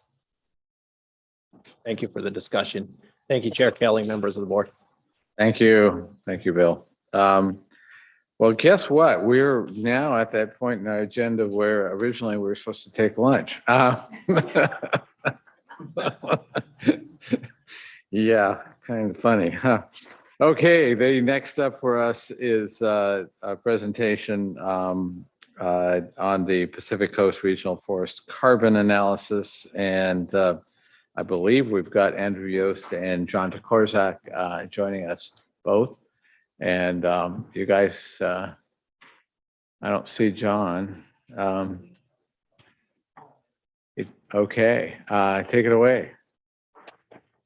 Hi, State Forester, Cal Mukamoto. Chair, Board Kelly, and members of the board. My name is Andrew Yost. I'm the forest ecologist in the Resources Planning Division. Today, I'm introducing Glenn Christensen, who is a forest inventory analyst with the Forest Inventory and Analysis Program out of the Pacific Northwest Research Station. Glenn was lead author of the first edition of the Oregon Forest Carbon Inventory that was completed in October 2019 and funded through the Governor's Office of Carbon Policy. This report contained information fundamental to the indicator of carbon stocks on forest lands and forest products by which the agency and the Board of Forestry can evaluate progress toward achieving the goal in the forestry program for Oregon of improving carbon sequestration and reducing emissions. The report also provides a forest carbon monitoring system called for in Oregon statutes by which the Oregon Global Warming Commission can track and evaluate the carbon sequestration potential of Oregon's forests.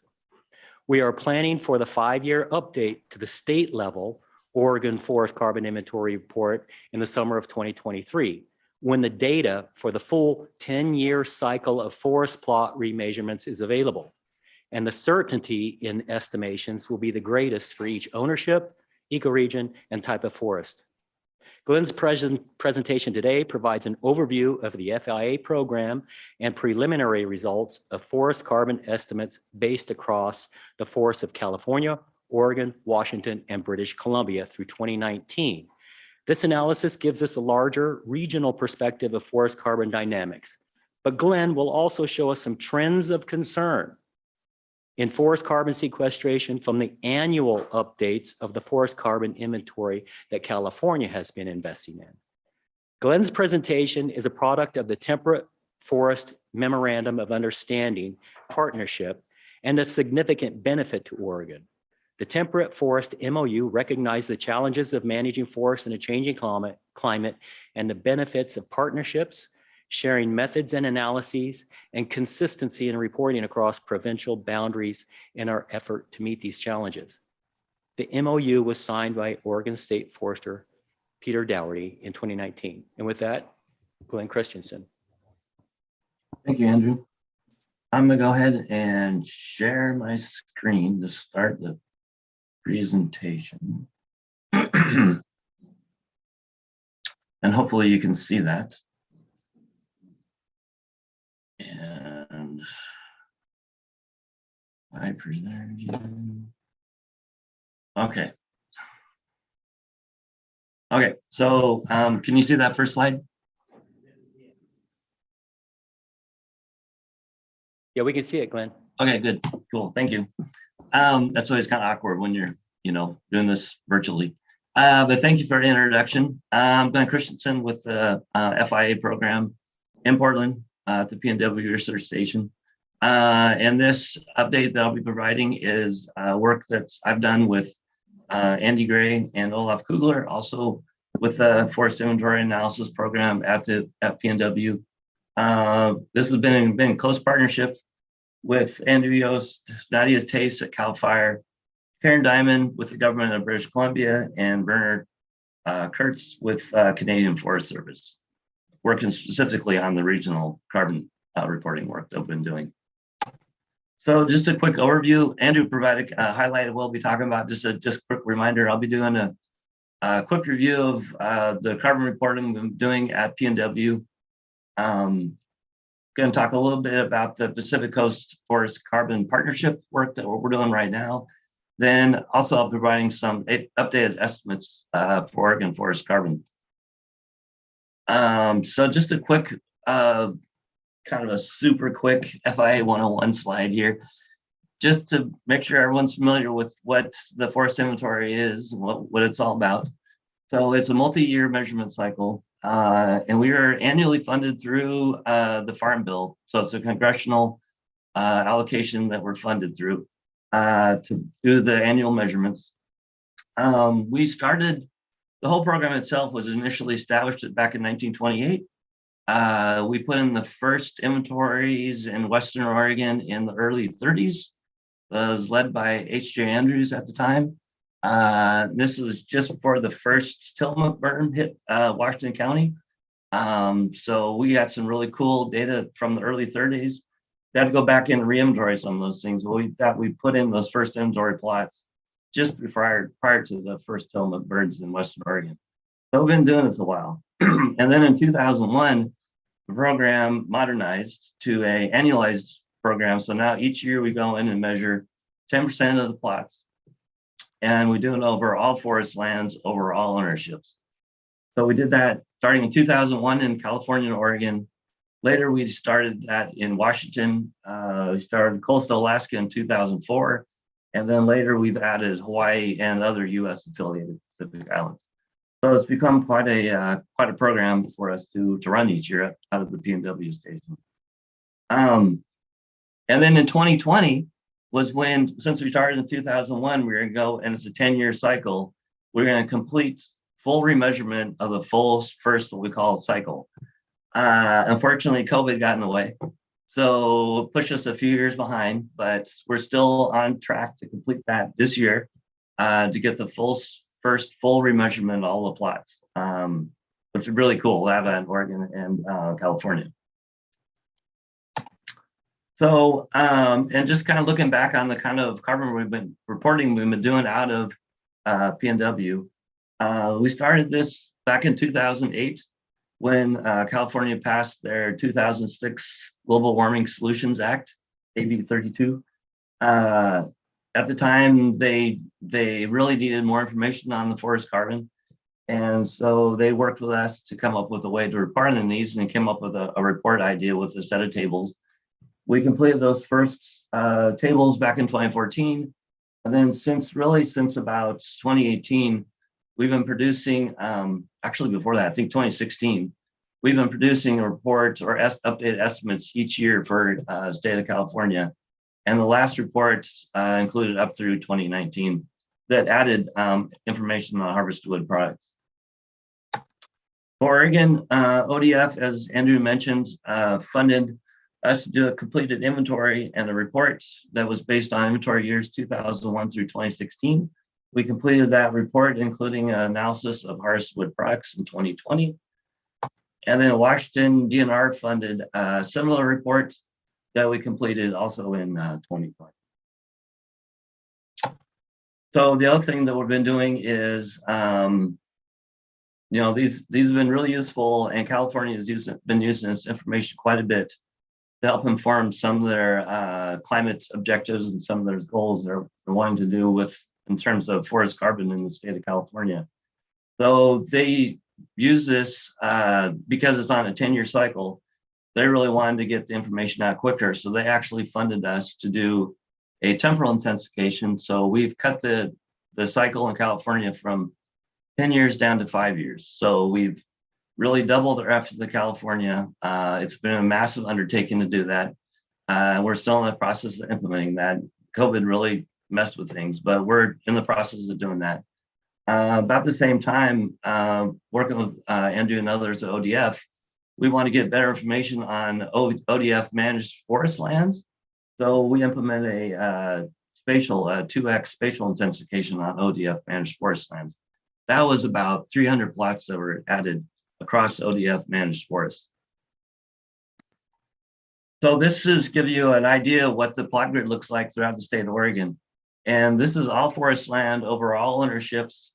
The less intensely spaced grid is kind of what we call our core grid. That's one plot per about 6,000 acres. The darker shaded colors are on national forest lands. The national forest lands spatially intensified their plot grid, so they're about one plot per about 1,800 acres.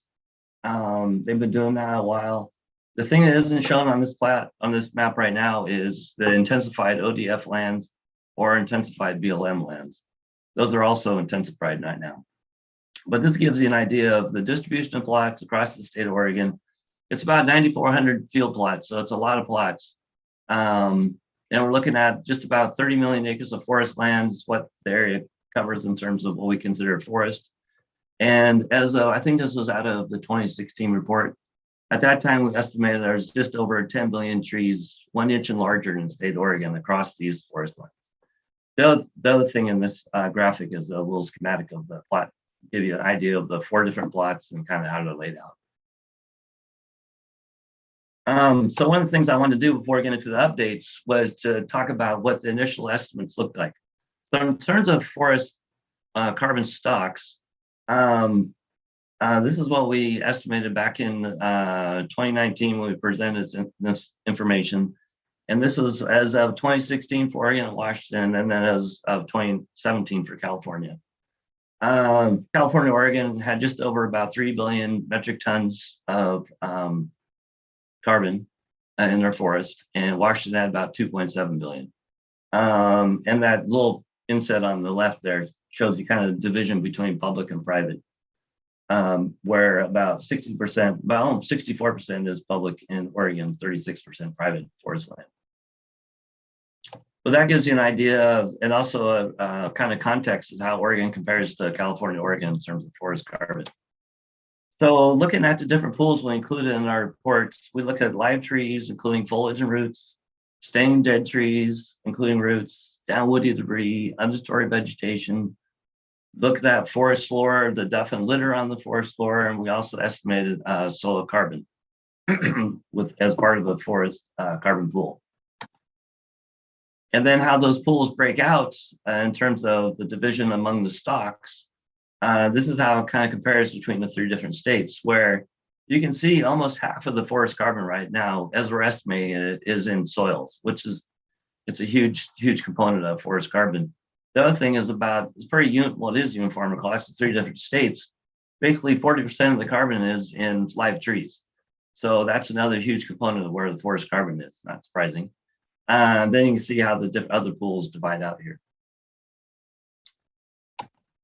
And then looking at flex, which is basically that estimate of change between, how are these stocks and these different pools changing over time.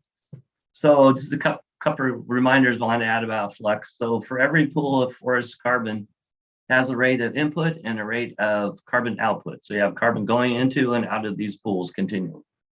So basically flex represents the amount of carbon going into the pool and minus the amount leaving the pool.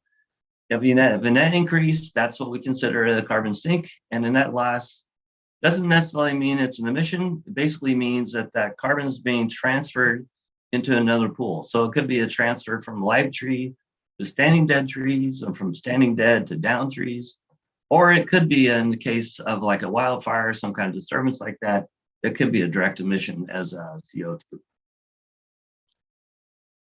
The other thing is that for flex, what we started and what we've kind of stuck with is reporting in terms of CO2 equivalent. And then the annual carbon flux is estimated for our measurements on the plots. We basically went back 10 years later, remeasured the same trees to really get captured on an individual tree basis, the change in terms of growth, any trees that have been harvested, or mortality of live trees. And that's what makes FIA really unique, is that we have that really kind of on the ground measurements of what's happening on those permanently located plots, going back to the same plot positions. The other thing I wanted to talk about is back in 2013, we updated some of the way we estimate downwood. We added inclination to our measurements, which basically measures the angle that the piece is laying at. Before, we had assumed that all the plots were laying flat, horizontal on the ground, but that is not the case. So we added inclination to help correct some of those estimates. We also changed something in terms of we dropped large and small end diameters, as well as length. That wasn't needed to get, we use basically a transect intercept diameter to estimate the amount of downwood on the plot. Small and large end diameters, as well as length, were still kept by national forest systems to help them provide some estimates related to piece sizes and those kinds of things related to wildlife habitat. But they're also willing to help fund the cost to maintain those. But anyway, I just want to make it clear that we've updated some of the ways we did that. Then, like I said, it's based on intersect diameter. So that's one thing that's has been consistently measured throughout the durations starting in 2001. And then we went back and recompiled all the estimates, so everything's on the same basis now. So in terms of flux, this is what we presented back from the 2016 report that's the carbon report we did for Oregon. this is the estimate of flux we included in that report. And this shows how Oregon compares to California and Washington for live, basically forest carbon flux by these different pools.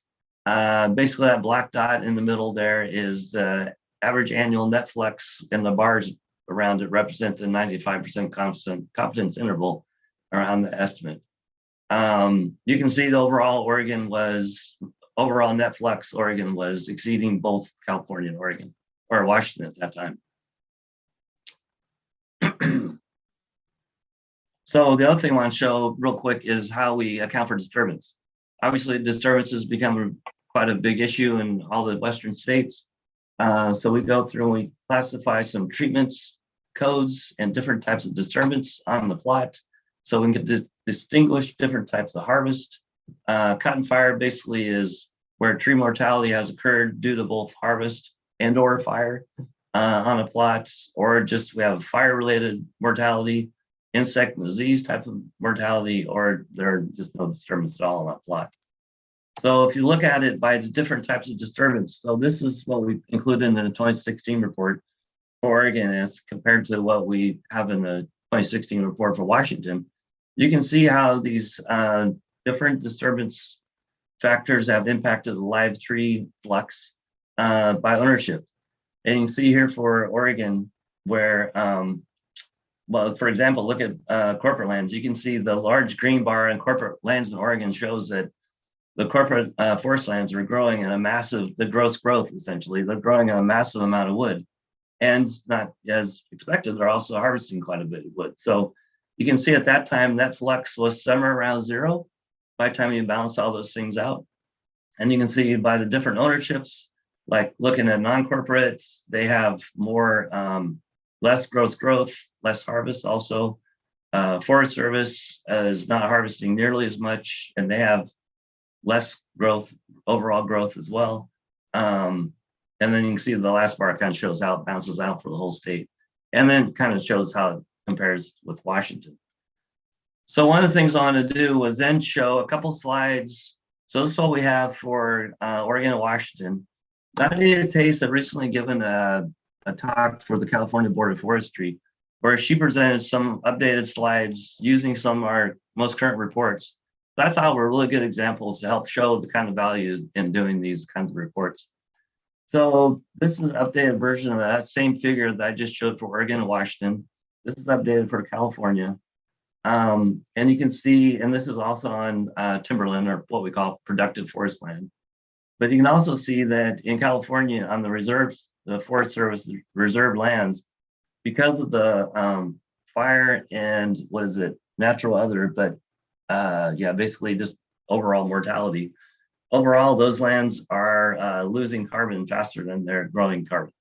So that's that was definitely a thing of concern to be able to show that. Some we had seen in earlier reports. This trend has just grown stronger over time, that those lands, those reserves, national forest lands in California, basically higher elevation wilderness areas, have been losing carbon over time.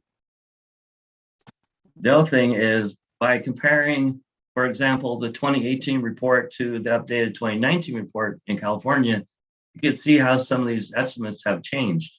You can see, for example, the top yellow highlighted row there, looking at forest ecosystem flux. It was 27.5 million metric tons a year, and it dropped down to 26. And some of that's because of the change in above ground live.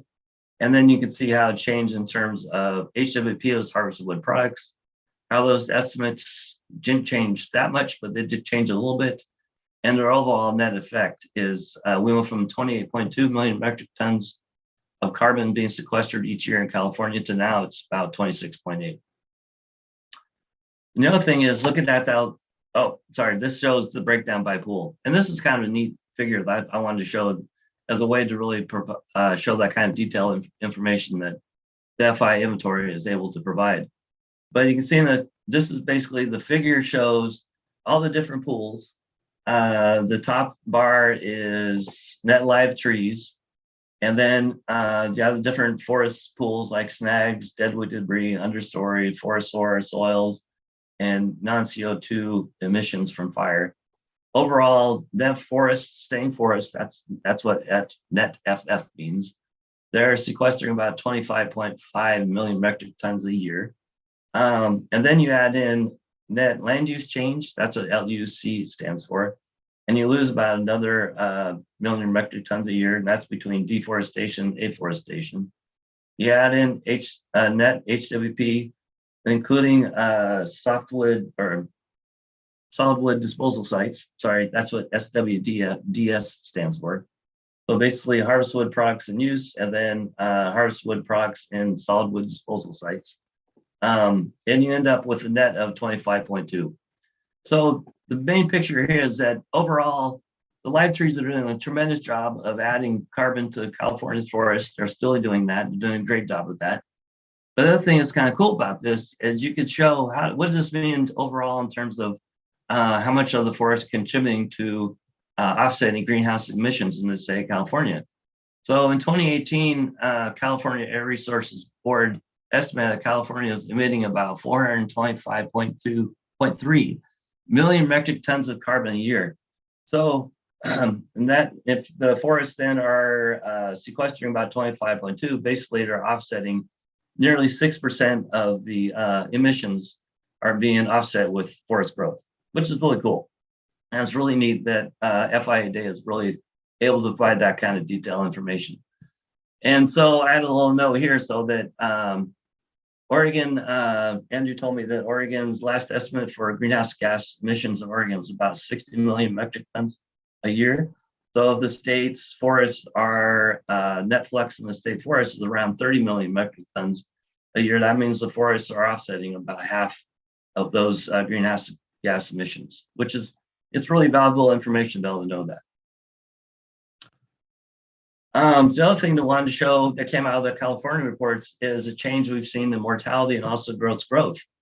So on the far left here, you can see the change in tree mortality from 2016 down to 2019, how that's changed a little bit over time from these different ecoregions and the Sierras and the Klamath ecoregions, but also look at how growth has changed from 2016 through 2019, from 32.3 in the Sierra down to 29.9.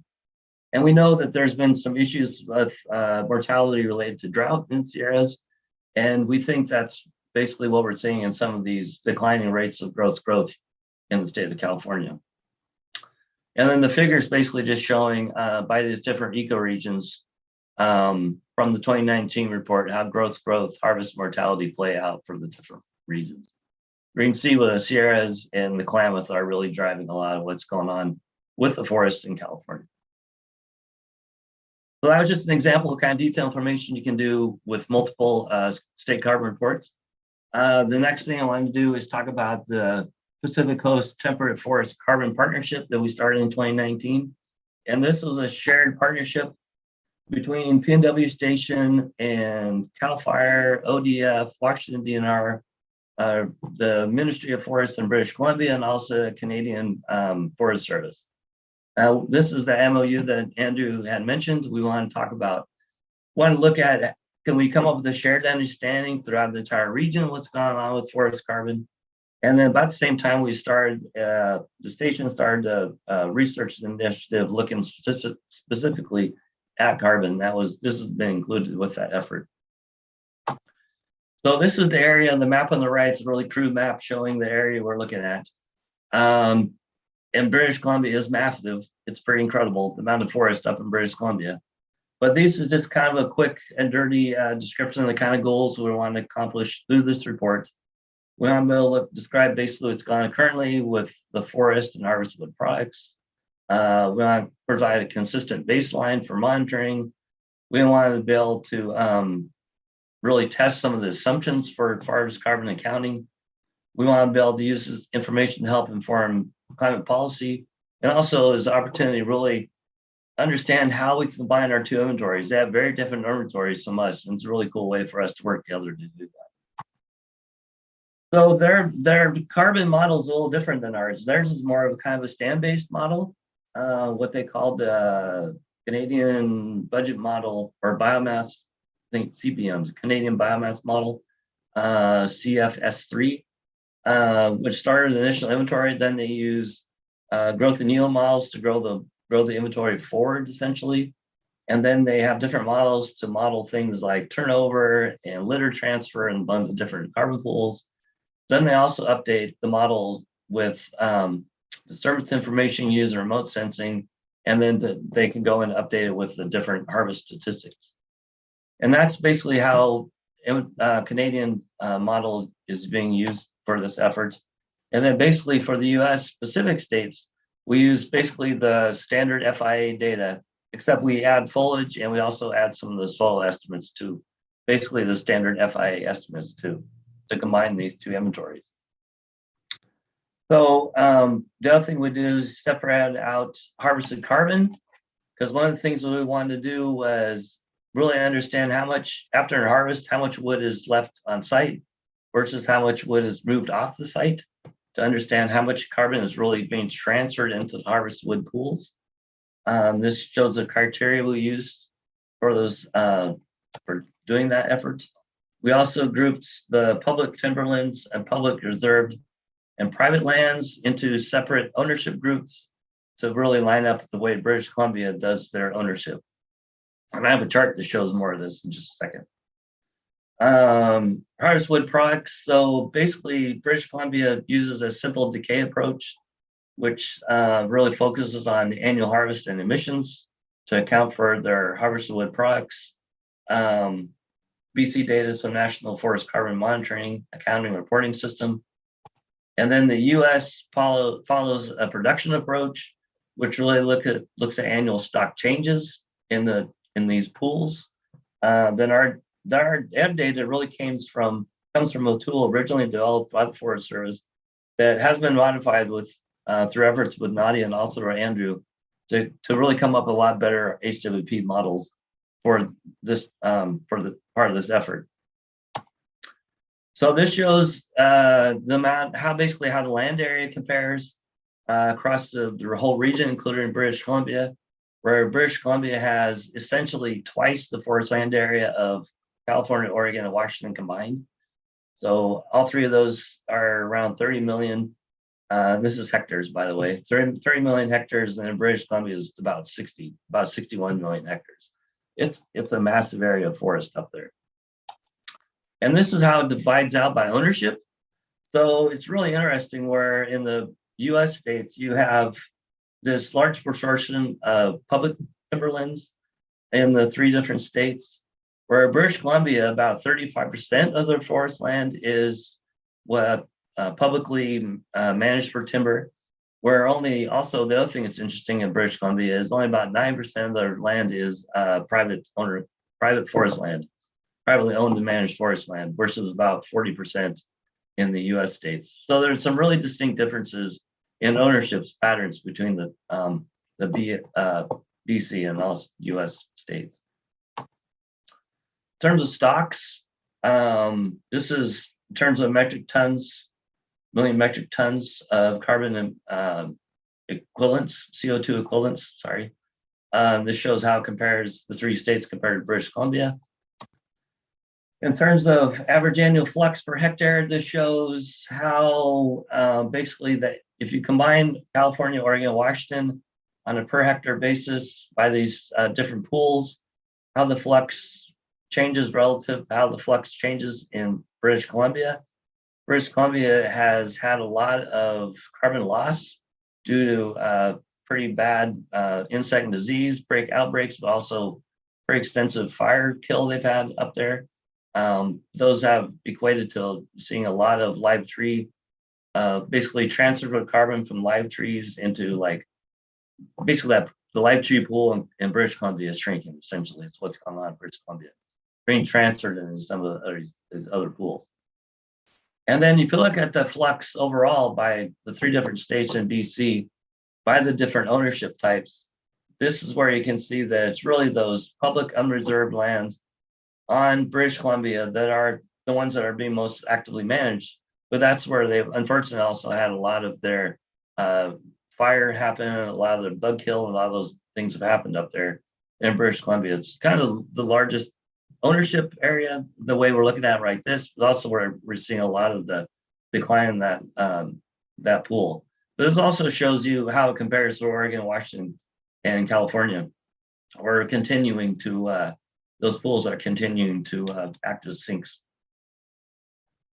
And then this is just a really preliminary graphic showing what it looks like for the HWP in terms of comparing products in use compared to solid wood disposal sites for the different regions or different jurisdictions, within the region, showing how much of this wood is right now products and uses in British Columbia and also in these solid wood disposal sites and how it compares to other states. We're going to have, the report's going to have a lot more detailed information about this, just kind of giving an overview, kind of a teaser, I guess, of what's in the report.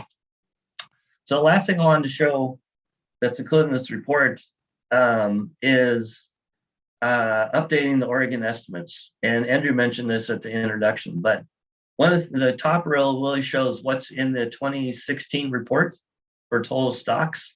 And then as part of the regional report, we went in and updated the 3 states, including Oregon, to the latest inventory, which was 2019. And I wanted to show how Oregon compares now compared to what it was in 2016. So you can see that Oregon's total stocks have pretty much stayed the same. They've dropped from about 3.2 billion down to 3.1 billion. And this is a million metric tons of carbon. You can see it's we've seen losses or changes, I can say, between the private and public ownerships. The other thing to keep in mind, though, is that in 2016, that we'd only completed about 60% of the remeasured plots at that time. So we didn't have all, in terms of when I get to flex, we didn't have all the flex information that we did in 2019. So, and then in 2019, we'll have 90% of the remeasured plots. So I'll get to that when I get to flex. But this is what it looks like when you look at updated stocks for Oregon. This is what it looks like for Washington. We saw a similar trend. We saw a slight loss in forest stocks within the state of Washington across all ownerships. And then if you look at a per acre basis, this is what it looks like for Oregon and Washington. In terms of Oregon and the 2016 report, we reported about 109 million, not million, but 109 metric tons of carbon on average per acre on forest land in Oregon. And that dropped down to 104. You can see the changes between public and private ownerships. And Washington saw a similar drop, went from 123 down to 118 on average across all ownerships. It looked like quite a bit of a drop happened on the private ownerships in Washington. This is what it looks like. This is net flex. So in the 2016 report in Oregon, we reported about 30.9 million metric tons of CO2 equivalent per year is being sequestered in the state of Oregon. In 2019, that went down to 27.2.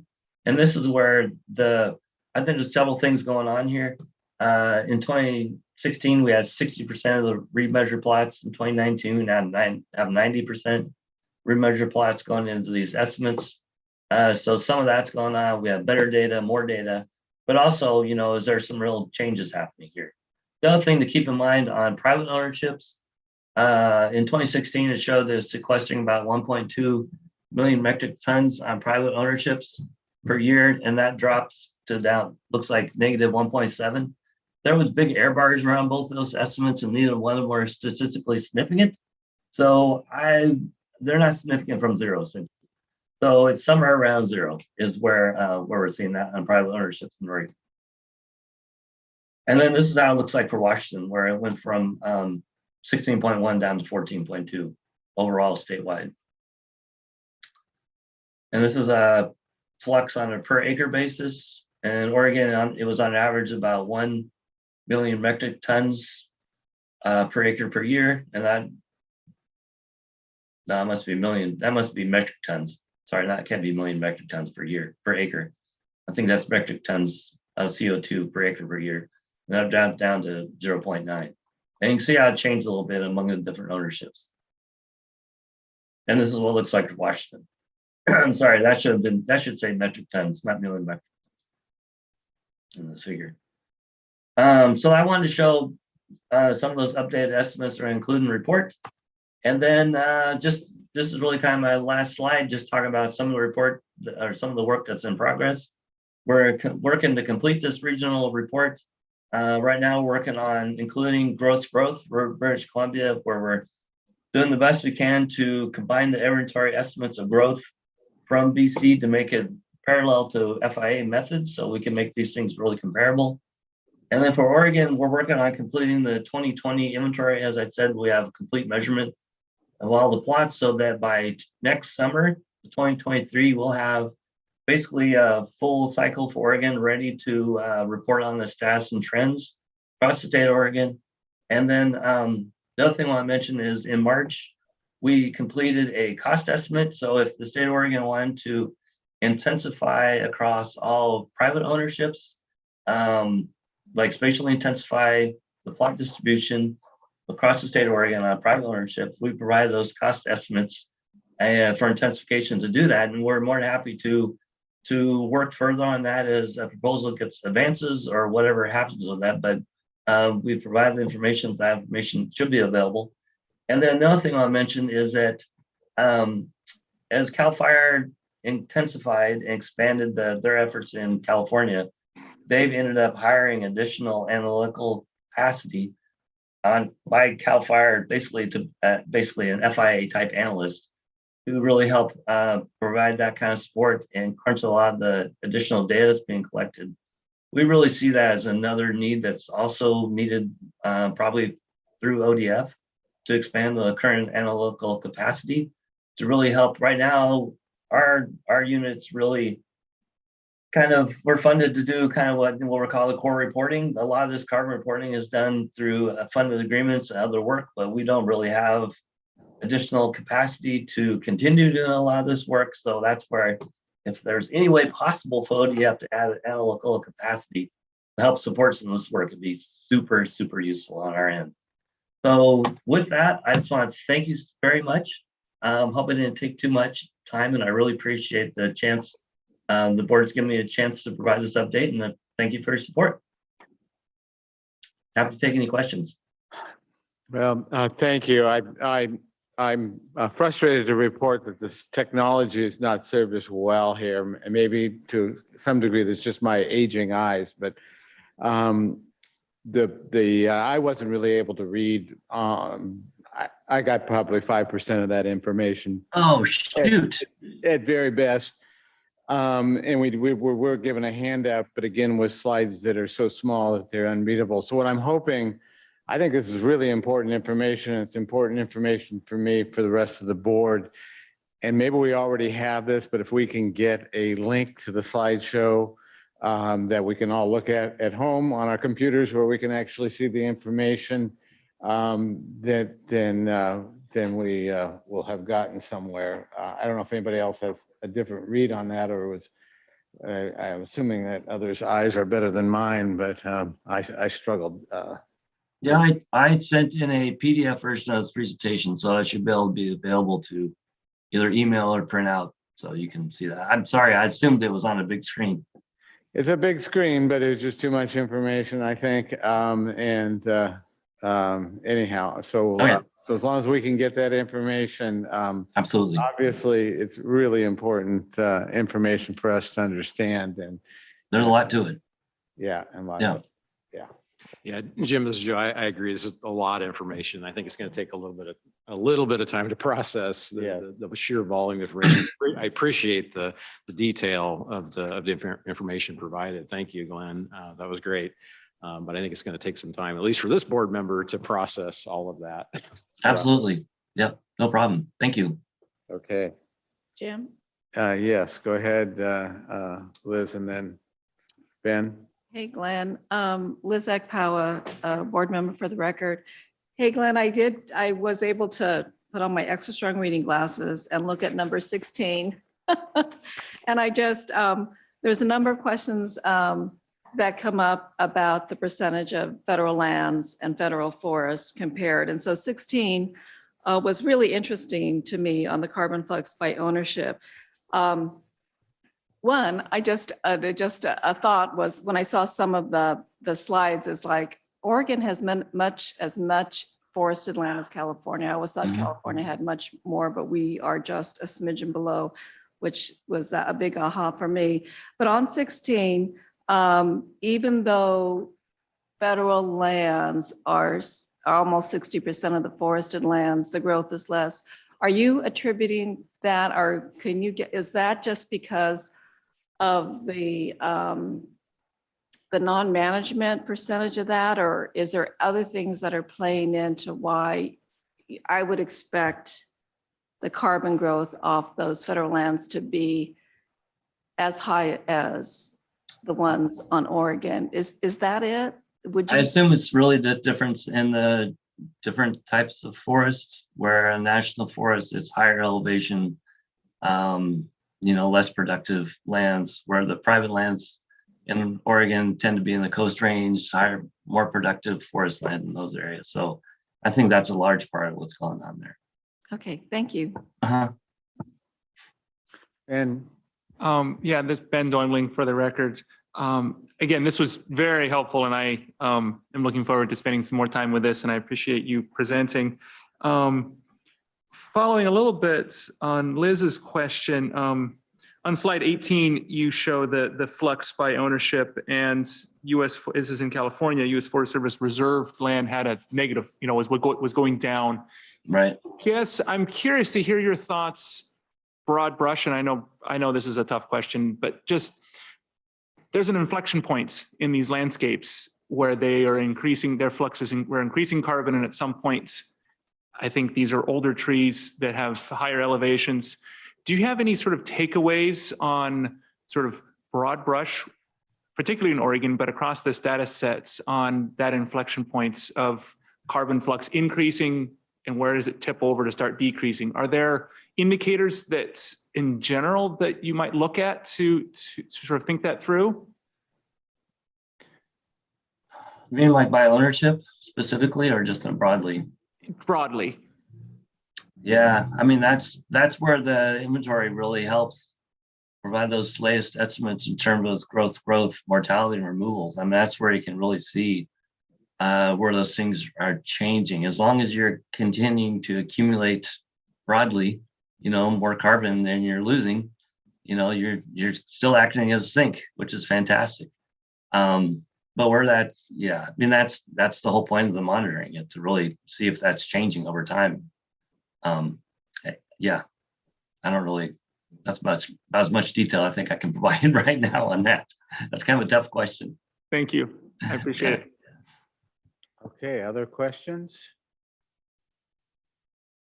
Okay, in that case, thank you again very much for the presentation. We look forward to being able to spend our lovely evening hours reviewing Right. this and information this is on the our first home time computers. You'll see this information, and sorry it wasn't readable or comprehensible right now, but it is a lot of information, but you're going to see it again. And the most important thing is that we're working across the large region with our partners in California, Washington, and British Columbia on monitoring and tracking the status and trends of carbon in forests, and not just for Oregon. But you will see a report for the regional report in short order. Okay, important work. Thank you.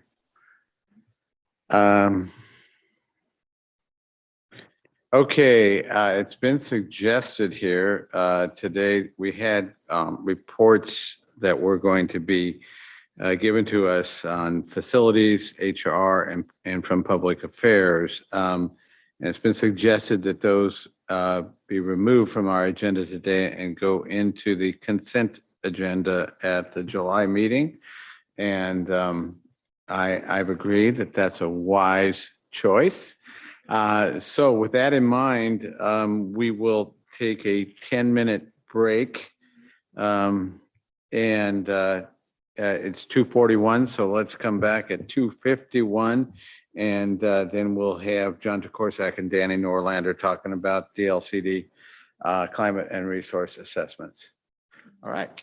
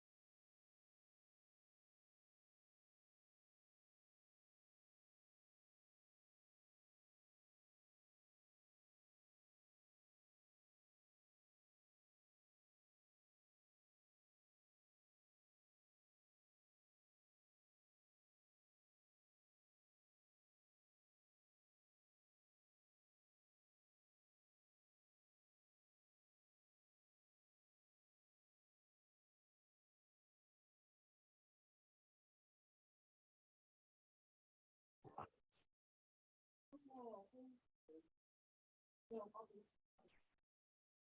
right, I think we're ready to reconvene here and move on to our next item. As I mentioned before the break, is the DLCD Climate and Resource Assessments report. And our main presenters are supposed to be John DeCorzak and Danny Norlander, and John Jennings is joining us, as I understand it.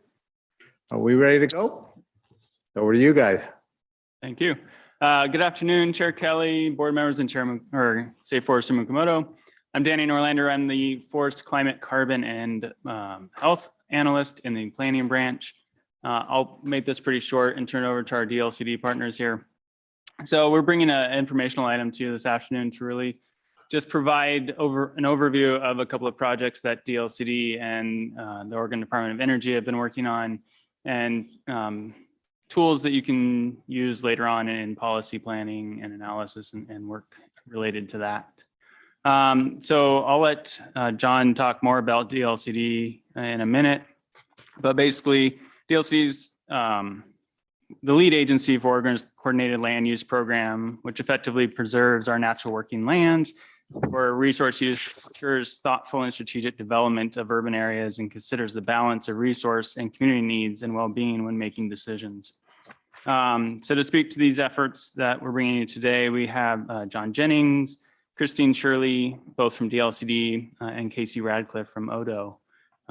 With that, I'll turn over to John. Thank you, Danny. Thank you. Thank you, Danny. Mr. Chair and Mr. State Forester. I'm John Jennings. I'm the Community Services Specialist for the Department of Land Conservation and Development. With me to my right is Christine Shirley. I'll just go off script for a second and say congratulations for adopting the rules regarding the Wildland-Urban interface earlier this morning. I think that's a really important and needed first step, and I personally believe that that work that's done pursuant to Senate Bill 762 is going to be part of Oregon's legacy. With that, we've got a couple things going on here. We're going to throw a bunch of stuff up there and try to create some triangulation with the things that we think about and look at, and hopefully they're interesting to you, and you maybe could help us understand other things we can look at and think about. I'm going to give an overview. I'll try to be quick. Christine Shirley here will give a update on the important work she's doing with regard to climate resiliency, and then Casey Radcliffe with the Oregon Department of Energy will be giving an overview of a really interesting project we've been engaged in, the Oregon Renewable Energy Assessment, which doesn't have anything to do with regulation, but we believe will be very constructive in helping people, anyone really interested in renewable energy development, kind of understand the landscape from a variety of ways. And also we think it could probably be useful in future policy conversations. So with that, I'm going to go ahead and ask to advance the slide. And again, I'll try to go quick. All we're trying to prove here is that we've been doing planning in Oregon for a long time. Land use planning in Oregon for a long time, all the way back to 1919. The modern version, as we know it, or came to know it now, really started in 1973, passed by Senate Bill 100. That was the kind of keynote legislation that led to the creation of LCDC, Land Conservation Development Commission. It was a state commission, very similar to the Board of Forestry, with the same authorities to promulgate rules and gave guidance to local communities. Let's go ahead and go to the next slide, please. These are John's expressions of what I think, or I like to think, that we try to accomplish with our statewide planning program. Again, we had the ability to go kind of jurisdiction by jurisdiction. Since 1970, we've really, or 73, really been looking at a statewide basis. Listening to your conversations today, it's pretty clear to me that a lot of this stuff is near and dear to you guys. Maintaining working landscapes, it's farming, ranching, forestry, and what that means, all of that means for the benefits of our economy and our culture, environment, and again, it's part of our identity. I believe it's part of who we are as Oregonians. Encourage and support vibrant communities, and when we think about that, we're thinking about successful towns and cities where people want to live, where they're proud of, with a variety of housing types and economic opportunities and efficient arrangement of urban facilities and services, protecting people in special places. And, largely with protecting people, that means trying to understand, identify where natural hazards could occur, and hope to enact policies to keep people from risk, try to keep people out of harm's way, and do that in a proactive manner. And so, we have some ground to gain on that, but we continue to work very hard on it. And in special places. And we have a lot of really unique areas in this state. We've got some outstanding wildlife habitats, scenic, historic, natural areas. So those are kind of the, kind of like John's expression of what we're trying to accomplish with our land use programs. Your land use program too, just as it is for every Oregonian. Okay, next slide, please. Pretty busy slide here. LCDC, through their rulemaking authority, has promulgated a number of rules which have resulted in these planning goals. You can see there's a lot of them. And one of them has to do with forest lands. It's not a coincidence that it's right there at the top. It represents a very important piece of Oregon's understanding of who they are. When the goals adopted in 1975, and it's still true today. So next slide, please. Again, I'm not going to read this to you, but this is a statement from statewide planning goal 4, which talks about forest lands. And again, I think you'll see some continuity with the sort of things that you think of. I hope you do. It talks about growing and harvesting forest tree species, the leading use, those other things too. It identifies other values that forest lands have the ability to provide and furnish and should be appreciated for. Next slide, please. It's pretty easy to talk about preserving or maintaining a resource land. You limit land divisions and you limit the introduction of non-forest or non-farm uses. In practice, it's a little harder than that. It's more complex. We've dedicated an entire division. I say we, LCDC has dedicated an entire division to trying to set forth what the protocols are for development in forested areas. Next slide, please. And this is just an illustration of some of the things that are in that rule. Uses that are authorized in forest zones and land divisions, dwellings. There's also siting standards that apply to and have applied for an awful long time, dating back to, I think, the early 1990s. I was remiss in saying much of this work has been put together with the assistance of the Oregon Department of Forestry. We're not the state's experts in forest land or the state's biologists. So we're very dependent on our relationship with our sister agencies, and we've had a extraordinarily, I think, a fruitful relationship with Department of Forestry for decades, really for quite some time, and that continues today. There's different categories of uses. Naturally, forest activities, forest practices are allowed. LCDC does not and cannot, will not regulate forest practices. That's not what they do. That's what you do. So some people get a little confused. Don't worry about it. But there's some other things that do fall within their wheelhouse, and some of the things that we're seeing a little bit more of, perhaps. I mean, real interest in renewable energy. We're seeing a few more larger scale solar projects on forest land, just for example. Next slide, please.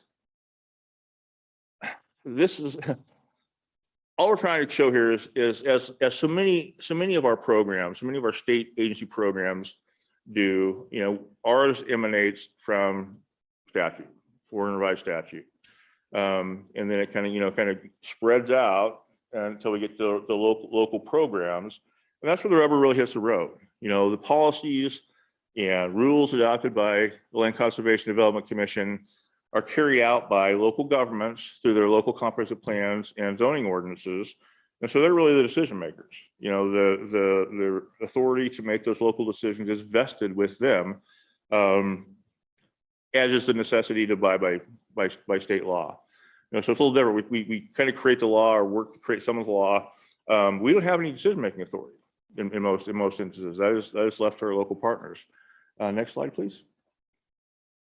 That's pretty much my part of the show. I hope we can all agree that, you know, Oregon does have an abundance of forest resources. And that's not all about producing merchantable timber. It's a lot of it, but not all of it. You know, it's been our understanding that the private forest lands in Oregon represent the majority of those lands that are managed specifically or primarily for merchantable tree species. So that's an awful important part of what we do as Oregonians. I just threw some issues here. They're not necessarily challenges, but they are items that and I think, again, you probably see some continuity here with what you guys think about or are encouraged to think about. You know, proliferation of non-forest uses. You know, we don't see the type of non-resource uses in forest areas that we do in farm areas. I think they're generally closer to proximity to populations. Forests obviously are sometimes more remote, but it's still there and it still happens. And it's still something that I think would behoove us to keep an eye on. Conversion of forest land to other zoning categories. And we have from time to time interest in looking at, you know, what is considered to be marginal forest land perhaps, and maybe converting it to rural residential activities or some other form of development category. You know, the changing nature of industrial forest land in Oregon has been going on for a long time. You know, we've seen some of those long-term owners change, and that's natural. That's what the market does. But of course, with that comes maybe some different motivation for property ownership than we may have seen historically. And I couldn't resist putting wildfire up there. I mean, I think that's just a big deal all across the board. And we also are seeing instances where properties that have been subject to past wildfires are being brought forward as candidates for other uses. You know, saying and you know, we understand, we get it. You know, we're in Eastern Oregon, and the growing cycle is long, and we've been damaged by wildfire. So maybe, you know, maybe a non-forest use would make sense here. Maybe it would. I guess that, again, the takeaway here, a takeaway is that state agency coordination is really important, and it's served us very well. And we look forward to maintaining that good relationship with you and your staff moving forward. So I'll stop there. Apologize for being a little longer than I wanted to be.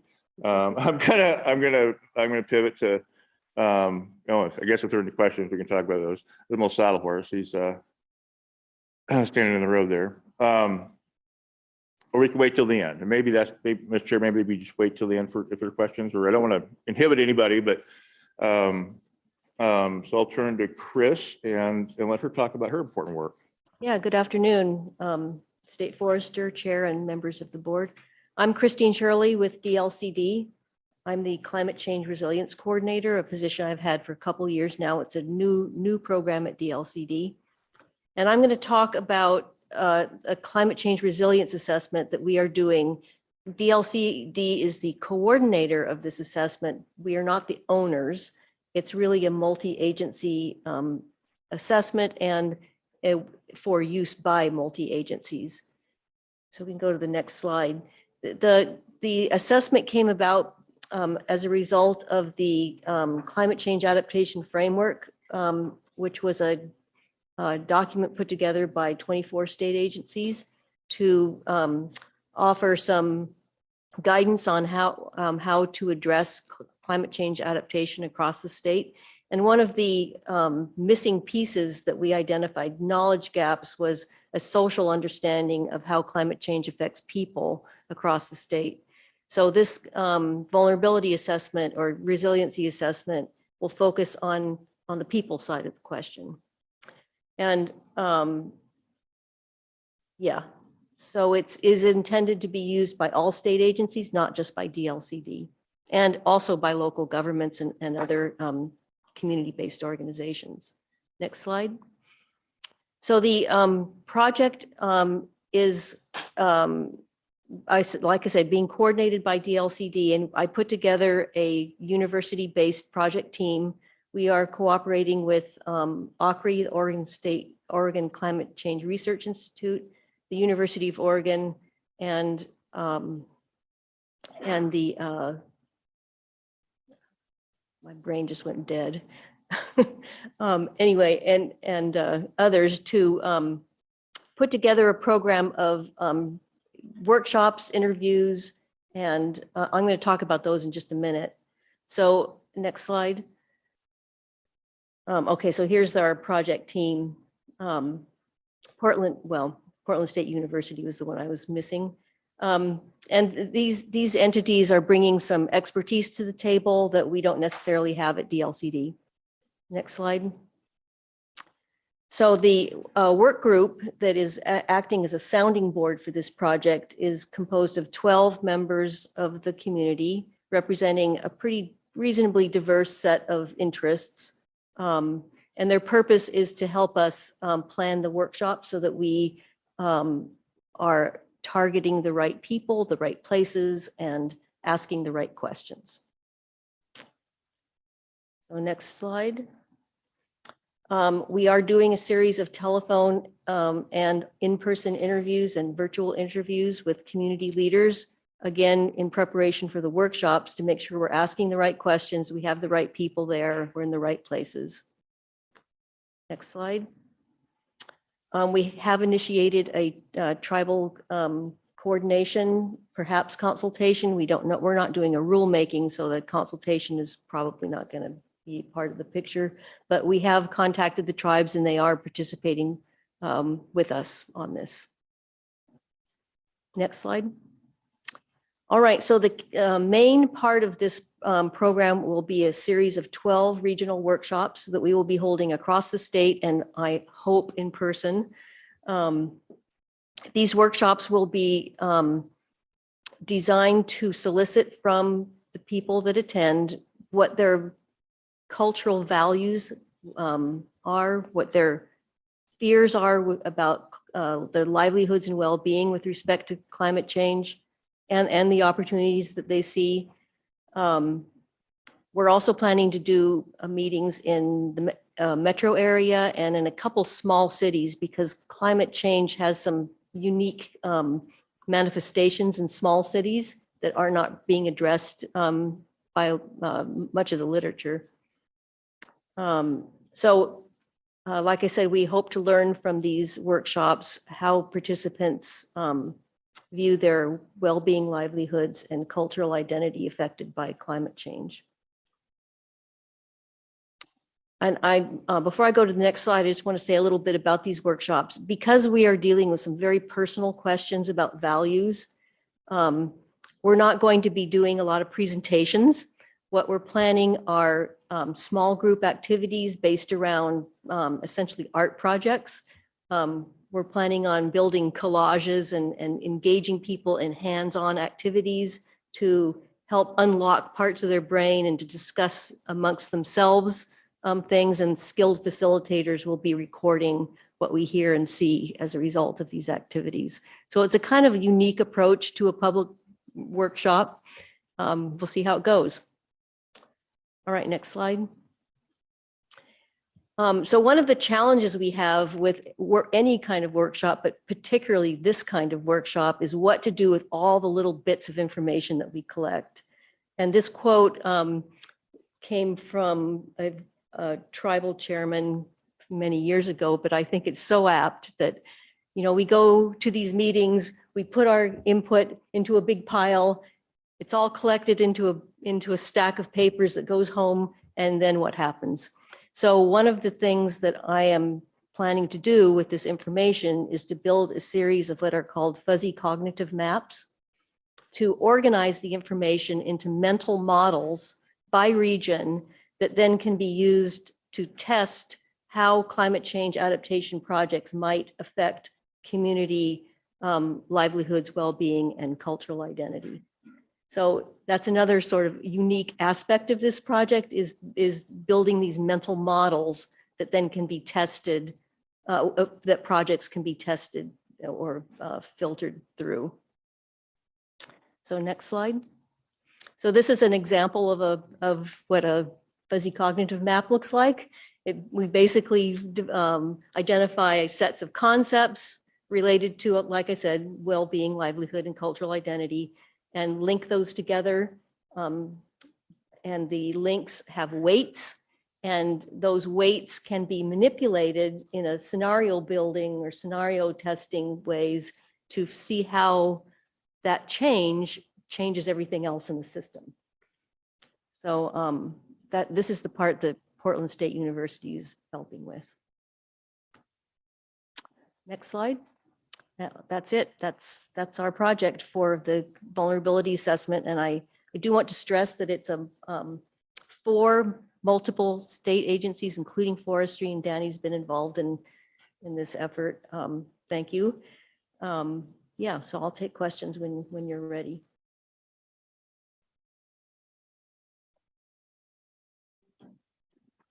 So thank you, Mr. Chair, members of the board. We're going to go, I think, to Casey Radcliffe. Casey's going to be coming to us straight out of Pendleton, Oregon. And she's, I think you'll enjoy it. She does a really good job with presenting this information. Casey, you want to take it away? Hi, everyone. Just a quick audio check. Great. Sounds good. All right, I'm going to go ahead and share my screen.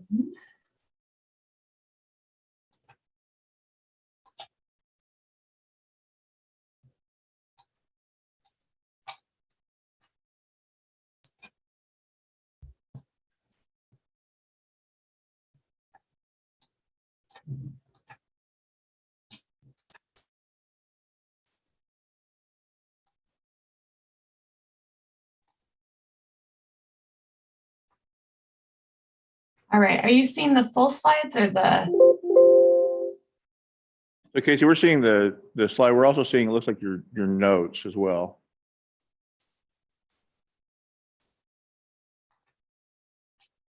Try this again.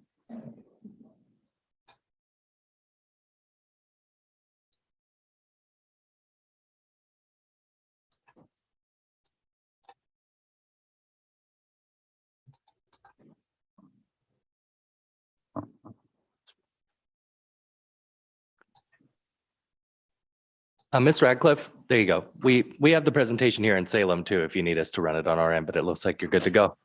Thank you. Are you seeing the slide deck now, the full slide? We are, yes. Thank you, Casey. Yeah.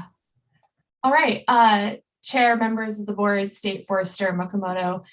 For the record, my name is Casey Radcliffe. I'm a project manager at the Department of Energy. And yeah, I'm coming from out east in Pendleton as part of our new strategic engagement work in more rural areas. And I also want to note that Janine Salwesser from the Oregon State University Institute of Natural Resources is part of our team and on the line today and here available to help with any Q&A you might have about the tool development. You may be familiar with her work and their team at INR working on other mapping tools on Oregon Explorer. So thank you for the opportunity to present. We are going to share out on 2 key deliverables. And this really comes at the end of a multi-year investment to understand opportunities and constraints around the future of renewable energy in Oregon.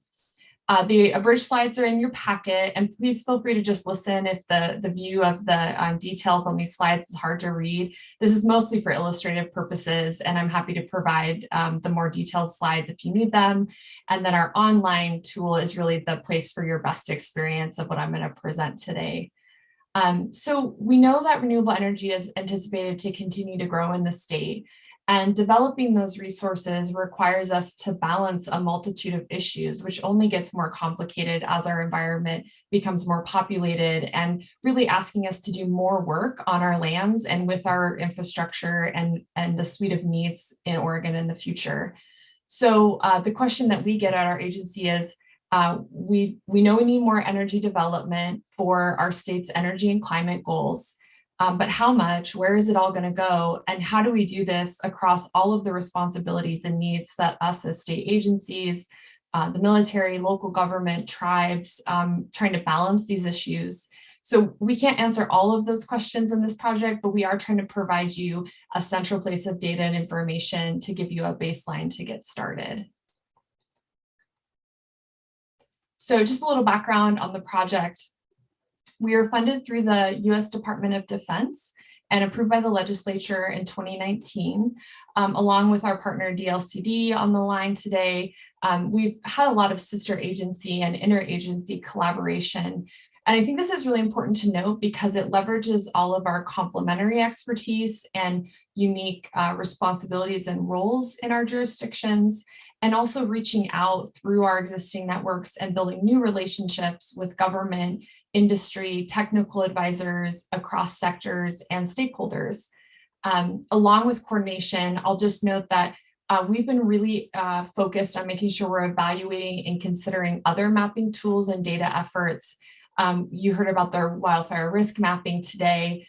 In coordination with INR, we're monitoring those developments. So any data sets, mapping tools, any analysis that is in development, we're really aware of that. So things like climate vulnerability assessments, equity and environmental justice mapping, natural and working lands analysis.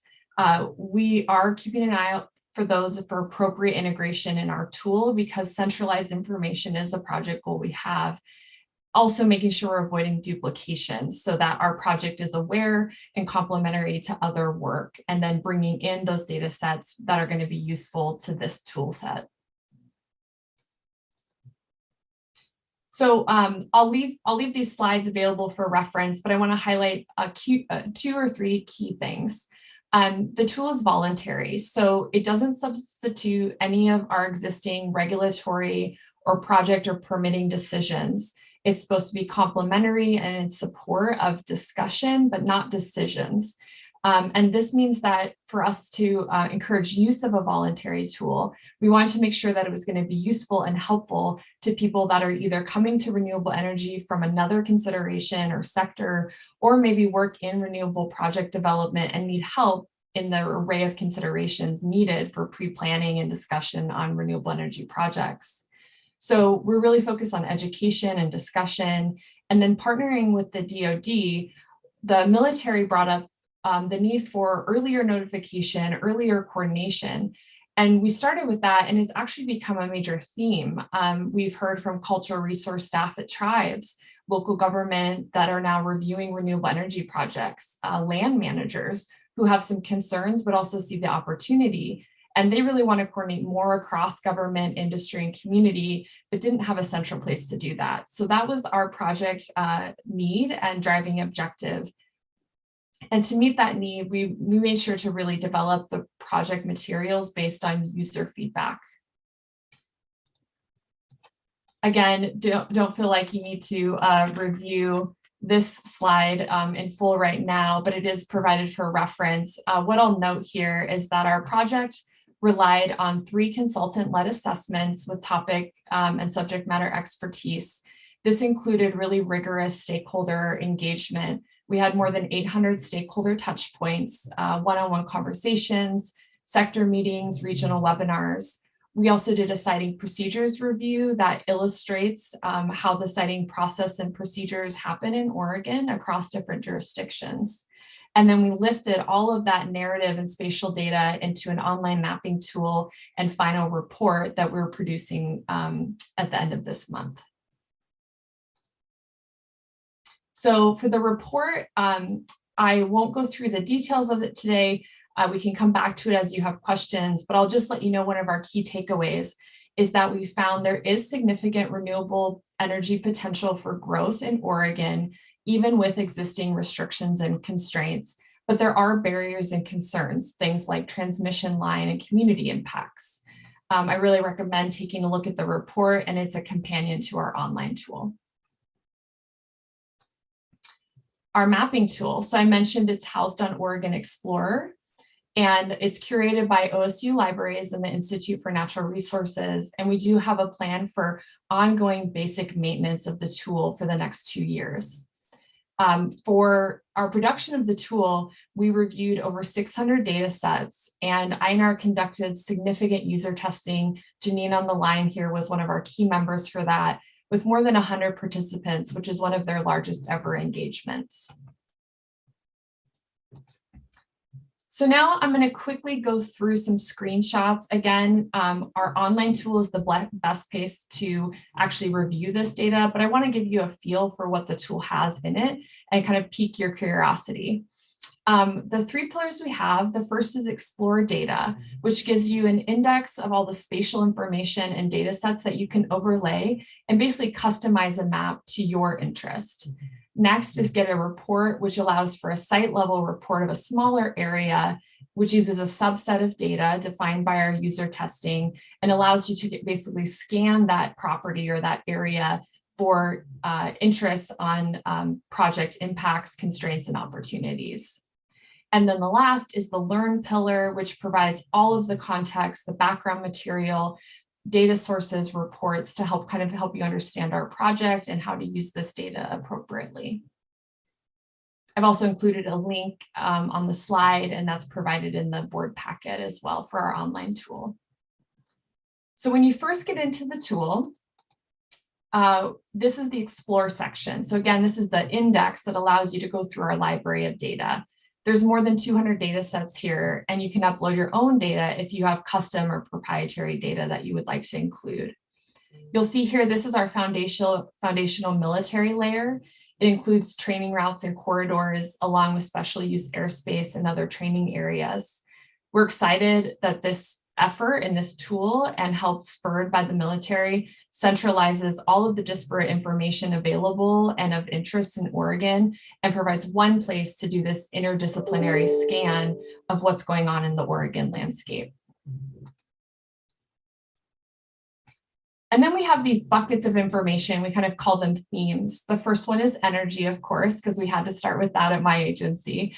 And you'll see here that there's these subsection icons that allow you to basically turn these branches of information on and off. What's really important here is that you'll see that the deeper you go, there's a lot of substantial data here. And these little arrows allow you to look at the metadata, download data, and understand these data sets more. So for example, here we have energy facilities, transmission lines, and renewable energy potential. We have a natural resources theme. I'll say that this came from a lot of stakeholder feedback discussion. We tried to curate what we knew were authoritative and commonly used data with high need and interest by users. And we know we're not done here, but we have a lot of what the primary data sets are. So we have conservation opportunity areas, species and habitat information, land characteristics like slope, forest and farmland, and watersheds. So we've tried to provide a pretty strong profile of information under this natural resource layer. I also provided a little screenshot here just for you all. And this is just an example if you were to zoom in on the data layer. Here you can see we have additional types of land and natural resources that you get to overlay and customize to your interests. So here I have some USGS protected areas, BLM land management designations.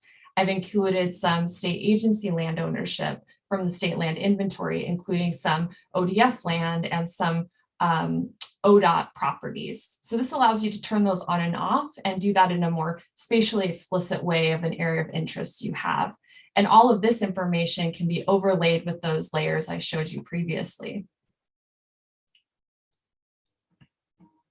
Community considerations. This is another area that we didn't always have consensus. I said the other day that one person's opportunity is another person's constraint, and that's true. We have high interest and high need to continue the conversation around community considerations, but we did try to do a first best effort. We have formal designations, housing and community data. We've included the EJ screen tool and EPA repowering layers.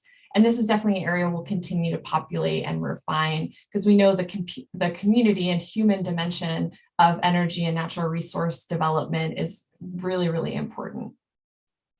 And then the last module not shown here is we have an index of contact information across jurisdictions. So you know who to get a hold of related to who is either the data holder or helps with the designation of some of these data sets across the whole profile. So that was that explore pillar. I know that was a whirlwind, but I want to cover the report pillar because this lets you do your site level reporting if you have a specific place in mind. So first you can include project details and characteristics of the type of renewable energy project that you're interested in. This information does go into the analysis, but is fairly flexible if you want to include multiple energy types or project characteristics. I'll also note here, based on user feedback, it's only available to the user. So not even us can see when you're in here developing a site. And that was really important for allowing people to have kind of a sandbox or a mock-up area without feeling like their information was going outside of their use case.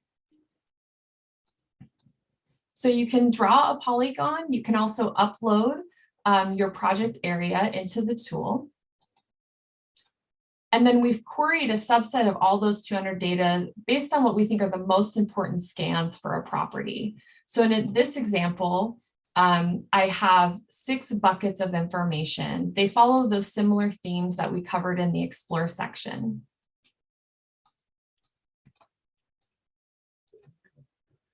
So our first one is related to site info. Here I have administrative boundaries, I have planning and zoning information, along with land ownership that I can actually pivot on and off using pins and different transparency layers to help me know. So in this example, I could see that there's a large amount of state government ownership, and I do have some designations related to the comprehensive plan and zoning. In the second bucket, I can see military information. So here's a really important feature of the tool, which is this notification icon on the top, which was one of our driving interests for the project. So this helps me know that I've intersected with a layer of military interest and that early coordination and conversation at this site is necessary.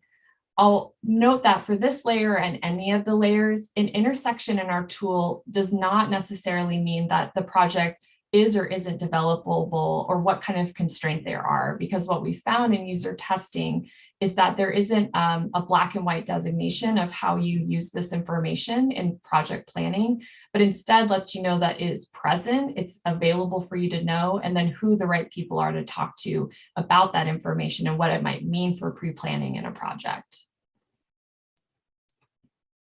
We have renewable energy potential information, and then distance to substation and transmission lines. In natural resources, we have a subset of queries that allow you to see the information related to species, land use, and protected areas. Again, this helps you kind of scan the landscape to know what's out there and then decide on your next steps when you're thinking about project pre-planning and coordination. So all of that is then generated into, and then community considerations, again, formal designations, and then quite a lot of resources on environmental justice and equity mapping.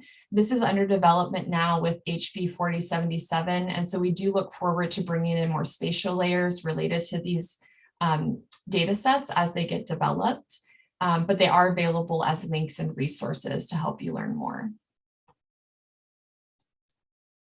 And then all of that information is in the tool and it's live and dynamic, so you can click those on and off.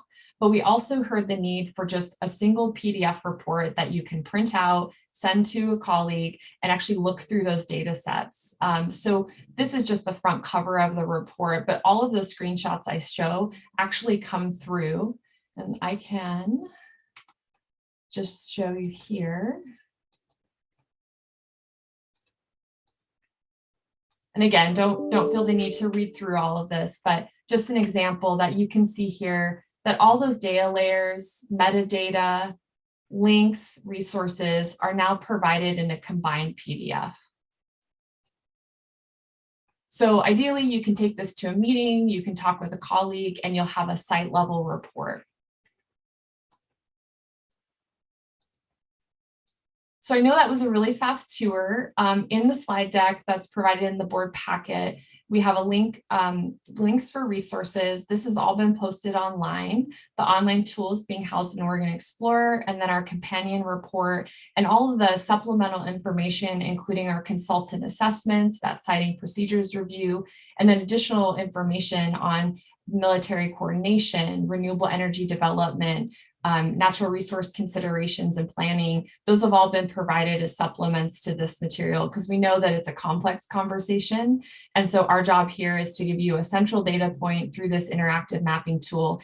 And then over the next year or two, we really hope that users get into the tool and provide us feedback to let us know what a 2.0 might look like. So this is our first effort to get a baseline in Oregon. So then let us know what more information you need. So you actually might have seen this in our screenshots that you see a data layer that's missing or that you would like added. That's the kind of feedback we're looking for. We're hoping to reach out to people and then develop any additional enhancements or interest in the tool.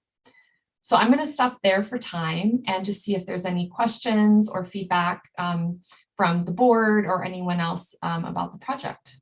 Thank you.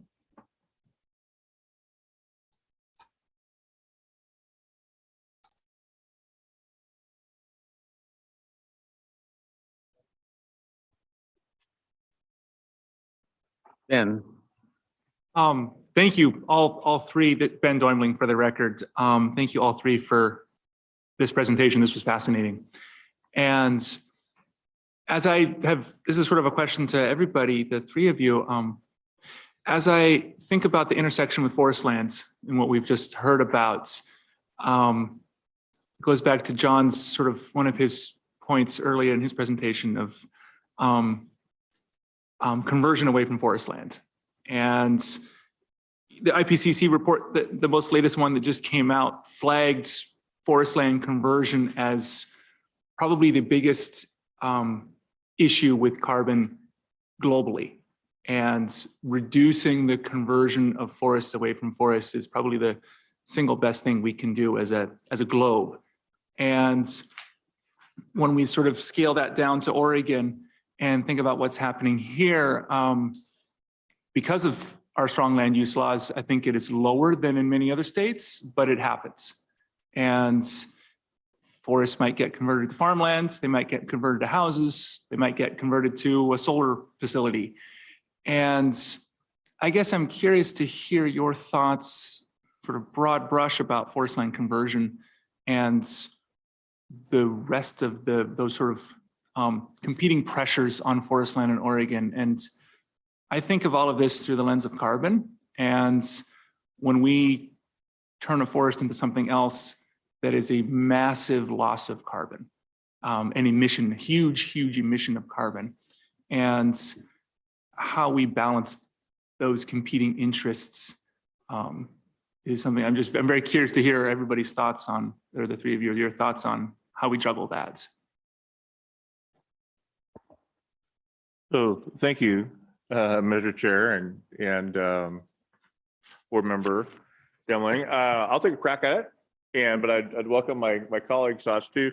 Yeah, wow, forest conversion does happen, and I remember early in my career, I had a chance to spend a little time at the Pacific Northwest Research Station and look at the the aerial interpretation of where conversion had happened and where it hadn't. And then of course, Gary Lettman, your former economist, had done a lot of that work as well. And I think, by and large, my recollection is most of it occurred due to things like rights of ways in forest lands.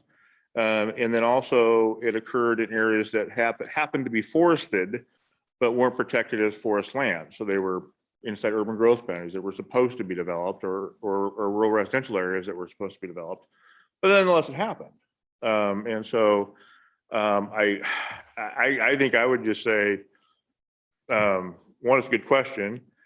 Two, we would welcome your thoughts about it and working with your staff and maybe some inter agency and even commission or board coordination on thoughts about that, because it's not going away. It's going to be at the forefront of a lot of people's minds for a long time.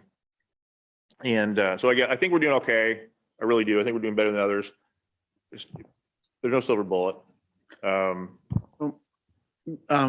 John, I'm really interested because I know it's been a controversy in some areas, Central Oregon, where they've done some solar farms, and some of the local farmers are up in arms because we're taking away good farmland, and it does seem a little crazy because there's so much land around there that's just sagebrush rangeland, but at the same time, I'm kind of thinking as I see that.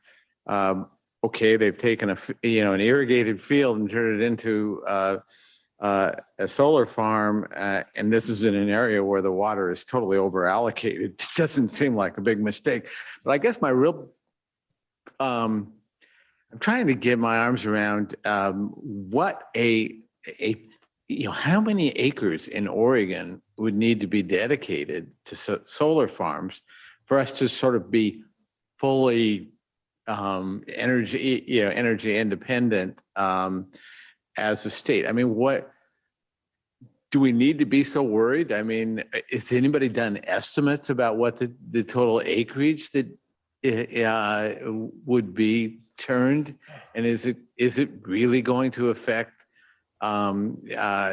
forest land significantly or agricultural land significantly? And I'll add one more question to this. Has anybody been thinking about how this can intersect with fire breaks? So, Mr. Chair, I'll do my best. Okay. on that, and it's complicated. With the legislative direction to be at the percentage points of renewable energy at 2040, 2050. That's a little ways out there, and we also have these project facilities that have a productive lifespan of 20 or 30 years. Power purchase agreements are usually for 20 years. So stuff that's being built right now may not even be available in 20 or 30 years. I think it will be, but we don't know. And the improvements in technology using bifacial modules and tracking the sun and storage, which is becoming really big. So we don't know all the things that the future holds. What we do know is that we want a clean energy future in Oregon. I think, I'm sorry, go ahead. No, we'll get. So I think that there has been most of the conversation has been around farmland and agricultural areas, and there's been an interesting dynamic between federal policy and state policy, which has resulted in some of the things we've seen here in the Willamette Valley. But the attempts have been to encourage through regulatory relief and other things, but encourage larger projects to go on lands with the least value for commercial farming or ranching and least value for habitat. There's some examples where that's happened and some examples where it hasn't. We haven't quite gotten to that point with forest land. And in our rules, I can't say that we don't do it at all, but we don't make as much of a distinction between good forest land, high quality forest land, and other types of forest land. There's a couple instances, our statutes and rules for dwellings essentially recognize that forest land is better and more productive in Western Oregon than Eastern Oregon. And we have limitations in our statutes for destination resorts that, place class 1 and 2 forest land off limits. But by and large, we haven't had that kind of conversation about what's really good stuff and then what's maybe not. And then I'm going to try to turn the corner on the question a little bit. And I think that overall, I believe we've been handicapped to some degree of not having a good sense of what it means. How many megawatts do we need, and how does that convert to projects on the ground? And I think that's a tricky question, but I think, back of the napkin mathematics give you an idea. And if you have a sense of that, and I think this project could provide a bit of a sense of that, in that it makes some forecasts for a 2035 horizon, which I understand are based on basically where we are today in population and energy usage, and just projects that forward. And so we kind of have an idea of what amount we need and make some choices upon what type we like, perhaps. biofuel or biorefineries or things of that nature that, that harvest the litter on the forest floor are pretty attractive to me. Yeah. But I'm verging, and I apologize for that. But if we had some sense of where we wanted to be as a state, what do we need? Then we can make some predictions about where we want it to go. And we haven't gotten there yet. I hope we do, but we haven't. So that's a long answer. I hope I got to your question, Mr. Chair. But yeah, I just comment, I think it really is important that we get some kind of estimates out there so that we're not, running into a lot of hysteria where people are feeling like all of our forests and our farmland is going to get covered with solar panels. I doubt that's anything close to reality, but there's people who are behaving like that is a real threat. Yeah. Go ahead, Carl. Jim, real quick, could I? So Casey may be able to speak to this, but Odo does have a project on energy security going on. And I think that may be a tool that could be used to assess how much solar, wind, renewable would be needed to satisfy the state's needs. So I can probably dig up some information and provide it to the board on that. Okay. Carla? So I think I've heard 5 or 6 times today in different presentations about concerns of losing forest lands in Oregon. And I brought the Capitol Press. I think I want to make sure we all take a look at the front page of this last issue on the Southern Timber steals Northwest Thunder and how we're seeing, major investment and movement of our biggest players in Oregon going to the US South. I just came back from Finland where you see ag land being converted into forest land. 3 years ago, I was in New Zealand and I saw dairy land being converted into forest land. And I think we've analyzed about everything today, but we haven't analyzed our economic environment. And are we attracting capital and investment into forestry, or are we pushing it away? So I just think we need to challenge ourselves because we are losing investment and we will lose infrastructure if we analyze everything but our economic environment. And I just think we can't, we will lose forest land unless we have business certainty and a business environment that really attracts that investment. So I would just challenge all of us to, as we put all these programs together and we analyze everything, let's be sure we're analyzing if there's not a return to that acre or that investment, I will assure you this trend will continue. So thank you for what you do, but I think we have some tough questions that we need to ask here. Chandra. Thanks. For the record, Chandra Ferrari. I kind of wanted to follow up on Ben's point, I think, or circle it around again. But this concept that we have a joint interest between the agencies here in preventing conversion or minimizing conversion. And the tools that we have to do that have been relatively successful, but there's emerging issues that are maybe going to threaten the use of that tool over the future, and frankly, just competing state priorities, right, which we need to think about. And we have a joint interest in doing that. I'm a little less clear on, how the department plugs in, the Department of Forestry plugs in, right, to the existing process, and then how we work together to chart the course for the future. Because it seems like we've got our land use planning process, and I don't know to the extent forestry is even involved in that, right? Where they clearly have an identification of forest lands, there's the comprehensive plans, like are we at all connected to that or to the regulations that are governing the use on that land? And then there's the higher level that gets to some of these larger policies and renewable energy policies, for instance, right, that the state could be creating and has to some extent as well. So I guess I'm just looking for some conversation on what we do, right, going forward on all of those things. So at the risk of overstaying my welcome, Mr. Chair, I would say that there's multiple ways that we interact.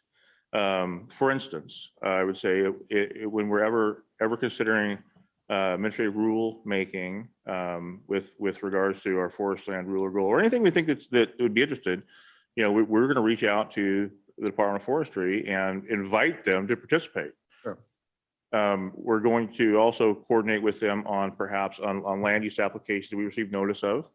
And also with plan amendments. So land use application would be an application for a dog kennel or something on forest land. Yeah. Or a plan amendment, would be a conversion from forest zoning to, let's say, rural residential. So, we do reach out, and that's symbiotic. Sometimes your staff finds out stuff before we do. So we work really hard to make sure that we're in the same, in the same place. And we recognize we're not foresters. So we really turn to the state just like we turn to ODF and W, the state's biologists, when we're dealing with wildlife habitat. Yeah, and I would also say what you mentioned about defining forest quality would be really helpful. Finding those places that are very high quality carbon sinks.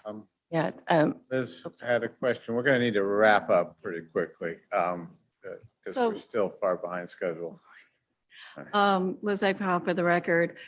When on the land use piece, you have all these options in front of you. People want solar, maybe they're going to want wind, and but how do you consider, or do you even consider, sort of the endemic vital resources of the region and the state that you're in? So forestry, we know, it's a renewable resource.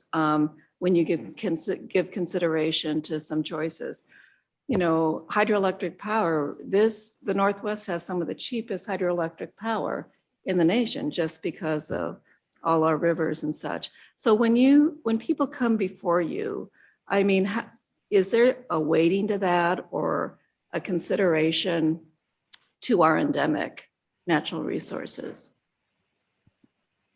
Thank you, Mr. Chair. I'll give it a shot. I wish it was better. I honestly candidly wish it was better.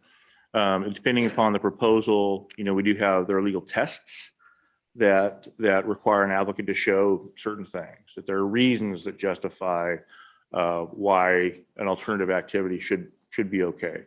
What I hear when I'm listening, I don't know if I'm right or not, but what I'm hearing is something that along the line what we hear a lot of about cumulative effects and how to measure cumulative effects. And to be very honest, we've never figured out how to do that. We haven't figured out. We continue to try, and we will try. But I've worked really hard on trying to figure out how to write a meaningful test for measuring that. And so far I've struck out, but I'm going to keep trying.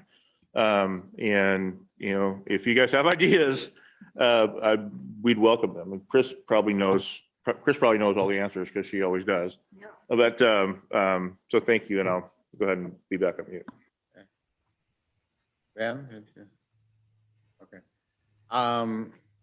Thank you. And John, I just want to mention that to all of you, that John was on our WUI rules making committee and brought a lot of good humor and a steady hand. And so I just want to express our appreciation for your service there. And Chandra? Casey, thank you for your presentation. I just had a quick question real fast. Does the city have a plan, or is there a plan in the works to have a statewide energy plan?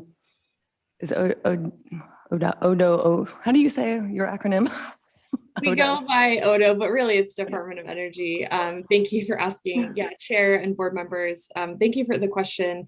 So we do have in the works an energy security plan. It is in the scoping and evaluation phase right now for what that project will look like and what kind of scope of work for a consultant and work might happen. It will address some of the related issues around energy infrastructure, planning, and also mitigation and avoidance. That's going to be complementary to some of the work we're doing. If there's any spatial data or non-spatial information that we could bring into our tool, I think we're definitely considering that. And to the question about the concern over conversion or the future of land use, one thing I'll just note for our project is our market and industry assessment for renewable energy did some scenario planning. It's not a prediction, but they did look at some basic, what they called screens, prohibited areas or undesirable or unsuitable areas. And they did find that for the 15-year forecast of demand for energy, we can meet our energy and climate goals with renewable energy development in the state. But they didn't say where and they didn't say how much. But we do have some certainty to know that it's possible. And those scenarios are kind of like, what if we tried this? And you can read that report and see the 4 or 5 scenarios they tested. We also are housing that tool at our department. And so we'd be happy to kind of work on reforecasting that tool. Again, not a prediction, but several scenarios.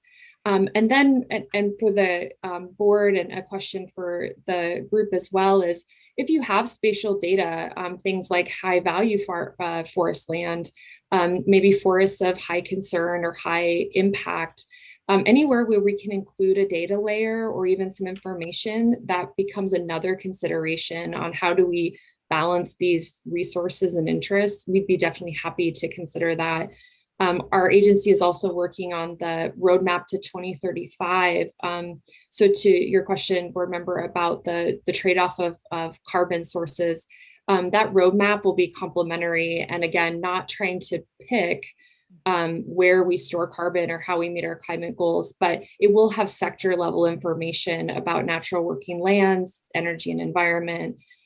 So I think there's some complementary tools and resources to this discussion, and I'm happy to wrap all these up and provide an email back through Hillary to the board on those questions and considerations. Thank you. That would be great. Yeah.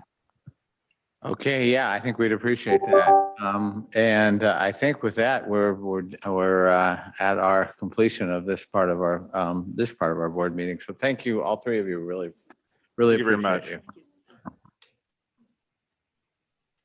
All right, we have one further item. Well, actually 2 further items, but Hillary, do we have testimony from the Forest Trust Lands Advisory Committee? Yes, Chair Kelly and the board, Commissioner Sweet is joining us today online. Okay, let's go ahead with that.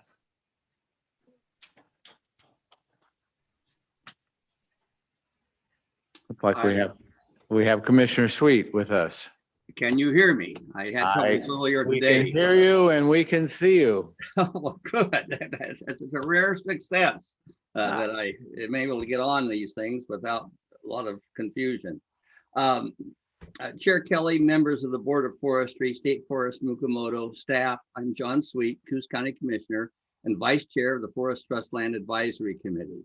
I'm here today representing the advisory committee in order to fulfill our statutory responsibility to advise the Board of Forestry and the State Forester on matters which affect management of the State Forest Trust lands. Unfortunately, David Yamamoto, who normally does this, has a doctor's appointment today, so you're going to have to deal with me. I'm here again today to express my concerns about the HCP. In addition to my comments today, I have submitted extended written comments and a copy of our NEPA comment letter, which we sent to NOAA. Included in these written comments are questions FTLAC believes you as a Board of Forestry need answers to before deciding on the HCP. I see these questions as the beginning of a discussion about the HCP and not necessarily the only questions that need to be answered. Today, I'd like to cover 3 topics. 1, the role of the NEPA timeline driving decision-making. 2, the quality of the draft EIS. And 3, the exclusion of the FTLAC from the HCP development process. FTLAC has heard repeatedly that the NEPA process is driving the HCP timeline decision timeline. We have heard that the NEPA process must be completed by March 8, 2023, and that the NOAA Fisheries does not issue extensions. This is very concerning to me. Federal administrative rules should not force the state to make a decision. The environmental impact statement is intended to analyze impacts of government actions. Based on the information provided in the EIS, changes to the proposal can be made to lessen impacts. So what is the purpose of analyzing the HCP if no changes can be made once the impacts are known? By not allowing changes to the HCP due to the NEPA timeline, the services are indicating that they will ignore any comments we or the public provide. And this is not a model of good decision making. What is most disappointing about this is that we have just started the conversation about how the HCP could be improved. At the last FTLAC meeting, which I hope you all watched, Chair Kelly noted that there might be an opportunity for management in stands affected by Swiss needle cast. I agree. The HCP allows for treatment of less than 1/3 of the stands affected by the Swiss needle cast, the most pressing forest health issue in the state forest lands. The need to treat the Swiss needle cast affected stands, as well as stands of aging alder, has long been discussed by Oregon Department of Forestry. The management rules within the proposed HCP do not adequately allow ODF to respond to these forest health issues or future issues that may arise. The more we understand about the proposed HCP, the more we consider strategies that improve the management on state forest lands. The current NEPA timeline stifles this discussion. If NOAA Fisheries is unable to grant an extension to give the department the time to further develop the HCP given the impacts, we are now coming to understand ODF should retract the HCP application and refile when ready. Such an extension would give ODF time to complete the analyses that must be completed before deciding on the HCP. As I have said before, the draft EIS is inadequate because of the misrepresentation of management under the current forest management plan. As I read more, I must question the value of the other alternatives in the draft EIS. ODF submitted the HCP application prior to the release of the draft EIS. ODF did not develop a range of possible options for meeting ESA Act and state legal requirements. The alternative in the draft EIS were developed by NOAA, not by ODF, and appear meant to provide the appearance of a range of operations when in fact there were none. Instead of providing good faith options for meeting legal requirements, the draft EIS provides analysis of the HCP and 3 nearly identical alternatives seemingly arbitrarily developed to meet administrative requirements, not spur robust discussion. In addition to these issues, the draft EIS is uninformative. Critically, the draft EIS lacks assessment of the magnitude of impacts. The magnitude of the impacts is the very information we need in order to understand the effects of the HCP. Here's a typical statement in the environmental consequences section of the draft EIS.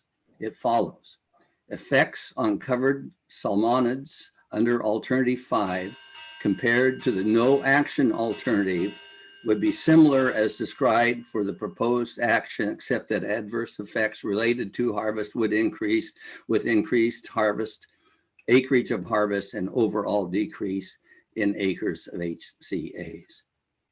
I'm not sure I understand that. The statement provides no assessment of the extent to which the identified effects would impact covered salmonids. We do not know the extent to which the population of covered salmonids might be affected, the extent to which salmonid habitat might be affected, or the extent to which the adverse effects are mitigated. The reader is left uninformed by this analysis, even as the very purpose of an EIS is to inform decision makers and the public of impacts of government actions. Finally, I want to touch on the FTLAC's role in the HCP process. As I said at the beginning of my testimony, FTLAC has a statutory obligation to advise the Board of Forestry and the State Forester on management of state forest lands. The counties have long asked for a seat at the table in developing the HCP to allow us to fulfill this statutory obligation. At the last FTLAC meeting, we heard that one of the factors that extends the timeline for modifying the HCP is the time it takes for Oregon Department of Forestry to collaborate with federal services, the Oregon Department of Fish and Wildlife, and DEQ. I see the interest in working with the federal services as they will issue the incidental take permit, though note that the process has long been described as applicant driven, not services driven. What I do not understand is the role of the Oregon Department of Fish and Wildlife, or DEQ, in issuing an incidental take permit under federal law, nor do I see a statutory role for ODF&W or DEQ in the management of state forest lands. As members of the steering committee, these agencies have been involved in the development of the HCP through their missions. Let me go back here. As members of the steering committee, these agencies have been involved in the development of the HCP through their missions and are unbound by state laws regarding greatest permanent value and the management of the state forest lands. Likewise, they are not impacted by changes in management as our county commissioners are. How do these agencies with no statutory role in state forest land management drive decision-making? And why were they given priority over the FTLAC, which has a statutory role in guiding the management of the state forest lands? Thank you for the opportunity to testify today. Be happy to try to answer questions if you have any. I understand if you do not, you're against a time, kind of a time crunch. I'd also welcome any questions you have sent by mail or email. In fact, I prefer that. Okay. Thank you, Commissioner Sweet. Any questions or comments for the commissioner? I mean, one thing that I would say is that it is a draft environmental impact statement. I've certainly, read through some of the information, some of the testimony, written testimony that we've been getting from, say, I think, we've gotten significant information from Hampton, OFIC, both, and in both cases, pointing out specific things that they see as an error. So I'm going to assume that those services are going to be looking at that testimony. I'm interested. If there's errors, I want to know about them too. And I want, I think many of those questions that are asked in that are questions that deserve answers. So I hope we get them. Any other thoughts on that related to Commissioner Sweet's testimony? So Chair Kelly, at the last board meeting, we looked at some of Mason Bruce Gerard's work, and it's clearer to me today that, we'd be tying up something close to 55% of the state lands. They projected, and I think that we confirmed that number, that over the life of this project, we would move from 275 million board feet down to 203, or a 26% reduction in harvest. I think what's not clear to me is, it's clear to me the economic impact to the counties. What's not clear to me is, what do we project as the economic impact to our own state lands and our budget internally within the Department of Forestry? So that part, in my mind, I don't have that in my head, but I feel like that's also a really important piece. Okay, Commissioner Sweet, I think we're done with this part of the meeting. We appreciate your attendance today. I appreciate the opportunity to testify, and I appreciate your responses. Okay. Have a nice day. Bye-bye. Great. Okay,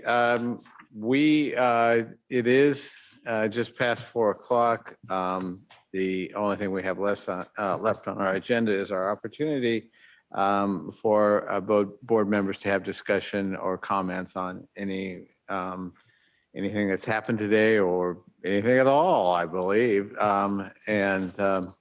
So any burning issues, thoughts? Ben, then Brenda. Thank you. I guess I would just put in a plug for the presentation, the last presentation we had from DLCD and Odo. That cross-agency conversation I found very, very useful and would welcome more of those conversations as a board and on a myriad of different topics. So, I'm looking forward to following up with them directly and having some more in-depth conversations, and because those are interesting issues that other agencies are working on that are related to the forest that we're interested in. So just a plug to do more of that. Brenda. Two comments. First, I want to echo Ben's point that cross-agency and cross-divisional collaboration and communication, I think, is something that we should learn more about. My view is that divisions within the agencies, plural, and divisions among the agencies are very siloed. And I know that sometimes people get told to stay in their lane and don't vary out of that, but that doesn't facilitate good collaboration among the agencies or between the divisions. So that's just my 2 cents. The other is, I think it would be really helpful for either the services or the agency to provide a one-pager overview of the NEPA process. I have heard multiple times today clear misunderstanding of the NEPA process. And all it's doing is, I think, making people feel very frustrated that they aren't being heard or aren't being listened to when they don't understand what's really going on with the NEPA process. Go ahead, Joe. Yeah, I think the board meeting today, I think we tied up a lot of loose ends, which is great. I think as we function as a board I appreciate all that. I just want to say I really appreciate the conversation surrounding the POPs with the board. And I really look forward to how we look at prioritizing those POPs with the recommendations for the department.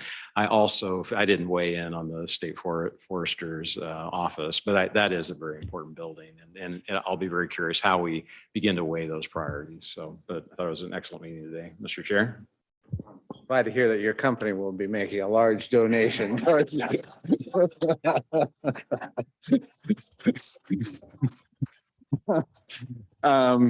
Yeah. I also just wanted to say a little bit about process today because, we had a lot of people sign up for public testimony and Hillary was a couple days ago, what are we going to do? How do you want me to shorten? What do you want me to do? And I really kind of pushed back, knowing that we were going to get behind schedule with the hope that we would catch up.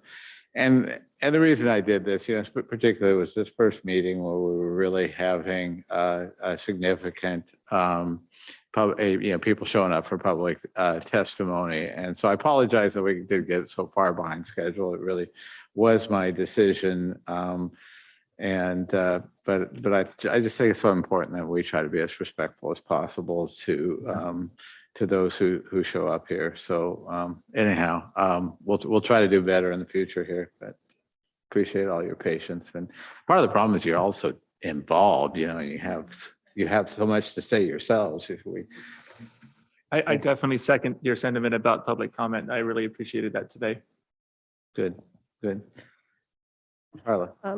So I wanted to make 3 points on what we learned on the Dean of Forestry's trip.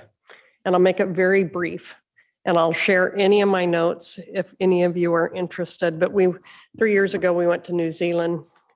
3 weeks ago, we went to Sweden and Finland. They are very much moving their economies from a fossil fuels-based economy to renewable, sustainable fuels-based economy. And their forests are just a key part of this solution. I counted 37 different products that we saw from forest waste streams and out of the mills And probably the most unique one was a fiber being made from sawdust that's moving into the Japanese market that looks identical to wool. They're working with a Japanese trading company that I've worked with for over 30 years, Itochu. But the R&D effort that I saw on new products in forest, using forest and wood throughout their economy was just very, very different. But they are completely focused on moving from fossil fuels to renewable, sustainable fuels-based economy. And their timber is a key part of that. Second thing was, Ponzi harvesters, Trimble Forestry, and Collective Crunch, I would say are three. We always go to the German farm show because they're 10 years ahead of us in technology. And I can see based on where they're at with LiDAR and what they're doing with moving LiDAR to very useful management information, they're probably 10 years ahead of us, which is, I ask about that carbon presentation, the human effort in pulling that presentation together. I think that there's a lot to learn from these companies. It's where all of our GPS satellite systems came from. On Trimble, they have a forestry side. Last thing I would say is Finland they set aside about 25% of their forest land for conservation. EU is asking for 30%. Oregon is almost at 70%. They have really focused on genetics. They feel like getting the right seed in the right zones has increased their productivity about 19%. They have 1.3% more forests than we do, but they produce 2.5 times the amount of wood. We were there the week that both of those countries announced they were going into NATO. And the trade is being cut off with Russia. We were 100 miles from the Russian border. My kids didn't think that was awesome. But, at a time where we're only 3% or less on electric cars, and we're talking about, electrical blackouts in the US, just finding additional and alternative energy is as critical here as it is there. And the forests are just playing a much, much bigger role. I sat by the Minister of Agriculture and Forestry at dinner one night. I asked her greatest concern. She said her greatest concern was the EU asking for that additional 5%. At the same time, the energy independence and moving away from fossil fuels is their greatest priority. So I came away from there thinking forests can play a much larger role in moving us away from fossil fuels as well, and play a much bigger role in affordable housing. And the economics and the return is really the key to what drives all this. So anybody that wants my notes, I'm happy to share. Yeah, as an example of what Carl was talking about when we were on our KLM flight, when you're lucky enough to get a meal on a flight, they have these cute little wooden knives and forks that they are serving you on, which is wonderful. Anything else for the order? Well, appreciate everyone's patience today. And then with that, we are adjourned.